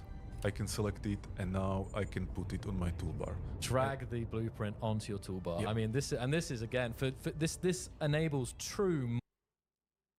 And here's question number 2. The blueprint screen there. This has been a problem on SE1, wherein you inevitably have to go through and clean house because you get so much junk accumulated in your blueprints. You know, okay, I've got 16 copies of this fighter, and because of that, it's taking forever and a day to load the blueprint screen because it has to load the thumbnails up. At least I'm hoping those are thumbnails and it's not trying to present the full view image. I'm a little worried. Does that blueprint mean that's going to save over to mod.io by default? Or is that something where I would have to... Because I don't see anything on the screen that would be indicating that they've reserved a spot for publishing it. They've got an icon there for presumably previewing it more or seeing a zoomed in image of it. They've got the trash can icon to delete it, presumably.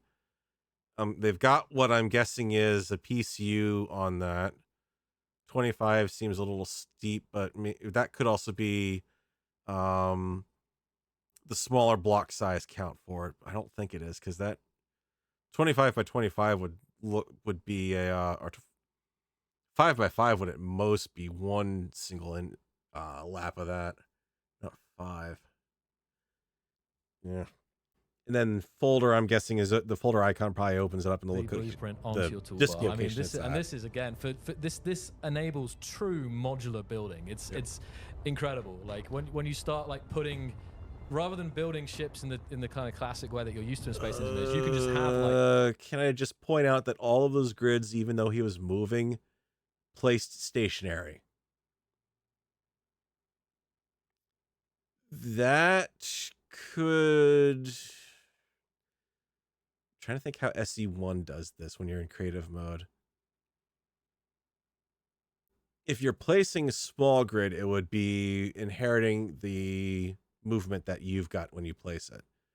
Because this is why you have to be careful when you're building in space that you're not drifting around anywhere. Like corridors and thruster nacelles, and you can kind of just stick them all together, not by like, you know, just on your toolbar, and you can place, like Marek's showing, you can place lines of them and everything. Yeah. I think this is absolutely amazing. And that's why I was mentioning, once you get used to this, that's why it's really hard in some ways to go 25 back to SE1. PCU. In terms of the construction, in terms of this building experience, it's because it's so much more efficient. Yeah. So let's see the paint tool. So obviously you can do things like paint like this. You can select the size of the of this circle. Yeah. So it can be, bigger circle like this. Huge. But let's... Why are you making... I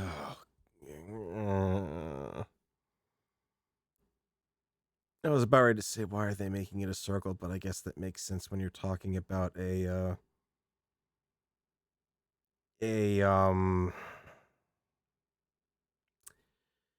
you're talking about having the subgrid or having the grid be able to be broken up like this, but that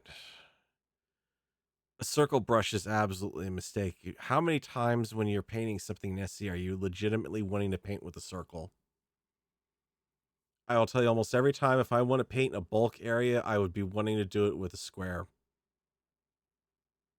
Because I'm pointing it at a wall and I don't want the paint in the wall to go, 2 blocks down into the next floor or 4 blocks over and inadvertently cover the corridor. I'm also curious how this particular thing works when you're not working with a flat surface. So if you're working with, say he wasn't aiming at a grid that's somewhat perpendicular to him, but it was parallel, or like there was a hole there and he was targeting the inside of the hole. How does that tool work with that? Have it smaller, and oh, is that that's square? Okay. Like I can also do a circles. Just seems completely color, pointless. So I can pick, let's say, this red here. It's the replace one, right? You can do. Yeah, if you we'll do get there. So now yeah. it's, you know, and I can paint with the red. Or I can pick again blue, and now when I press the middle mouse button, it will replace only this one color in the whole grid. So you can quickly make like the classic red, blue, for example. But if I hold the button for 3 seconds. Can I just point out that when he did the search and replace color on the gray to the blue, it did not replace the color on the med bay there.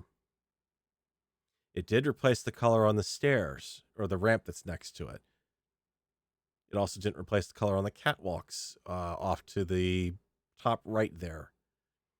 So it does look like there are some limitations in this alpha as to I don't want to say subgrids, detailed grids not being painted, I'm guessing. Countdown there, and this is, I know they'll be improved, right? It will replace the entire.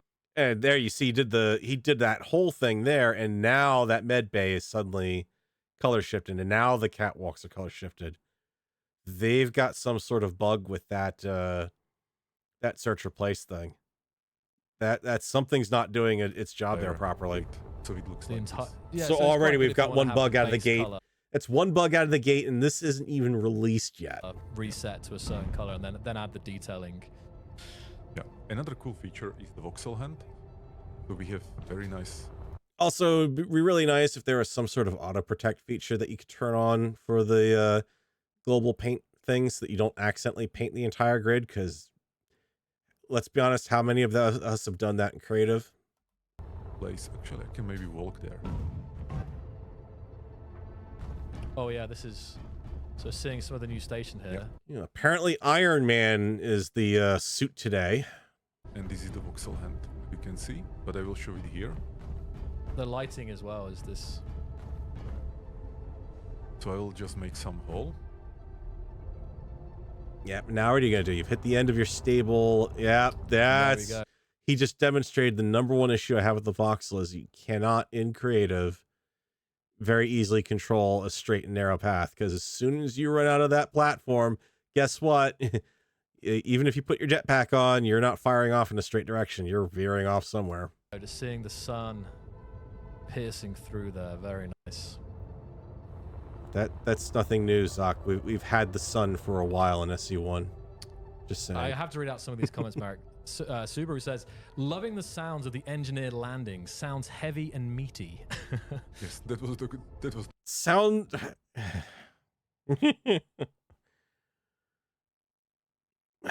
Should I be grateful that we're not getting every time the engineer lands? The point. I don't know. I don't think it needs to be that so heavy. You will really see when you're in that's a little that overkill. Shadows are like on another level here, and you can also see. Okay, hang on, because I want to see how he's reacting. You will really see when you're in certain locations that shadows are like on another level here, and you can also see the. There's some wonkiness going on there. Watch this walk when he's going through and walking here. Something seems a little bit off. And again, early access, early alpha, whatever, but this seems a little weird. Watch how his feet are moving. You really they're sinking into the voxels. They're very jerky motion. And watch when he gets to the end here, because he does something really weird. And you can also see. Yeah, there's something weird going on. He was sinking into the voxels as he was going, so it wasn't quite keeping his feet above the voxels. There was There's very jerky movements at the ankle level for it. And then when he got to the end here, it treated this little tiny gap as like a big jump. That kind of... I know a lot of people might not have picked up on that, but that was noticeable to me. That kind of threw me there. AC tessellation or he hit his jack. So the details on the rocks, stones, yeah. The damps, the inertial damps are way high on creative mode here. So we have a jetpack, basically 2 modes. One is, we call it precision, so it's up to 20 meters per second, and it has like quite decent acceleration, and it's good for this kind of like a precision, flights when you just need to move a little bit. But if you want to fly far, the motions of the legs are throwing me there. He's changing. The legs aren't changing direction until he actually changes. It's kind of a little hard to describe. So let me just I want to do the same thing and kind of look at this while he's going through here. I don't need to run it quite as slow, but playback, give you a 0.5. Jetpack. Watch the motion of his legs. That was very important for me. So we have a jetpack, basically 2 modes. So the legs go forward, the legs go back. We call it precision. But then they're not returning to a neutral position. They're full right, even though he's fully stopped and he's thrusting left. Meters per second. And it is drift at some point through here. Acceleration. And it's good for this. He's mostly thrusting forward, a little bit left. Flights when you just need to move. The legs aren't reacting how I'd expect them to react in that situation. Even though he's thrusting left, there's directions he's thrusting, and he's not. The legs aren't obeying. They're not obeying a neutral position. And it's good for this. Like right through here. An acceleration. He hits hard. He hits thrust to the right to stop. His legs kick over. That's fine. But then they take a while to go neutral here. For this kind of. And then he throws just a tiny little bit of thrust to the left, and suddenly they're swung over to the right again. Like feels kind of, and they stay there. Like he's not moving very quickly here. And they're staying in that position, which I don't know, the leg movement feels off. Flights. I think they've got some work to do on that one. Move a little bit. But if you want to fly far, you press. Okay, hang on. Let me put him back to normal speed, because I don't want to insult Merrick by having him talk too slowly there, because that's just even worse. Shift and you go to boost mode. And you can actually hear, if I turn up at it, you can actually hear it. Yep. And it goes orange. Very powerful. There we go. Yeah, that is way too loud. That was another thing, the animations, right? Yes. As we're seeing as you're landing. This was a big thing for you, and it's way more satisfying. The animation. I'm sorry, what are we, Iron Man? that was another thing, the animations, right? Yes. As we're seeing. Do we expect the next AAA shit to come out going to be we're gonna have superhero landings? Landing. This was a big thing for you, and it's way more satisfying now. Yeah. Sometimes I just like fly around and just jump and land and jump and land. Yeah. But actually, what I also enjoy doing is just. Sometimes I just. Just was walking around in circles. Yeah, I love it. It's just so good. You definitely. Oh boy. Okay, so the Foley guy is getting a lot of work out of this game. I'm guessing they're paying him by the sound and by the decibel level of the clang. Good grief. Hear when someone's coming, Yeah. Let me show you the Mac boots. They're really amazing now because. Okay, this will be a good test. Oh, Marek, one quick thing for the players. Could you go to the settings? We have the speed down here, right? Can you just go to the settings and change it from kilometers per hour to, because we can change it to meters per second, which you guys are familiar with in SE1 kilometers or miles per hour for. That's for you. Yeah, I've kind of moved past Imperial, but I think some of our US friends will. I mean, even though I know a lot of space is still done in metric, but still, you have that option now, and this is just to show that you can go up to 300 meters per second. That's kind of a okay. I wouldn't have made that big of a deal out of it. That's just a simple calculation change. As well, it's just easier to see that quickly. Yeah, you can. So these are the new Mag boots. Okay, since he's got a slightly better test here. Now we're on, before we were in an area that had been sculpted out by the voxel hands. Now we're in a spot where he's walking on natural voxels. I want to see if it's doing the same thing. If it's disagreeing with where his feet are. Easier. Yeah, here you. This is a great example. Watch this. 300 meters per second. The game can't decide where he is right now. It's just easier to see that. I think that's why he probably started walking again, because yeah, it was confused there. So There's a little bit of sliding on his feet too when he's landing his walk. If you watch where his heel comes down and where it departs, it's not always quite lining up right. It's trying to predict where he should go. That was his whole foot almost disappearing there. That was another one where that could be the voxel terrain. That is jagged. Oof. If this is indicative of the kind of terrain we can expect in some areas in SC, there's no way you're taking a rover of that. Oh. Foot disappeared into the rock. Foot in the rock. Like much. It's very smooth now. It's smoother, but there's still a jaggedness to this movement that is detectable. Especially at this slow speed. I kind of feel like I have to pull up SE1 to compare it, but SE1, the movement is absolutely jagged on a surface like this, so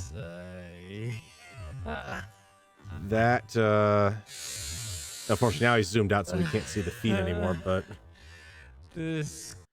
that yeah. I think they've got some work to do on the walking animation with the feet. Game just got even more freedom, Murray. To be fair to Keen on that one, that is incredibly difficult to pull off. I'm going to bring up Honkai Star Rail again because if you're running a character around on stairs, it's the same thing. You can tell that their feet are not following, the character's feet are not following the stairs until you stop. And then you'll see them do a little movement and suddenly their feet will actually align to where the stairs are visually. So it's a thing that I tend to notice. The feet don't quite work or the feet drift. Like for instance, Babylon 5, early CGI days, obviously. And there's a long shot that they take where they zoom out from a bunch of people standing on a catwalk over a big giant abyss kind of thing. And you can see at one point they have one of the characters turn, and you can see that the character's model literally just rotates in place. The feet don't move. The whole model just rotates and spins, and it's jarring because I see that every time. But it was very early CGI. They didn't do that kind of detail work back then. They couldn't. They didn't have that kind of fidelity, that kind of ability to make that level of modeling decisions on the characters, mesh levels and whatnot. So much smoother, yeah. Honestly, guys, I'm gonna have to rewatch the stream just to read the chat. Like, it's great reading the comments. It's so hard, but there's so much going on. But entrances. Thank you for being here for this. This is great. So again, let me show you the G-screen. So why call it entrances? Doors. It's a hangar door. It's an interior door. It's an exterior door. It's an airlock door. It's a door. Entrances? Same thing with illumination. Lights. It's shorter, more concise, fits better. Revival and recharge. Survival. And guess what? Now you've got a shorter menu. You can compact that UI on the left so that it's not quite as long, and now you have more room to display more icons. Thank you. I've done your job for you. New categories, toolbar, of course. You have a couple toolbars that you can switch to. Yeah. Very similar to SE1, but we try to simplify things, make them more intuitive. Yeah, that's good. And yeah, let's go to the mining ship. Yep. I do like the afterburner boost. However, I will like it more when I know what kind of fuel consumption that's going to do in survival. And also, do you have to use your afterburner to slow down, or is that your natural jet deceleration working for it? When you press the tilde button, it kind of like de-assigns from the toolbar, and then tilde again and returns what was there. That's really nice. Mary, one other thing I wanted to just again. Yeah, what about the tilde? And return it kind of like the mining ship here. By the way, when you press the tilde button, it kind of like de-assigns from the toolbar, and then tilde again and returns what was there. That's really nice. Mary, one. Okay, I think I got what he was trying to say there. So he's saying that, like, for instance, in normal SC, if I wanted to drop something I had in the toolbar, so I wasn't trying to actually build with it, I'd have to use the you could just use the the 0 selection, because that does empty your hand. I don't know why did they do a tilde map for that effectively? I don't know, but Something I wanted to just again, this is just coming back to the inertial damps are way too. Something's off about that. Hints, right? You see this. It's that grid is far too responsive on ion thrusters. There is no way that is set up properly. Way better now for like knowing the amount of power that thing would be requiring to move around like that in a ship that size. He's got 2 cargo containers lined up in the middle, presumably. Both look like, I'm guessing those are probably medium cargo containers. That's just a disaster waiting to happen right there. But that's 1, 2, 3, 4, 5, 6, 7, 8, 9, 10. 10 individual thrusters. These are probably larges on the back. These are probably smalls along the top. And you're maneuvering like this? Like how intuitive the contextual hints, right? You see this. It's way better now for like knowing what to press and what something does. You have these contextual tooltips coming up. So the new, these new drills. Now, do they actually clear enough space for you to do proper drilling, or are you screwed? I'm going to be turning up the sound sometimes, guys, so you can hear it in all its glory. It's the same drill sound, Zoc. It's not that big of a deal. Controls, you can press F1. Yeah, F1. All right. Not helping because you're not showing contextual clues. Like, unless they're adding sprint, the boost mode to ships, which that would be kind of cool if you have an afterburner ability. I'm wondering if that actually, it definitely damaged the voxels, so they've got that part in, voxels.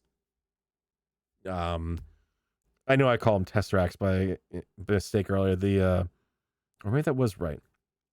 The Tessa thingies, that's what we'll call them.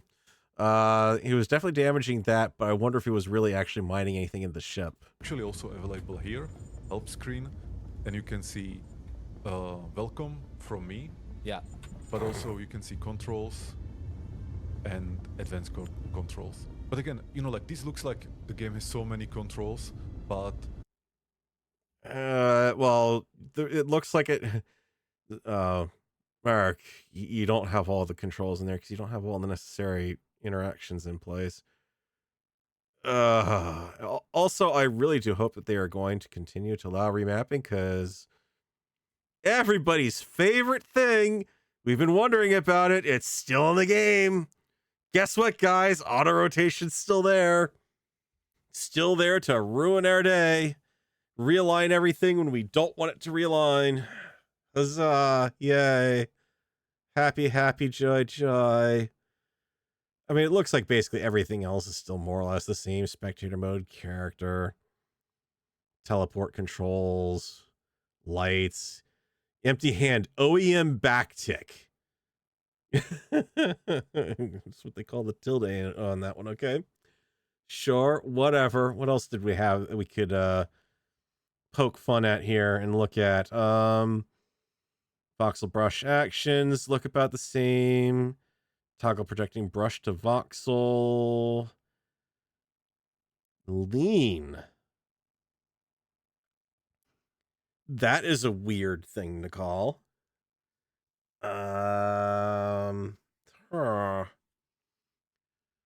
So you're calling that well, it's interesting to see this because the fact that they're referring to roll, that could be an indicator that they are planning to implement aerodynamics, because that is very specifically aileron control there. If you're rolling the plane, you are rolling it left and right to turn in a direction left or right. With the rudder, of course, but that is interesting to see them explicitly call out roll. I don't know why they have it as lean. Maybe that was holdover from the maybe they're supporting leaning as the engineer, being able to like lean around a corner or something. Do they? For me, Let's see what we got here. But also you can lean left, right, roll. This can be taken in so many ways. I mean, especially because we saw it called out under grid specifically a little later on here. Under movement, roll could be that you're okay. Maybe there's an evasive roll that the engineer will make to the left now. That could be something new that they're doing or planning on. Damp soft, relative dampers still a thing. Yeah. It doesn't look like they've changed too much on the controls. You can see controls and systems. Why are personal movement controls under controls, but then grid controls are under advanced controls? That's weird. So maybe they aren't doing aerodynamics. Maybe that's just a holdover because they literally just copied the control screen over to here and they just haven't updated it in the description yet. Brake, park, connect, all. They haven't learned their lesson. They have absolutely not learned their lesson. Why is everything bound to P to do a brake? And also it should be BRAKE for brake as in parking brake. Unless you're talking brake as an emergency brake. Though usually in that case, it's more efficient to hit the back button. Controls. But again, you know, like this looks like the game has so many controls, but what we try to do is that for the beginning, you know, like Mark, it doesn't have too many controls. It's perfectly fine. So there's your snapping size toggles. That's period and comma. Okay, that's fine. Free placement. Okay, so they called it new grid, but really they also call it here free placement. Okay, they definitely have some work to do on the UI as far as standardizing their language then, because they need to, if you're presenting in an on-screen help the button as new grid and you're calling it free placement in here, that's confusing. Yeah. Incrementally learn more and more and more. So like we don't want to overhelp. SE1 has roll control. Okay. Like I would never, for example, show this to a new player, you know, because it will just confuse them. Yeah. Can you, Marek? Can you show the drills themselves when you get out next, just to show the how they look? Players were asking. There we go. Also meaty. A lot of meaty things in the game. Yeah, but they don't look like they. Space Engineers 2 is meaty. They didn't look like they cleared a lot of space. Is my only concern. SE has had a problem with its drills. For example, the large drills only drill enough space for the block itself to pass through. Small grid, you get a little more leeway out of it, but you still have to bunch up a bunch of them. And that's why you've got Hell, I might as well launch up the game at this point anyways. This is why you have spec play. I think I can get into a world quick enough to get the whatchamacallit loaded. I assume at the very least my blueprints will still work in the game. For that matter, I'm assuming Space Engineer still works. Hang on, you are showing me. Oh, right, because that, yep. Oh, for the love of God, Keen. I have to replace the stupid start thing again. I still haven't done that on this computer. Load. I'm pretty sure I should still have my developer world. 10 hours later. 13 hours later. Where was Vanguard? I think that one will have the right one I'm looking for. Assuming any of the mods are... Yeah, of course, there's probably a mod that broke in between then and now. Really? Trying to think if I had anything. Yeah, I had some custom blocks in that. Shoot. Shoot. What is actually... I'm curious now. What is actually broken on Vanguard? What mod is no longer being worked on that has been deleted by its owner and causing all sorts of chaos? AKA Keen, can you please provide a fix for this in the new version to actually give us more information and let us know that, hey, this mod has been discontinued, deleted, removed. I'll have to look that one up separately at some point. A quick note of that over here. 1365 616 918. Hopefully nothing that's going to break the game, because I gotta yank that out. Not like the world would load without it anyways, right? Load it up, see what we got. 10 hours later. Load. It's basically at the point where anything I load in Space Engineers these days, I just automatically assume I'm going to have a dead mod in it now. It's hilarious why they want to then decide to launch SE1 or SE2 with no mod support and then throw it in when there's not really anything in the game to make it worth modding for. What are you gonna mod? Half the block, 2/3 of the blocks don't exist, I think, at this point. I'd like to see that. I'd like to see a count between. And no, the reason I'm not making a new world Mackle is the miner I want to use as an example here is the miner I used on Vanguard. Because of that design was built very specifically to be able to do what it did and being able to clear out and still operate completely underground if it had to. Holy crap. I guess I haven't played loaded up any of these mods lately. I think the only thing I've used on this computer for SC so far has been Relaxing Survival, and that's relatively mod light. That should make this even more interesting to see how well it's going to work when I get in there. But the miner I've got in there, I believe, has custom blocks on it.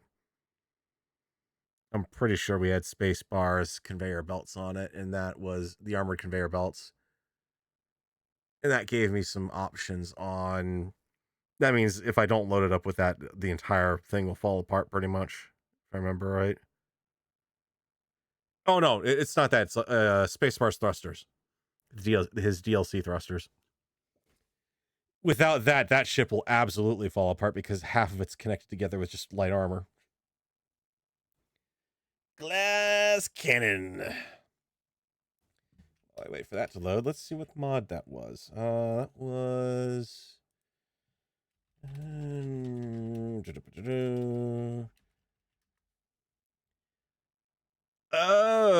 Okay. Oh, wow. They are going hard over on that, aren't they? No, that's a different one. That didn't have a thing on it, did it?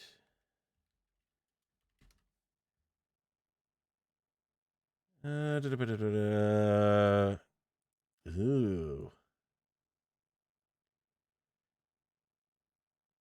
Let's see if I can find, because I was specifically... Oh, the bubble shield that I was using. Yeah. Which was almost guaranteed to have probably been a victim of StarCore / all the brouhaha about custom weaponry and everything must be weapon core now and yada, yada, yada. Yeah, that was the bubble shields. Let me see if I can find... to here, to that. Original mod, yeah. Which is now Defense Shield StarCore. Keep your mods away from my survival stuff, please. Oh, yeah, it's been a while since I've been in here. Front of, back of.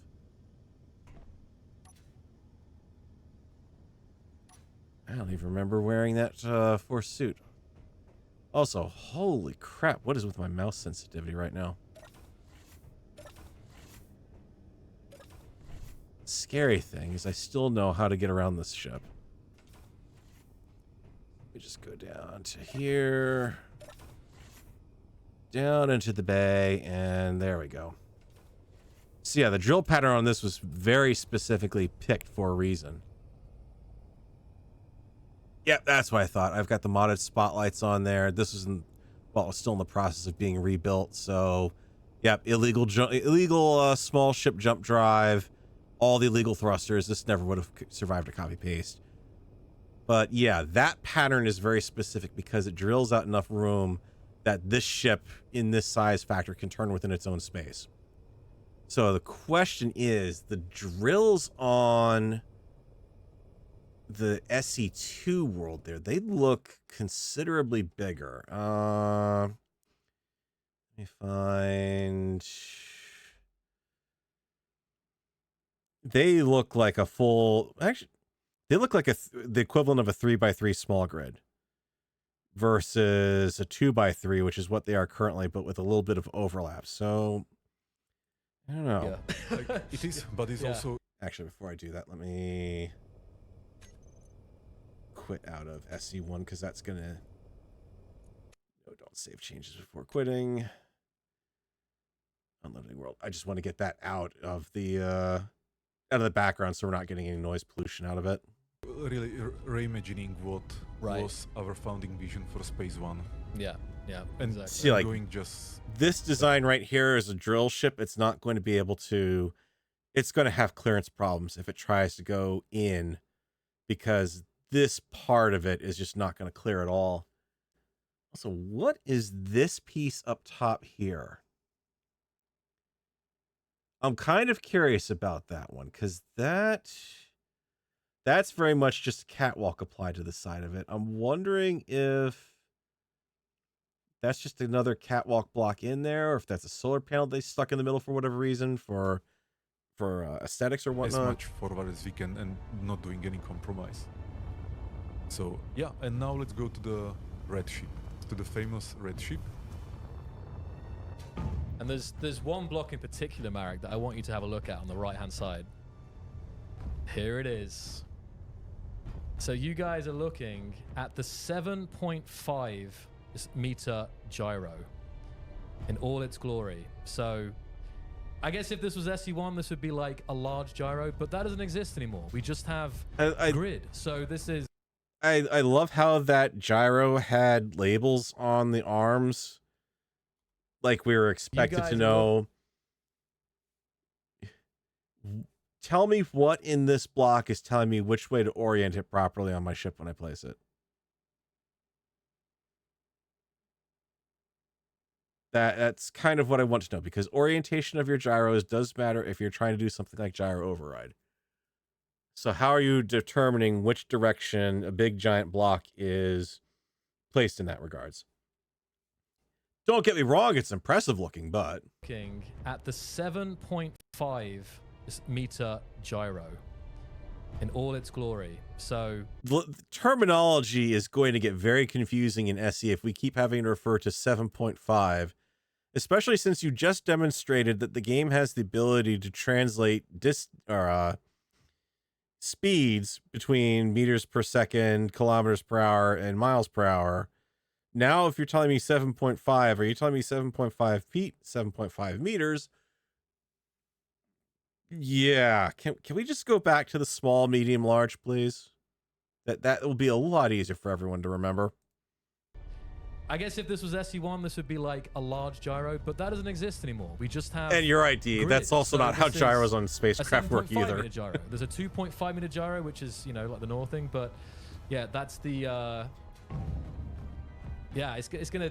That's what. Technically, your average SE spaceship, if it ever got into a battle, would be completely screwed over because you'd be flirting with gimbal lock half the time. How will we calling all the blocks now? Like by the meterage.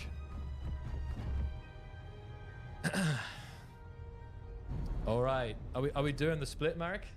Let's try. Okay. Fingers crossed. Let's go. Here we hope steam A, the game ahead. doesn't crash, and B. Oh yeah, By because the you way, might. yeah, because I don't want to destroy the cockpit with Yeah. me. But we have. Oh, come on. We want to see the redesigned death this ship animation. completely. You know, basically like building on 25 centimeter grid system, and I think it's much better. It's much easier to orient yourself inside. And I don't know if I would consider that true, so honestly. And the new thrusters, the new. That's almost as confusing thruster as effects Vanguard. well, Marek, there. Yes. And you can aim. You can actually aim. Oh, you can actually aim better with this new cockpit. The We've got enough speed. inertia. Actually, we're already going. How can you say that it's better? Come on, Zoc. No, that's not easier to aim with just because of a new cockpit. You know, you have the hangar and everything. So yeah. So let's try it. And the new thrusters, the new thruster effects as well, Marek. There. Yes. And you can aim. You can actually aim. Oh, you can actually aim better with this new cockpit. You can aim better with anything when you have the external view. Come We on. got enough speed. Actually, we're already going like 50. Okay, someone speed test the red ship. Could that really have gotten up to that speed? I don't think we had enough speed that time. And now you're below 20 meters a second, so Okay. collision. Here's where I'm wondering if there's the other reason why they put this 20 meter per second speed limit in. Because if you watch the collision as it happens, so he's hitting it close to 60 meters per second. Not perfect, but reasonably close to it. And I changed down to that. Now, naturally, we're going to see the speed fall off. 60, actually almost 70 to some extent. The speed actually the speed's even fluctuating pretty badly there. Watch.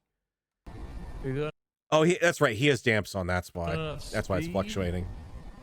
Actually, we're already going like. So he was going 50. 70, and then he's just drastically slows. So he hits it 50-ish. Damage, stop. The damage should be stopping about here to the grids, because now we're below this magical 20 meter per second threshold. Speed that time. I wonder if that was done. I like how. Please tell me we can turn off that stupid message. We've refunded you X number of PCU because of destruction of blocks on yada yada yada. I hope that can be turned off, because that's going to be really freaking annoying if it can't be turned off. If you're trying to do anything like a capture the base thing, and you've got to try to destroy an objective in someone's base, and suddenly you get that notification popping up, right? Oh, you've just been refunded some PCU because your node is being attacked. That, yeah, it stays. Oh.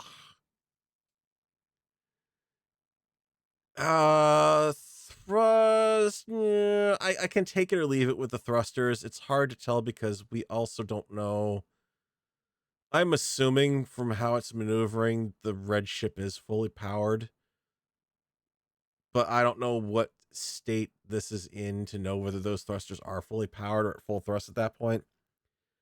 I'm not too worried about the look of the thrusters just yet, as far as the thrust effects. What I'm thinking about is this 20 meter per second threshold is there to stop phasing and stop things from managing to pop into other grids. Because at some point at 20 meters per second, the game is going to be like, okay, that's it. Everything's invincible, and maybe that will let you just snap apart at that point. I'm curious to see what kind of damage he's gotten out of this, which I don't think is going to be a lot. I don't think he hit that at quite enough of a speed. We're going to back it up, do it again, hit it at 300. Yeah, that did next to nothing. New sound. I mean, there's across everywhere. There's new sounds, right? So there's and again, sound as well. No, you're not going fast enough, Merrick. Come on. No, don't embarrass yourself here. And we can probably see the fractures as well on the inside, Marek. The fractures flying around. You press. We can actually go and check it out. Yeah. Didn't split it this time, but it's okay. Oh, great. Random blocks floating all around inside the ship. That's going to be fun. So let's see some of these. Show me a... I'm seeing block deformation, block deformation, block deformation. Hey, Merrick, walk on a damaged armor block and see if you glitch out all over the place like you do in SE1. Okay, a broken railing is the worst I've seen so far. That's all I've seen is one broken railing. The damage to the right of him there. And that's the classic, yeah. And I love how he's GTFOing. He's GTFOing, which tells me that demo just failed horribly. The character model looks nice. The new backpack is going to have to grow on me a little bit before I'm used to it. I kind of like the old fabric-y look of the other ones. It's a little more realistic to what you see out there today, but yeah, it is what it is. I think that demo he didn't quite hit that with hard enough force to justify fracturing anything that second time. He backed off and didn't back off far enough. But you also saw how both times he collided, there was a lot of lag in the game. They've got a lot of optimizations to work through. That was not a complicated collision. That was a relatively simple collision. Here as well.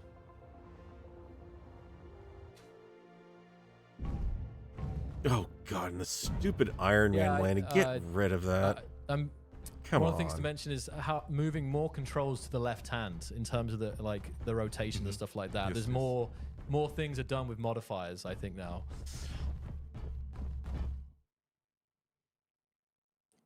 The windows. Oh, you know what you should show, Marek? You should show the windows have the same attach points, it looks like there. You mean this tunnel? This corridor, yeah. They haven't changed that because you could see over here when he was standing over here, the inside bottom edge. So they're still designed to attach to a block on the top and technically a block on the bottom on the inside of it. Yeah. Okay. What is this? Is this what our new upgrade system is going to look like for refineries? Because that would be power utilization. That, I'm guessing, would be speed. So I'm guessing the add-on modules are literally just tiny little things that plug into the side now versus the big giant things that used to be on the back. I don't quite know if I like that because now you've got add-ons. You've got something in SE1, your refinery modifiers, or this could be assembler for all I know. I can't recognize either, but I think that's a refinery. That looks like it's an upgrade that's basically would poke out the side, and it wouldn't be it's going to be a relatively small size if it's going to fit here. And it's going to be poking out of the side in an abnormal way, whereas at least with the refineries that we have in SC1, all the enhancement blocks are on the back of it. So you just reserve a 2x4 area on the back of your refinery, and you've got room for it. Here, how do you reserve the space to put something in here? And also, is there some system that still precludes one thing over the other?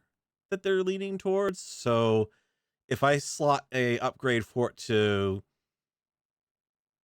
I don't know why power plus would be a thing. That would seem like increasing the amount of power it's using instead of power efficiency.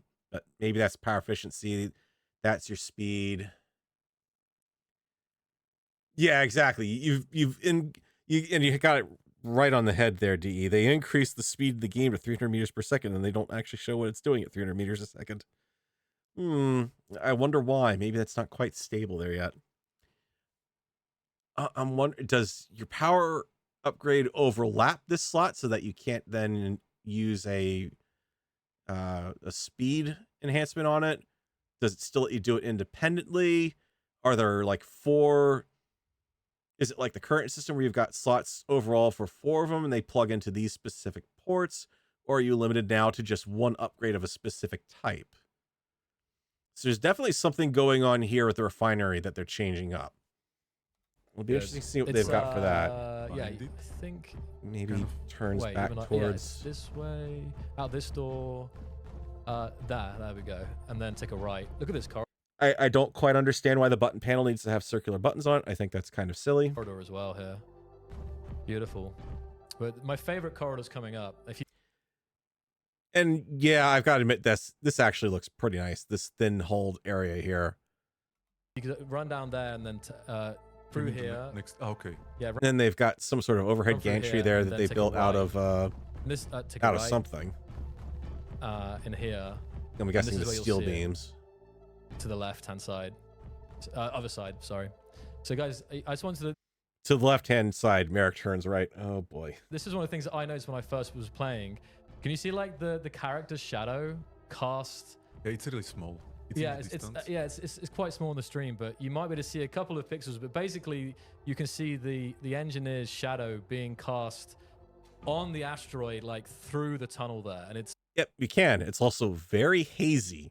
It's something that I don't know why. It's just a random little small thing. But when I was playing, it's a soft shadow compared to the hard shadow of everything else, which is it for the first time. I was like, wow. I'm guessing super sharp. The pipes are probably pillars, from what I'm guessing. As well, I can see the outline of the engineer completely. So. And I'm sure they haven't thought that far ahead. I'm sure they've just implemented stuff and they said, yeah, we'll figure that out when we get to it, because they've very openly said, yeah, we haven't implemented 90% of this at this point now. So that was something. I think it's beautiful. Yeah. And obviously there's ray tracing, and there's so many. There's on the graphical side, on the render side, there's a lot of new technologies. Yeah, I think we can end with the destruction. Yeah. Okay.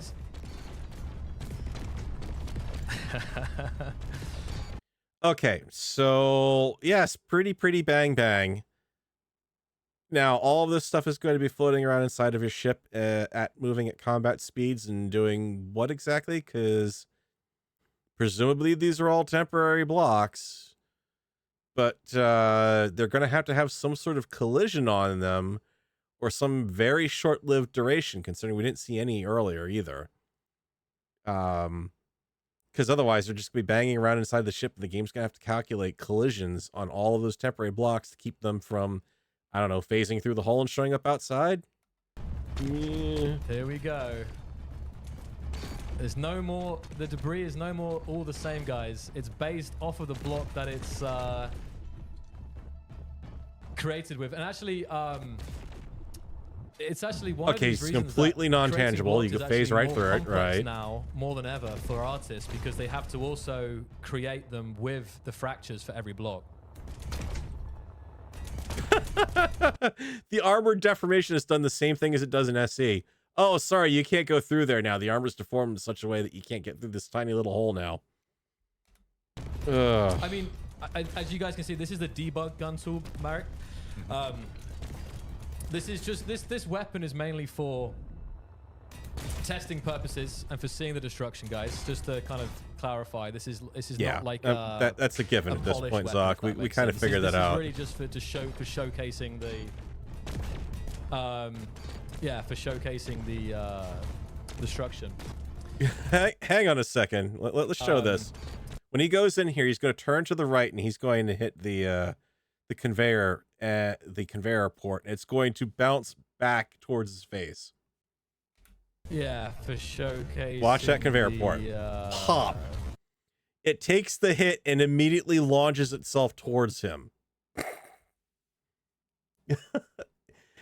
I've just shot this thing and it's immediately going to just ricochet back right at my face. Okay.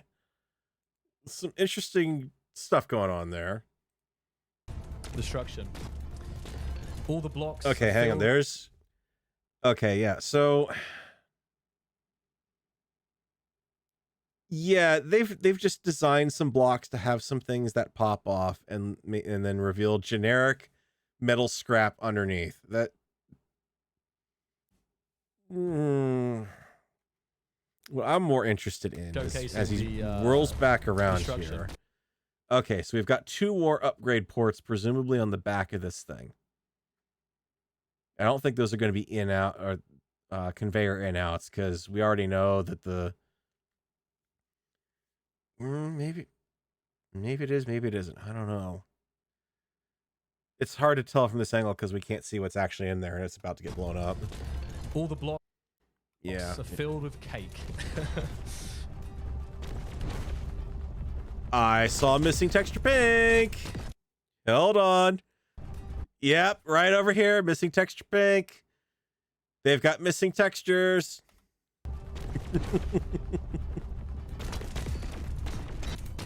Someone's UV map isn't quite right. So we developed the gun first just to test the game. Then later we realized like we probably should make it part of the creative mode. You know, yeah, just for people to have fun with. Yeah. Fun with. It will not be part of survival. Obviously, it's also like pretty. Yeah. That's a lot of pretty bang bang, and then it goes away. And later we realized like that we should make it part of the creative mode. You know, yeah, just for people to have fun with. That's a visual improvement over what SE1 had, with just the random box lengths with junk textures on them, but they still... No wonder it was absolutely ricocheting through CPU, because I'm pretty sure all of these pieces are reacting in physics. All the blocks are filled with cake.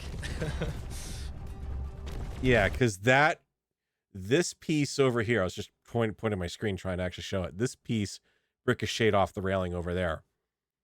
So every time something explodes, it's going to break up into pieces that then can interact with other pieces at a physics level, if only just to visually bounce around. So yeah, no wonder when he hit the ship, that thing, the game absolutely tanked. Wow, they're going to have their hands full trying to optimize this. That's not an easy fix. We developed the gun first just to test. Like there you can see that back piece like bounce. Part of the creative mode, bounce. You know, yeah, just for people to have fun with. Yeah. Fun with. They're short-lived particles, but wow, that's full physics calculation on them. Holy crap. DE. I hope you guys have your PC ready for this, for anything you're doing with Deadly Salvage, because yeah, your combat scenes are gonna get really expensive if you try to run them under SE2. Holy crap. One simple explosion is going to turn anything into a loot pinata, basically.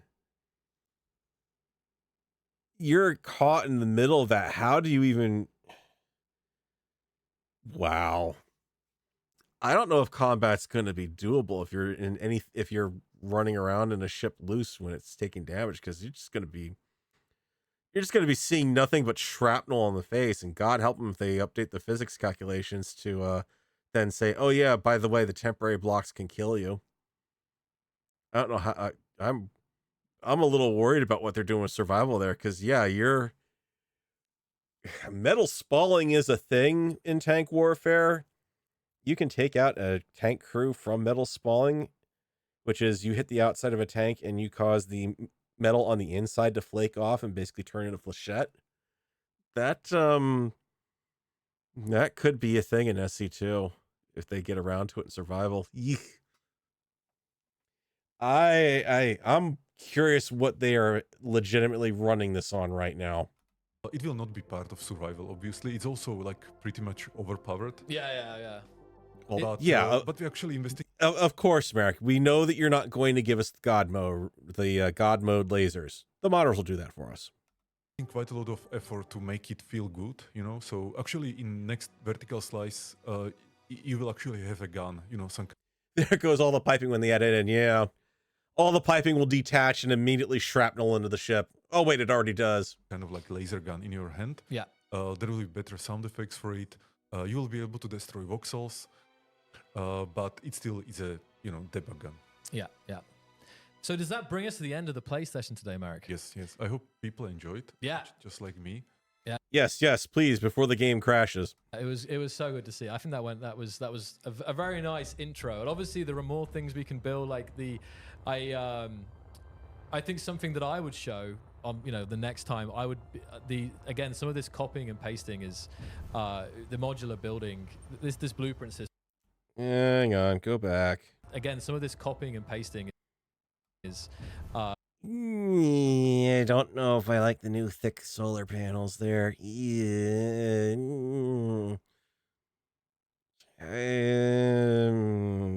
Jury's out on that one. They seem a little too thick to me.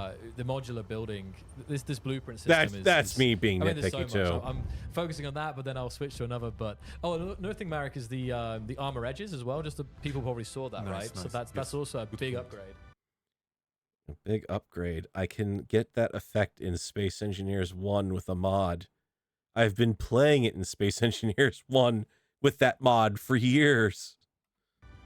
I will show it. So you can see them, all armors, they have these. They're slightly beveled now. Woo. Yay. Yeah. You want to know why this thing needs to have a second gen, third gen RTX graphics card? No, that's why. Like soft, rounded bevel. Yeah. And you can see them on, let's call it like small armor or like, small pieces, but they are also on the bigger ones, like here. And the reason is that, it just feels more natural. Yeah. And more better. And it also looks better when you look on the ships. Okay. Oh no, hang on. No. You want to know what would look more natural, Merrick? If these things actually lined up here. All these grooves. How on SE1 none of your panel textures ever line up anywhere. Yeah. Yeah, they just end, and SE1 has all those caps on the armor blocks for that reason, because it's hiding the fact that nothing lines up.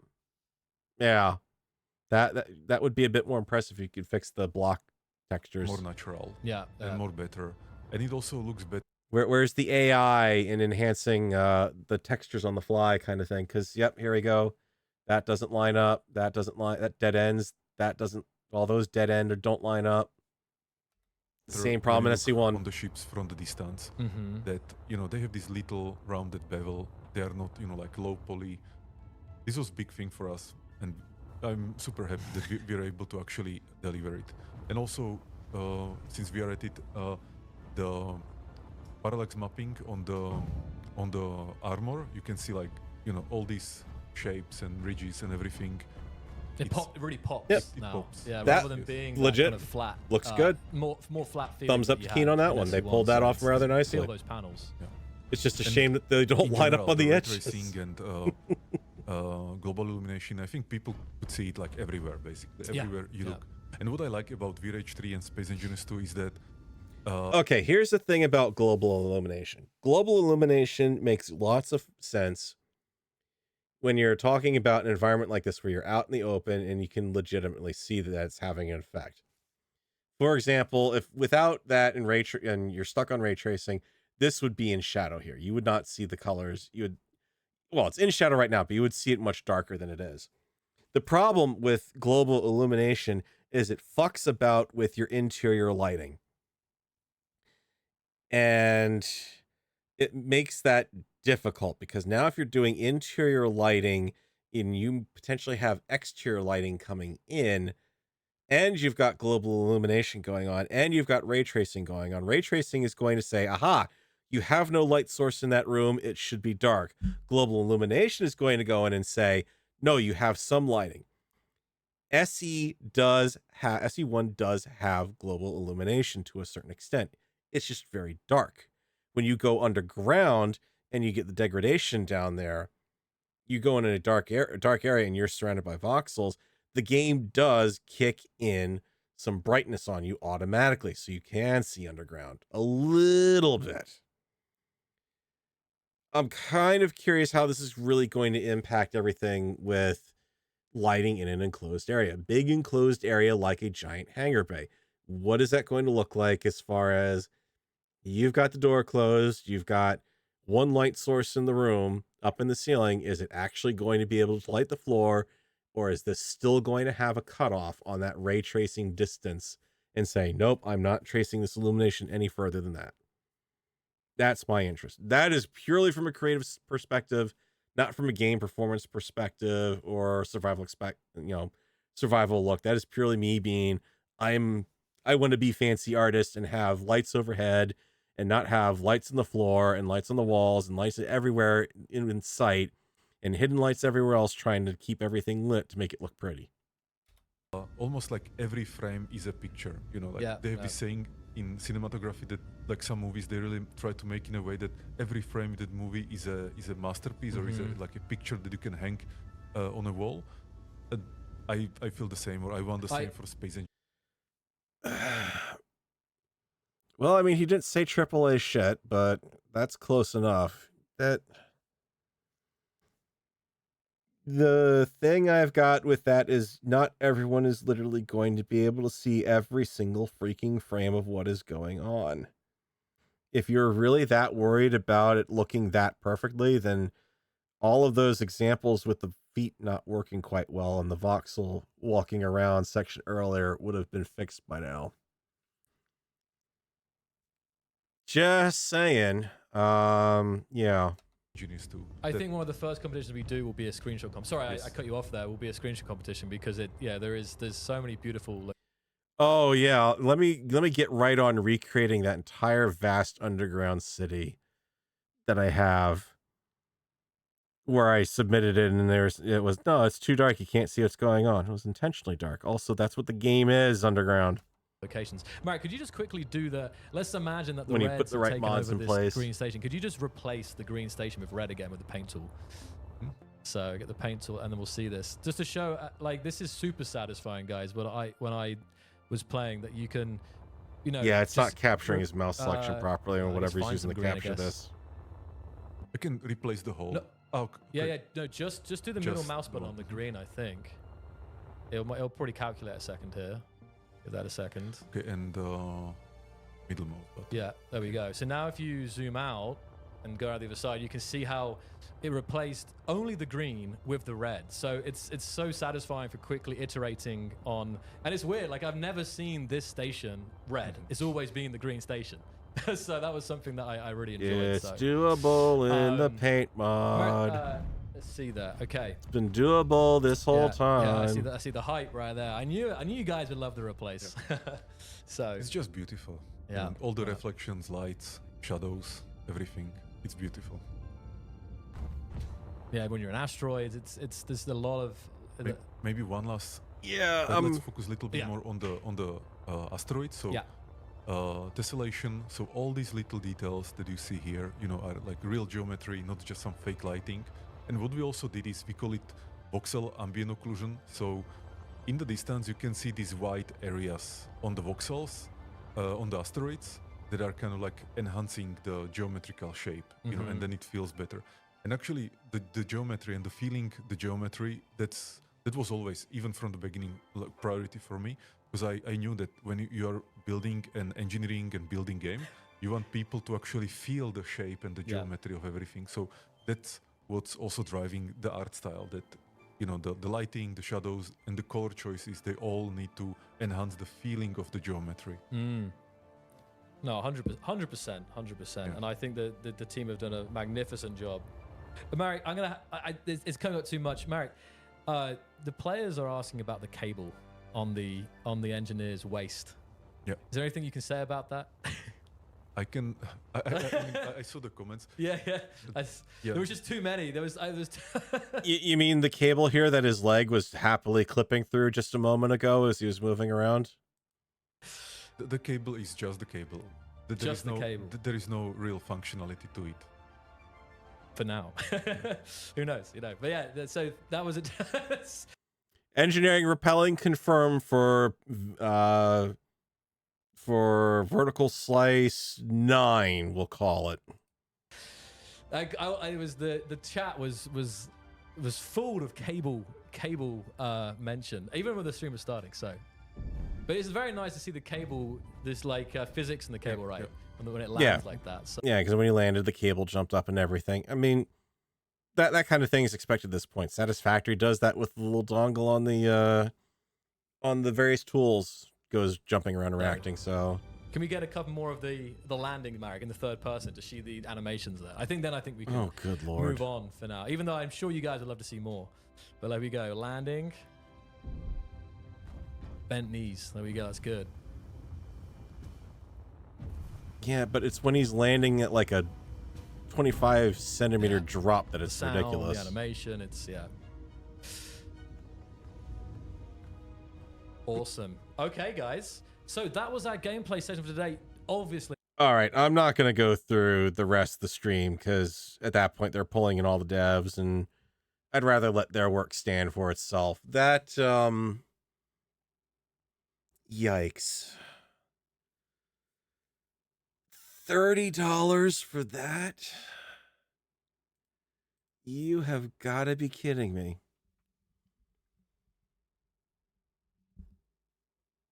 30 for what? What? You're not getting any functionality. You're getting a creative mode experience that will give you about 30 minutes of time in the game being able to do some interesting things, and then that'll be it. Because you can't take any of it. There's no survival. There's no subgrids. You'll also note, even with the armor blocks, there's no 2x1 slopes anymore. At least not in this iteration. So everything is now going to be hard angular edges until those return, if they return. Because I imagine trying to do the math calculation on doing sub-blocks on those is not easy. Same thing with, obviously I'm used to working with having elongated ramps. Can't pull those in because that's a mod. Mod's not supported yet. The only thing you're getting is some thinner walls and some extra windows, and that's it.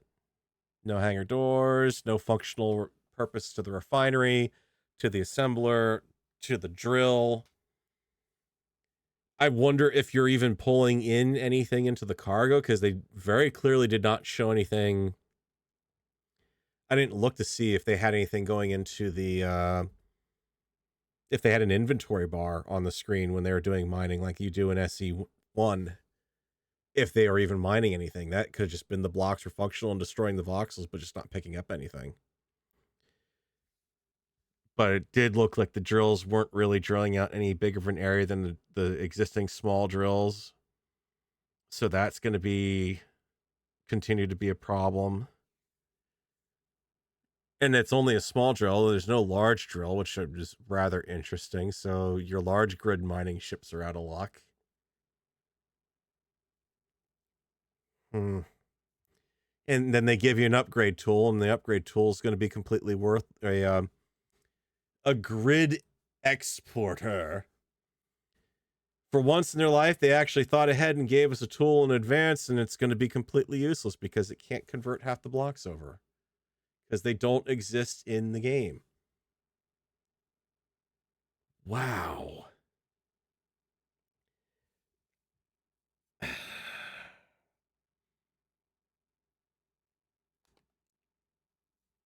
All right. Let me try to wrap this up because I've been going on this for 5.5 hours. I think the time has come to wrap it up and finish up here. So, question number 1, do you buy it?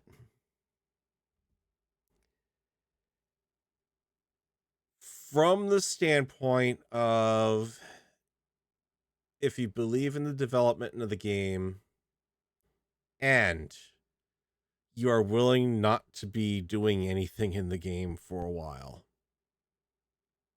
then I would say, yeah, it's probably worth grabbing now, because you'll be grabbing it for a cheaper price than you would if you were buying it, when it finally does hit 1.0 and however long that's going to take.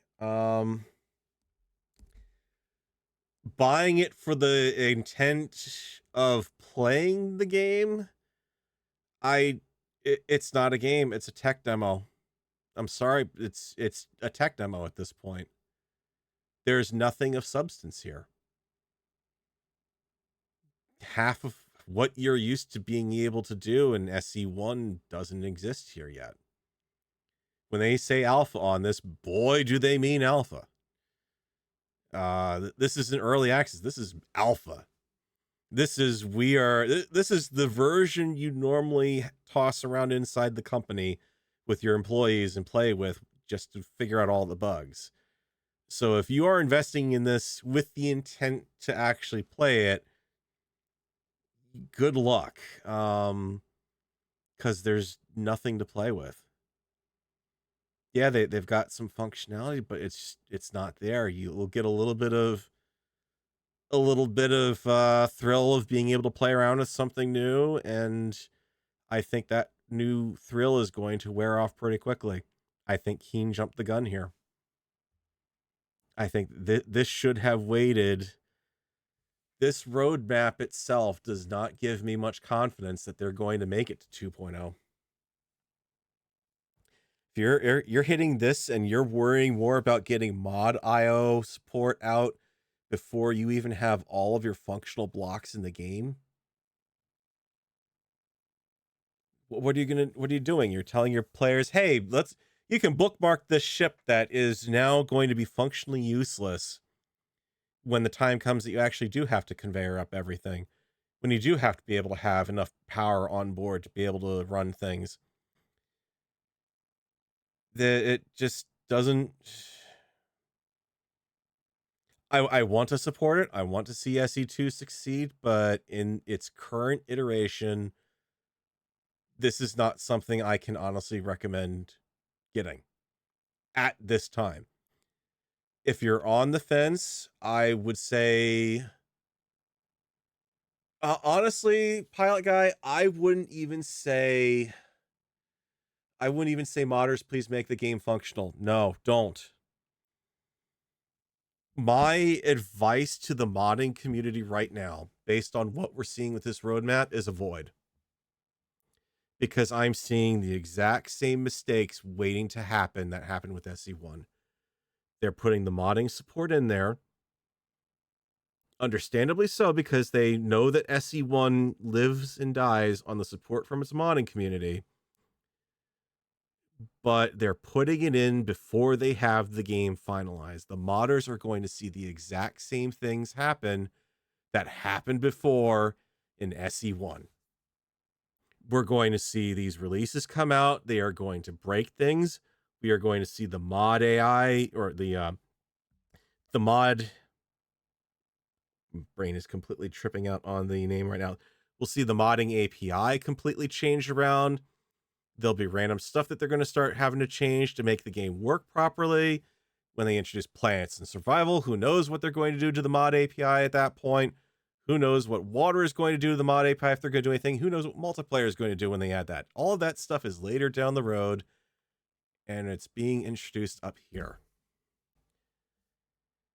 Back when they have no functionality to work with. How well developed of a modding API are you going to expect to get at that point, if the blocks physically do not exist in the game yet?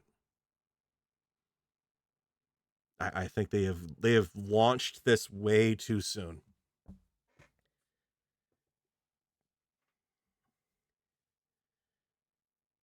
when I bought Satisfactory, I bought it, I played it, I knew enough from playing it that it was there, but they were also still changing quite a few things in the game.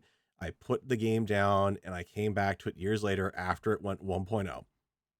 And that was the right move to make with that game, because then I could get back into the game.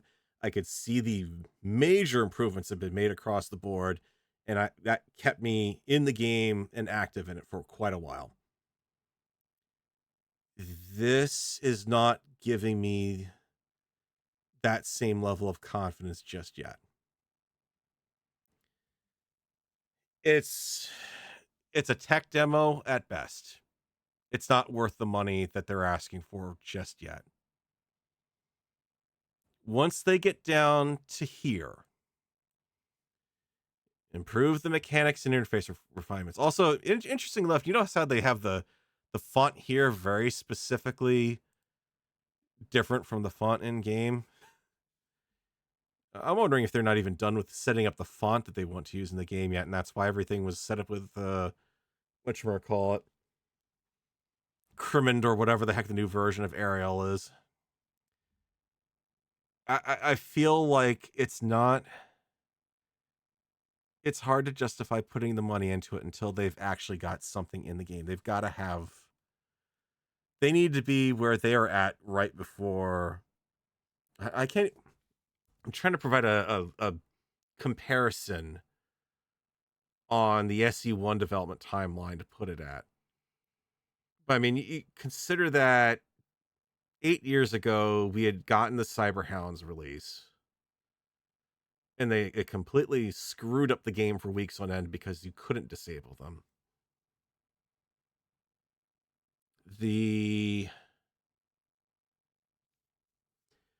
When would I have said SE1 would have been playable, really? Let's try. Maybe someone's got a good version history I can work off of here. Yeah, back when I did the major and minor updates. See, I mean, here we go, where we were looking at, the really older versions of the game. That even then that was considered beta. They're openly calling this alpha. So there is no way it's not ready yet. It's not ready for prime time. It's not ready for reruns at 3 a.m. in the morning because you've got nothing to do. I mean, this is, here we go, July 27. July 2017. Decoy block textures and construction models, emissives for corner panels. Dead astronaut collision model needing to be fixed. Could not backspace after with invulnerability set on. Seeper performance to run easy start Earth and 16 ship flying snare and 60 FPS on a 3 gigahertz hyper-threaded quad-core processor. Yeah, here we go. This is back when you could actually run it on an NVIDIA 980 GTX. Yeah, right. That, when did they do stuff here?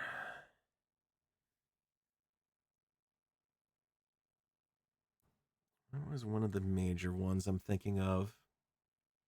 Yeah, here's your physics update. 2017 November. So, consider this is 7 years ago, a little over 7 years ago at this point. And that was just when they had gone through, I believe, one of the first physics upgrades. Laser antenna range increased, new warnings for worlds with unsafe grids, turret-friendly damage options, subgrid damage. Yeah, this is when they had made a lot of changes. This is one of the bigger ones. So considering it took 4 years to hit a version of the game where some of the glaring bugs weren't out and they were still fixing all of this. I think I've got to call it as Take Two and call me in the morning. I would hold on buying this unless you are a die-hard Space Engineers fan, unless you are a die-hard Keen fanboy. If you are, more the power to you. But I would hold off on this for a year. I would wait to see what they're actually doing, where they're going with this, what they actually get up and running in the game in that time. Probably, if they're sticking to this roadmap like glue, I'd be waiting for that vertical slice. Maybe even slice 2. Because for me personally, I'm probably going to be waiting till slice 2.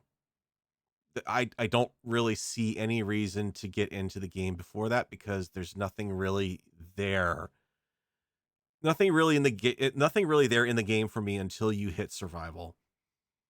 And until you hit and planets, planets I can live with or without, but survival at a minimum. Yeah. Until then, it's a tech demo. Until you've got survival, it's not a game at that point. You can make some pretty things, but like, even to the point of spending time to pull over, yeah, we've got a grid exporter, great, but even taking the time to pull anything over, it's not worth it until you've got survival.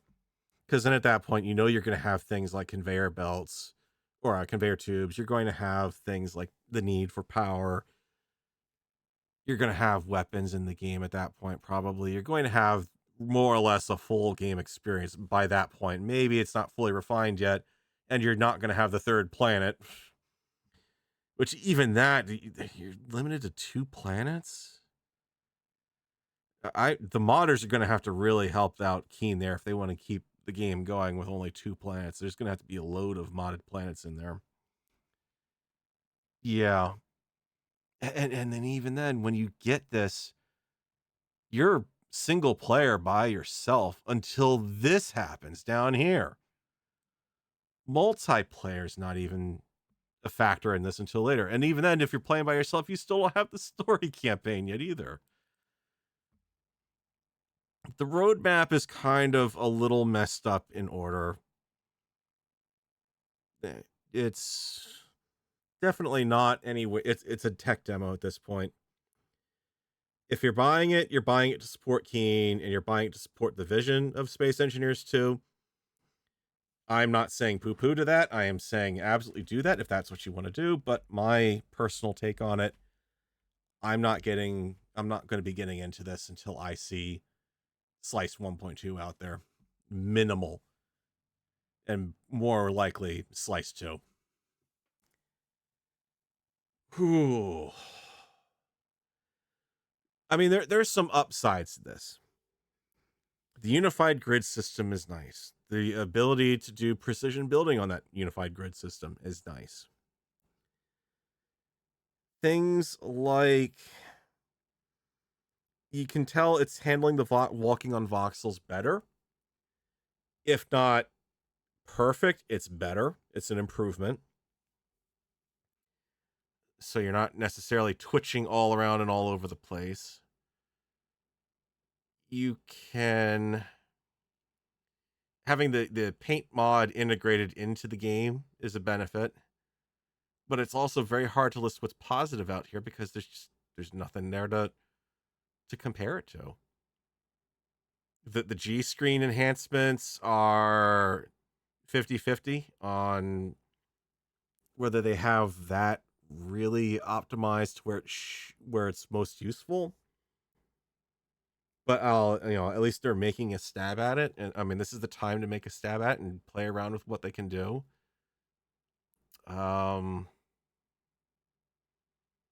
That's really about it. I mean, yeah, they can promise anything they want for dedicated servers running this better, but until you... I think here's the other thing, the other elephant in the room, honestly, is, okay, what was this tech demo running on? was this tech demo running on a recommended system from their column? Because you could tell it was tanking a little bit. Fair enough. There are optimizations that they can certainly be making to the game, that they almost certainly will be making to it, but it was tanking at collisions. We've been through this in Space Engineers, and that collision from your average Space Engineer player was minor.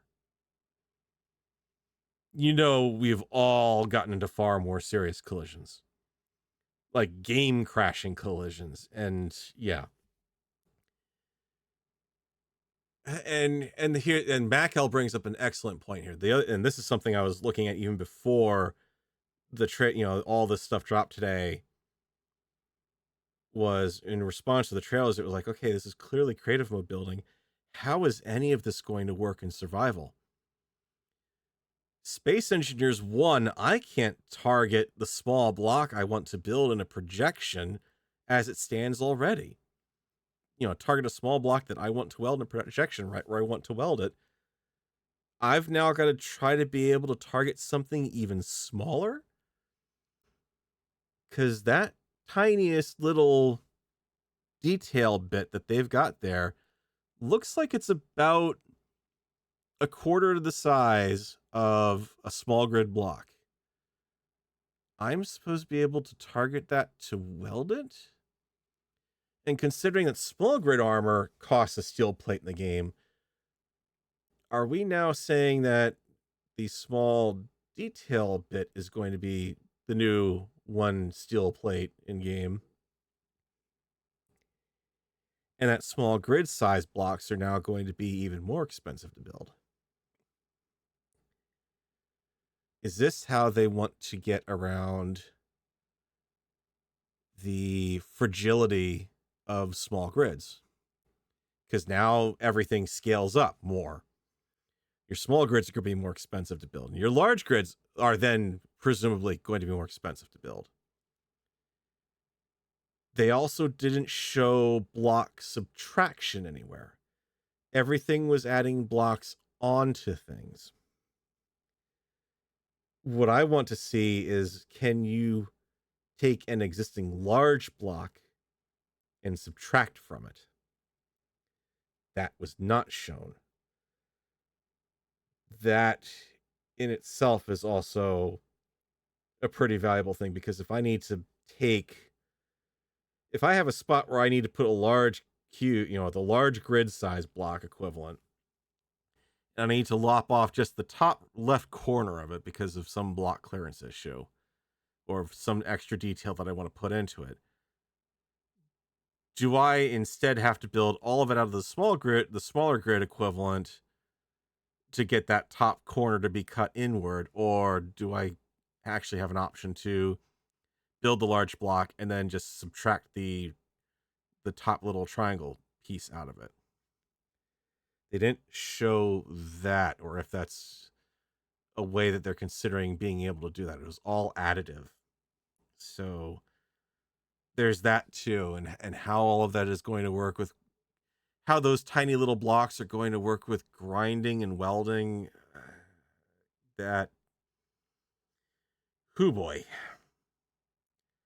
Let alone, okay, it sounded like they were also, the mirroring and everything sounds like they might be leaning towards it sort of being like the projection system. You build a grid in this spot and it'll mirror it in a projected form on the other side potentially, which, okay, that's at least a way to get mirroring up in creative or in survival. I can't really think of any better ways to pull it off, but I'm on the fence on that one. But yeah, I think my opinion is wait a year for it. Give it a year. Let Keen work on it. Let them get through all the early issues. Let them get to an actual beta, because it's a viable demo. It's proof that they can do quite a bit. But the actual SC2 at this point is not Space Engineers. It's just not. The feature set is 15, 10% complete tops. Everything that's missing in SE1 and that is not in SE2 is still core to that Space Engineers experience. And until they get a little further along on that line, it's just not gonna stack up. 1.5 steel plate. Oh, great. Yeah, that would be great. Let's start doing the fractional components. I'm sure that'll work out real great.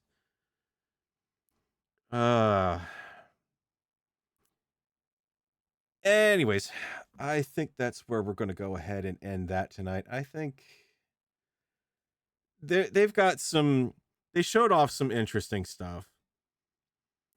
Nice to, and don't get me wrong, Keen, props to you guys for coming out with a roadmap this time.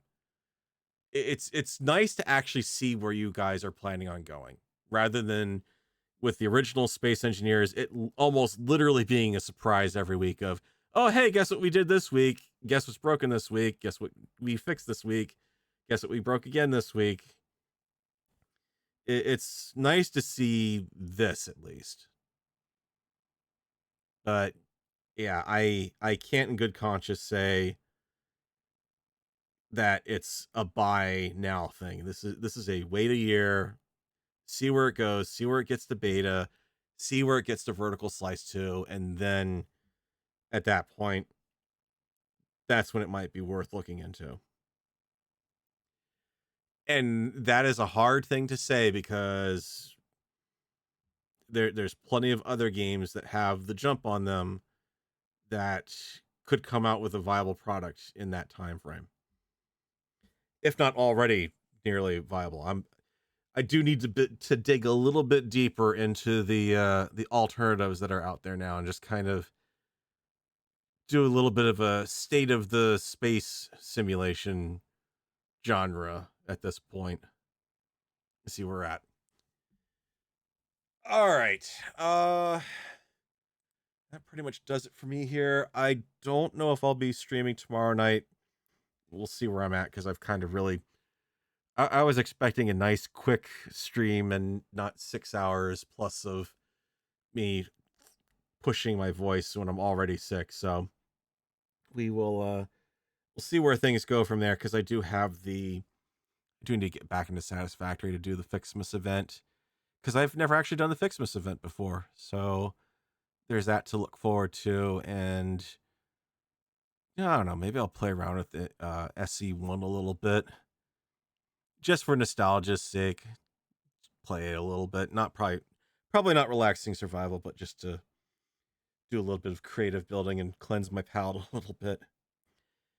Anyways, thank you guys for watching, and I will catch you guys next time, assuming that it did cut over. Yep, it did. All right. No SE Classic. Catch you guys next time. Have a good night.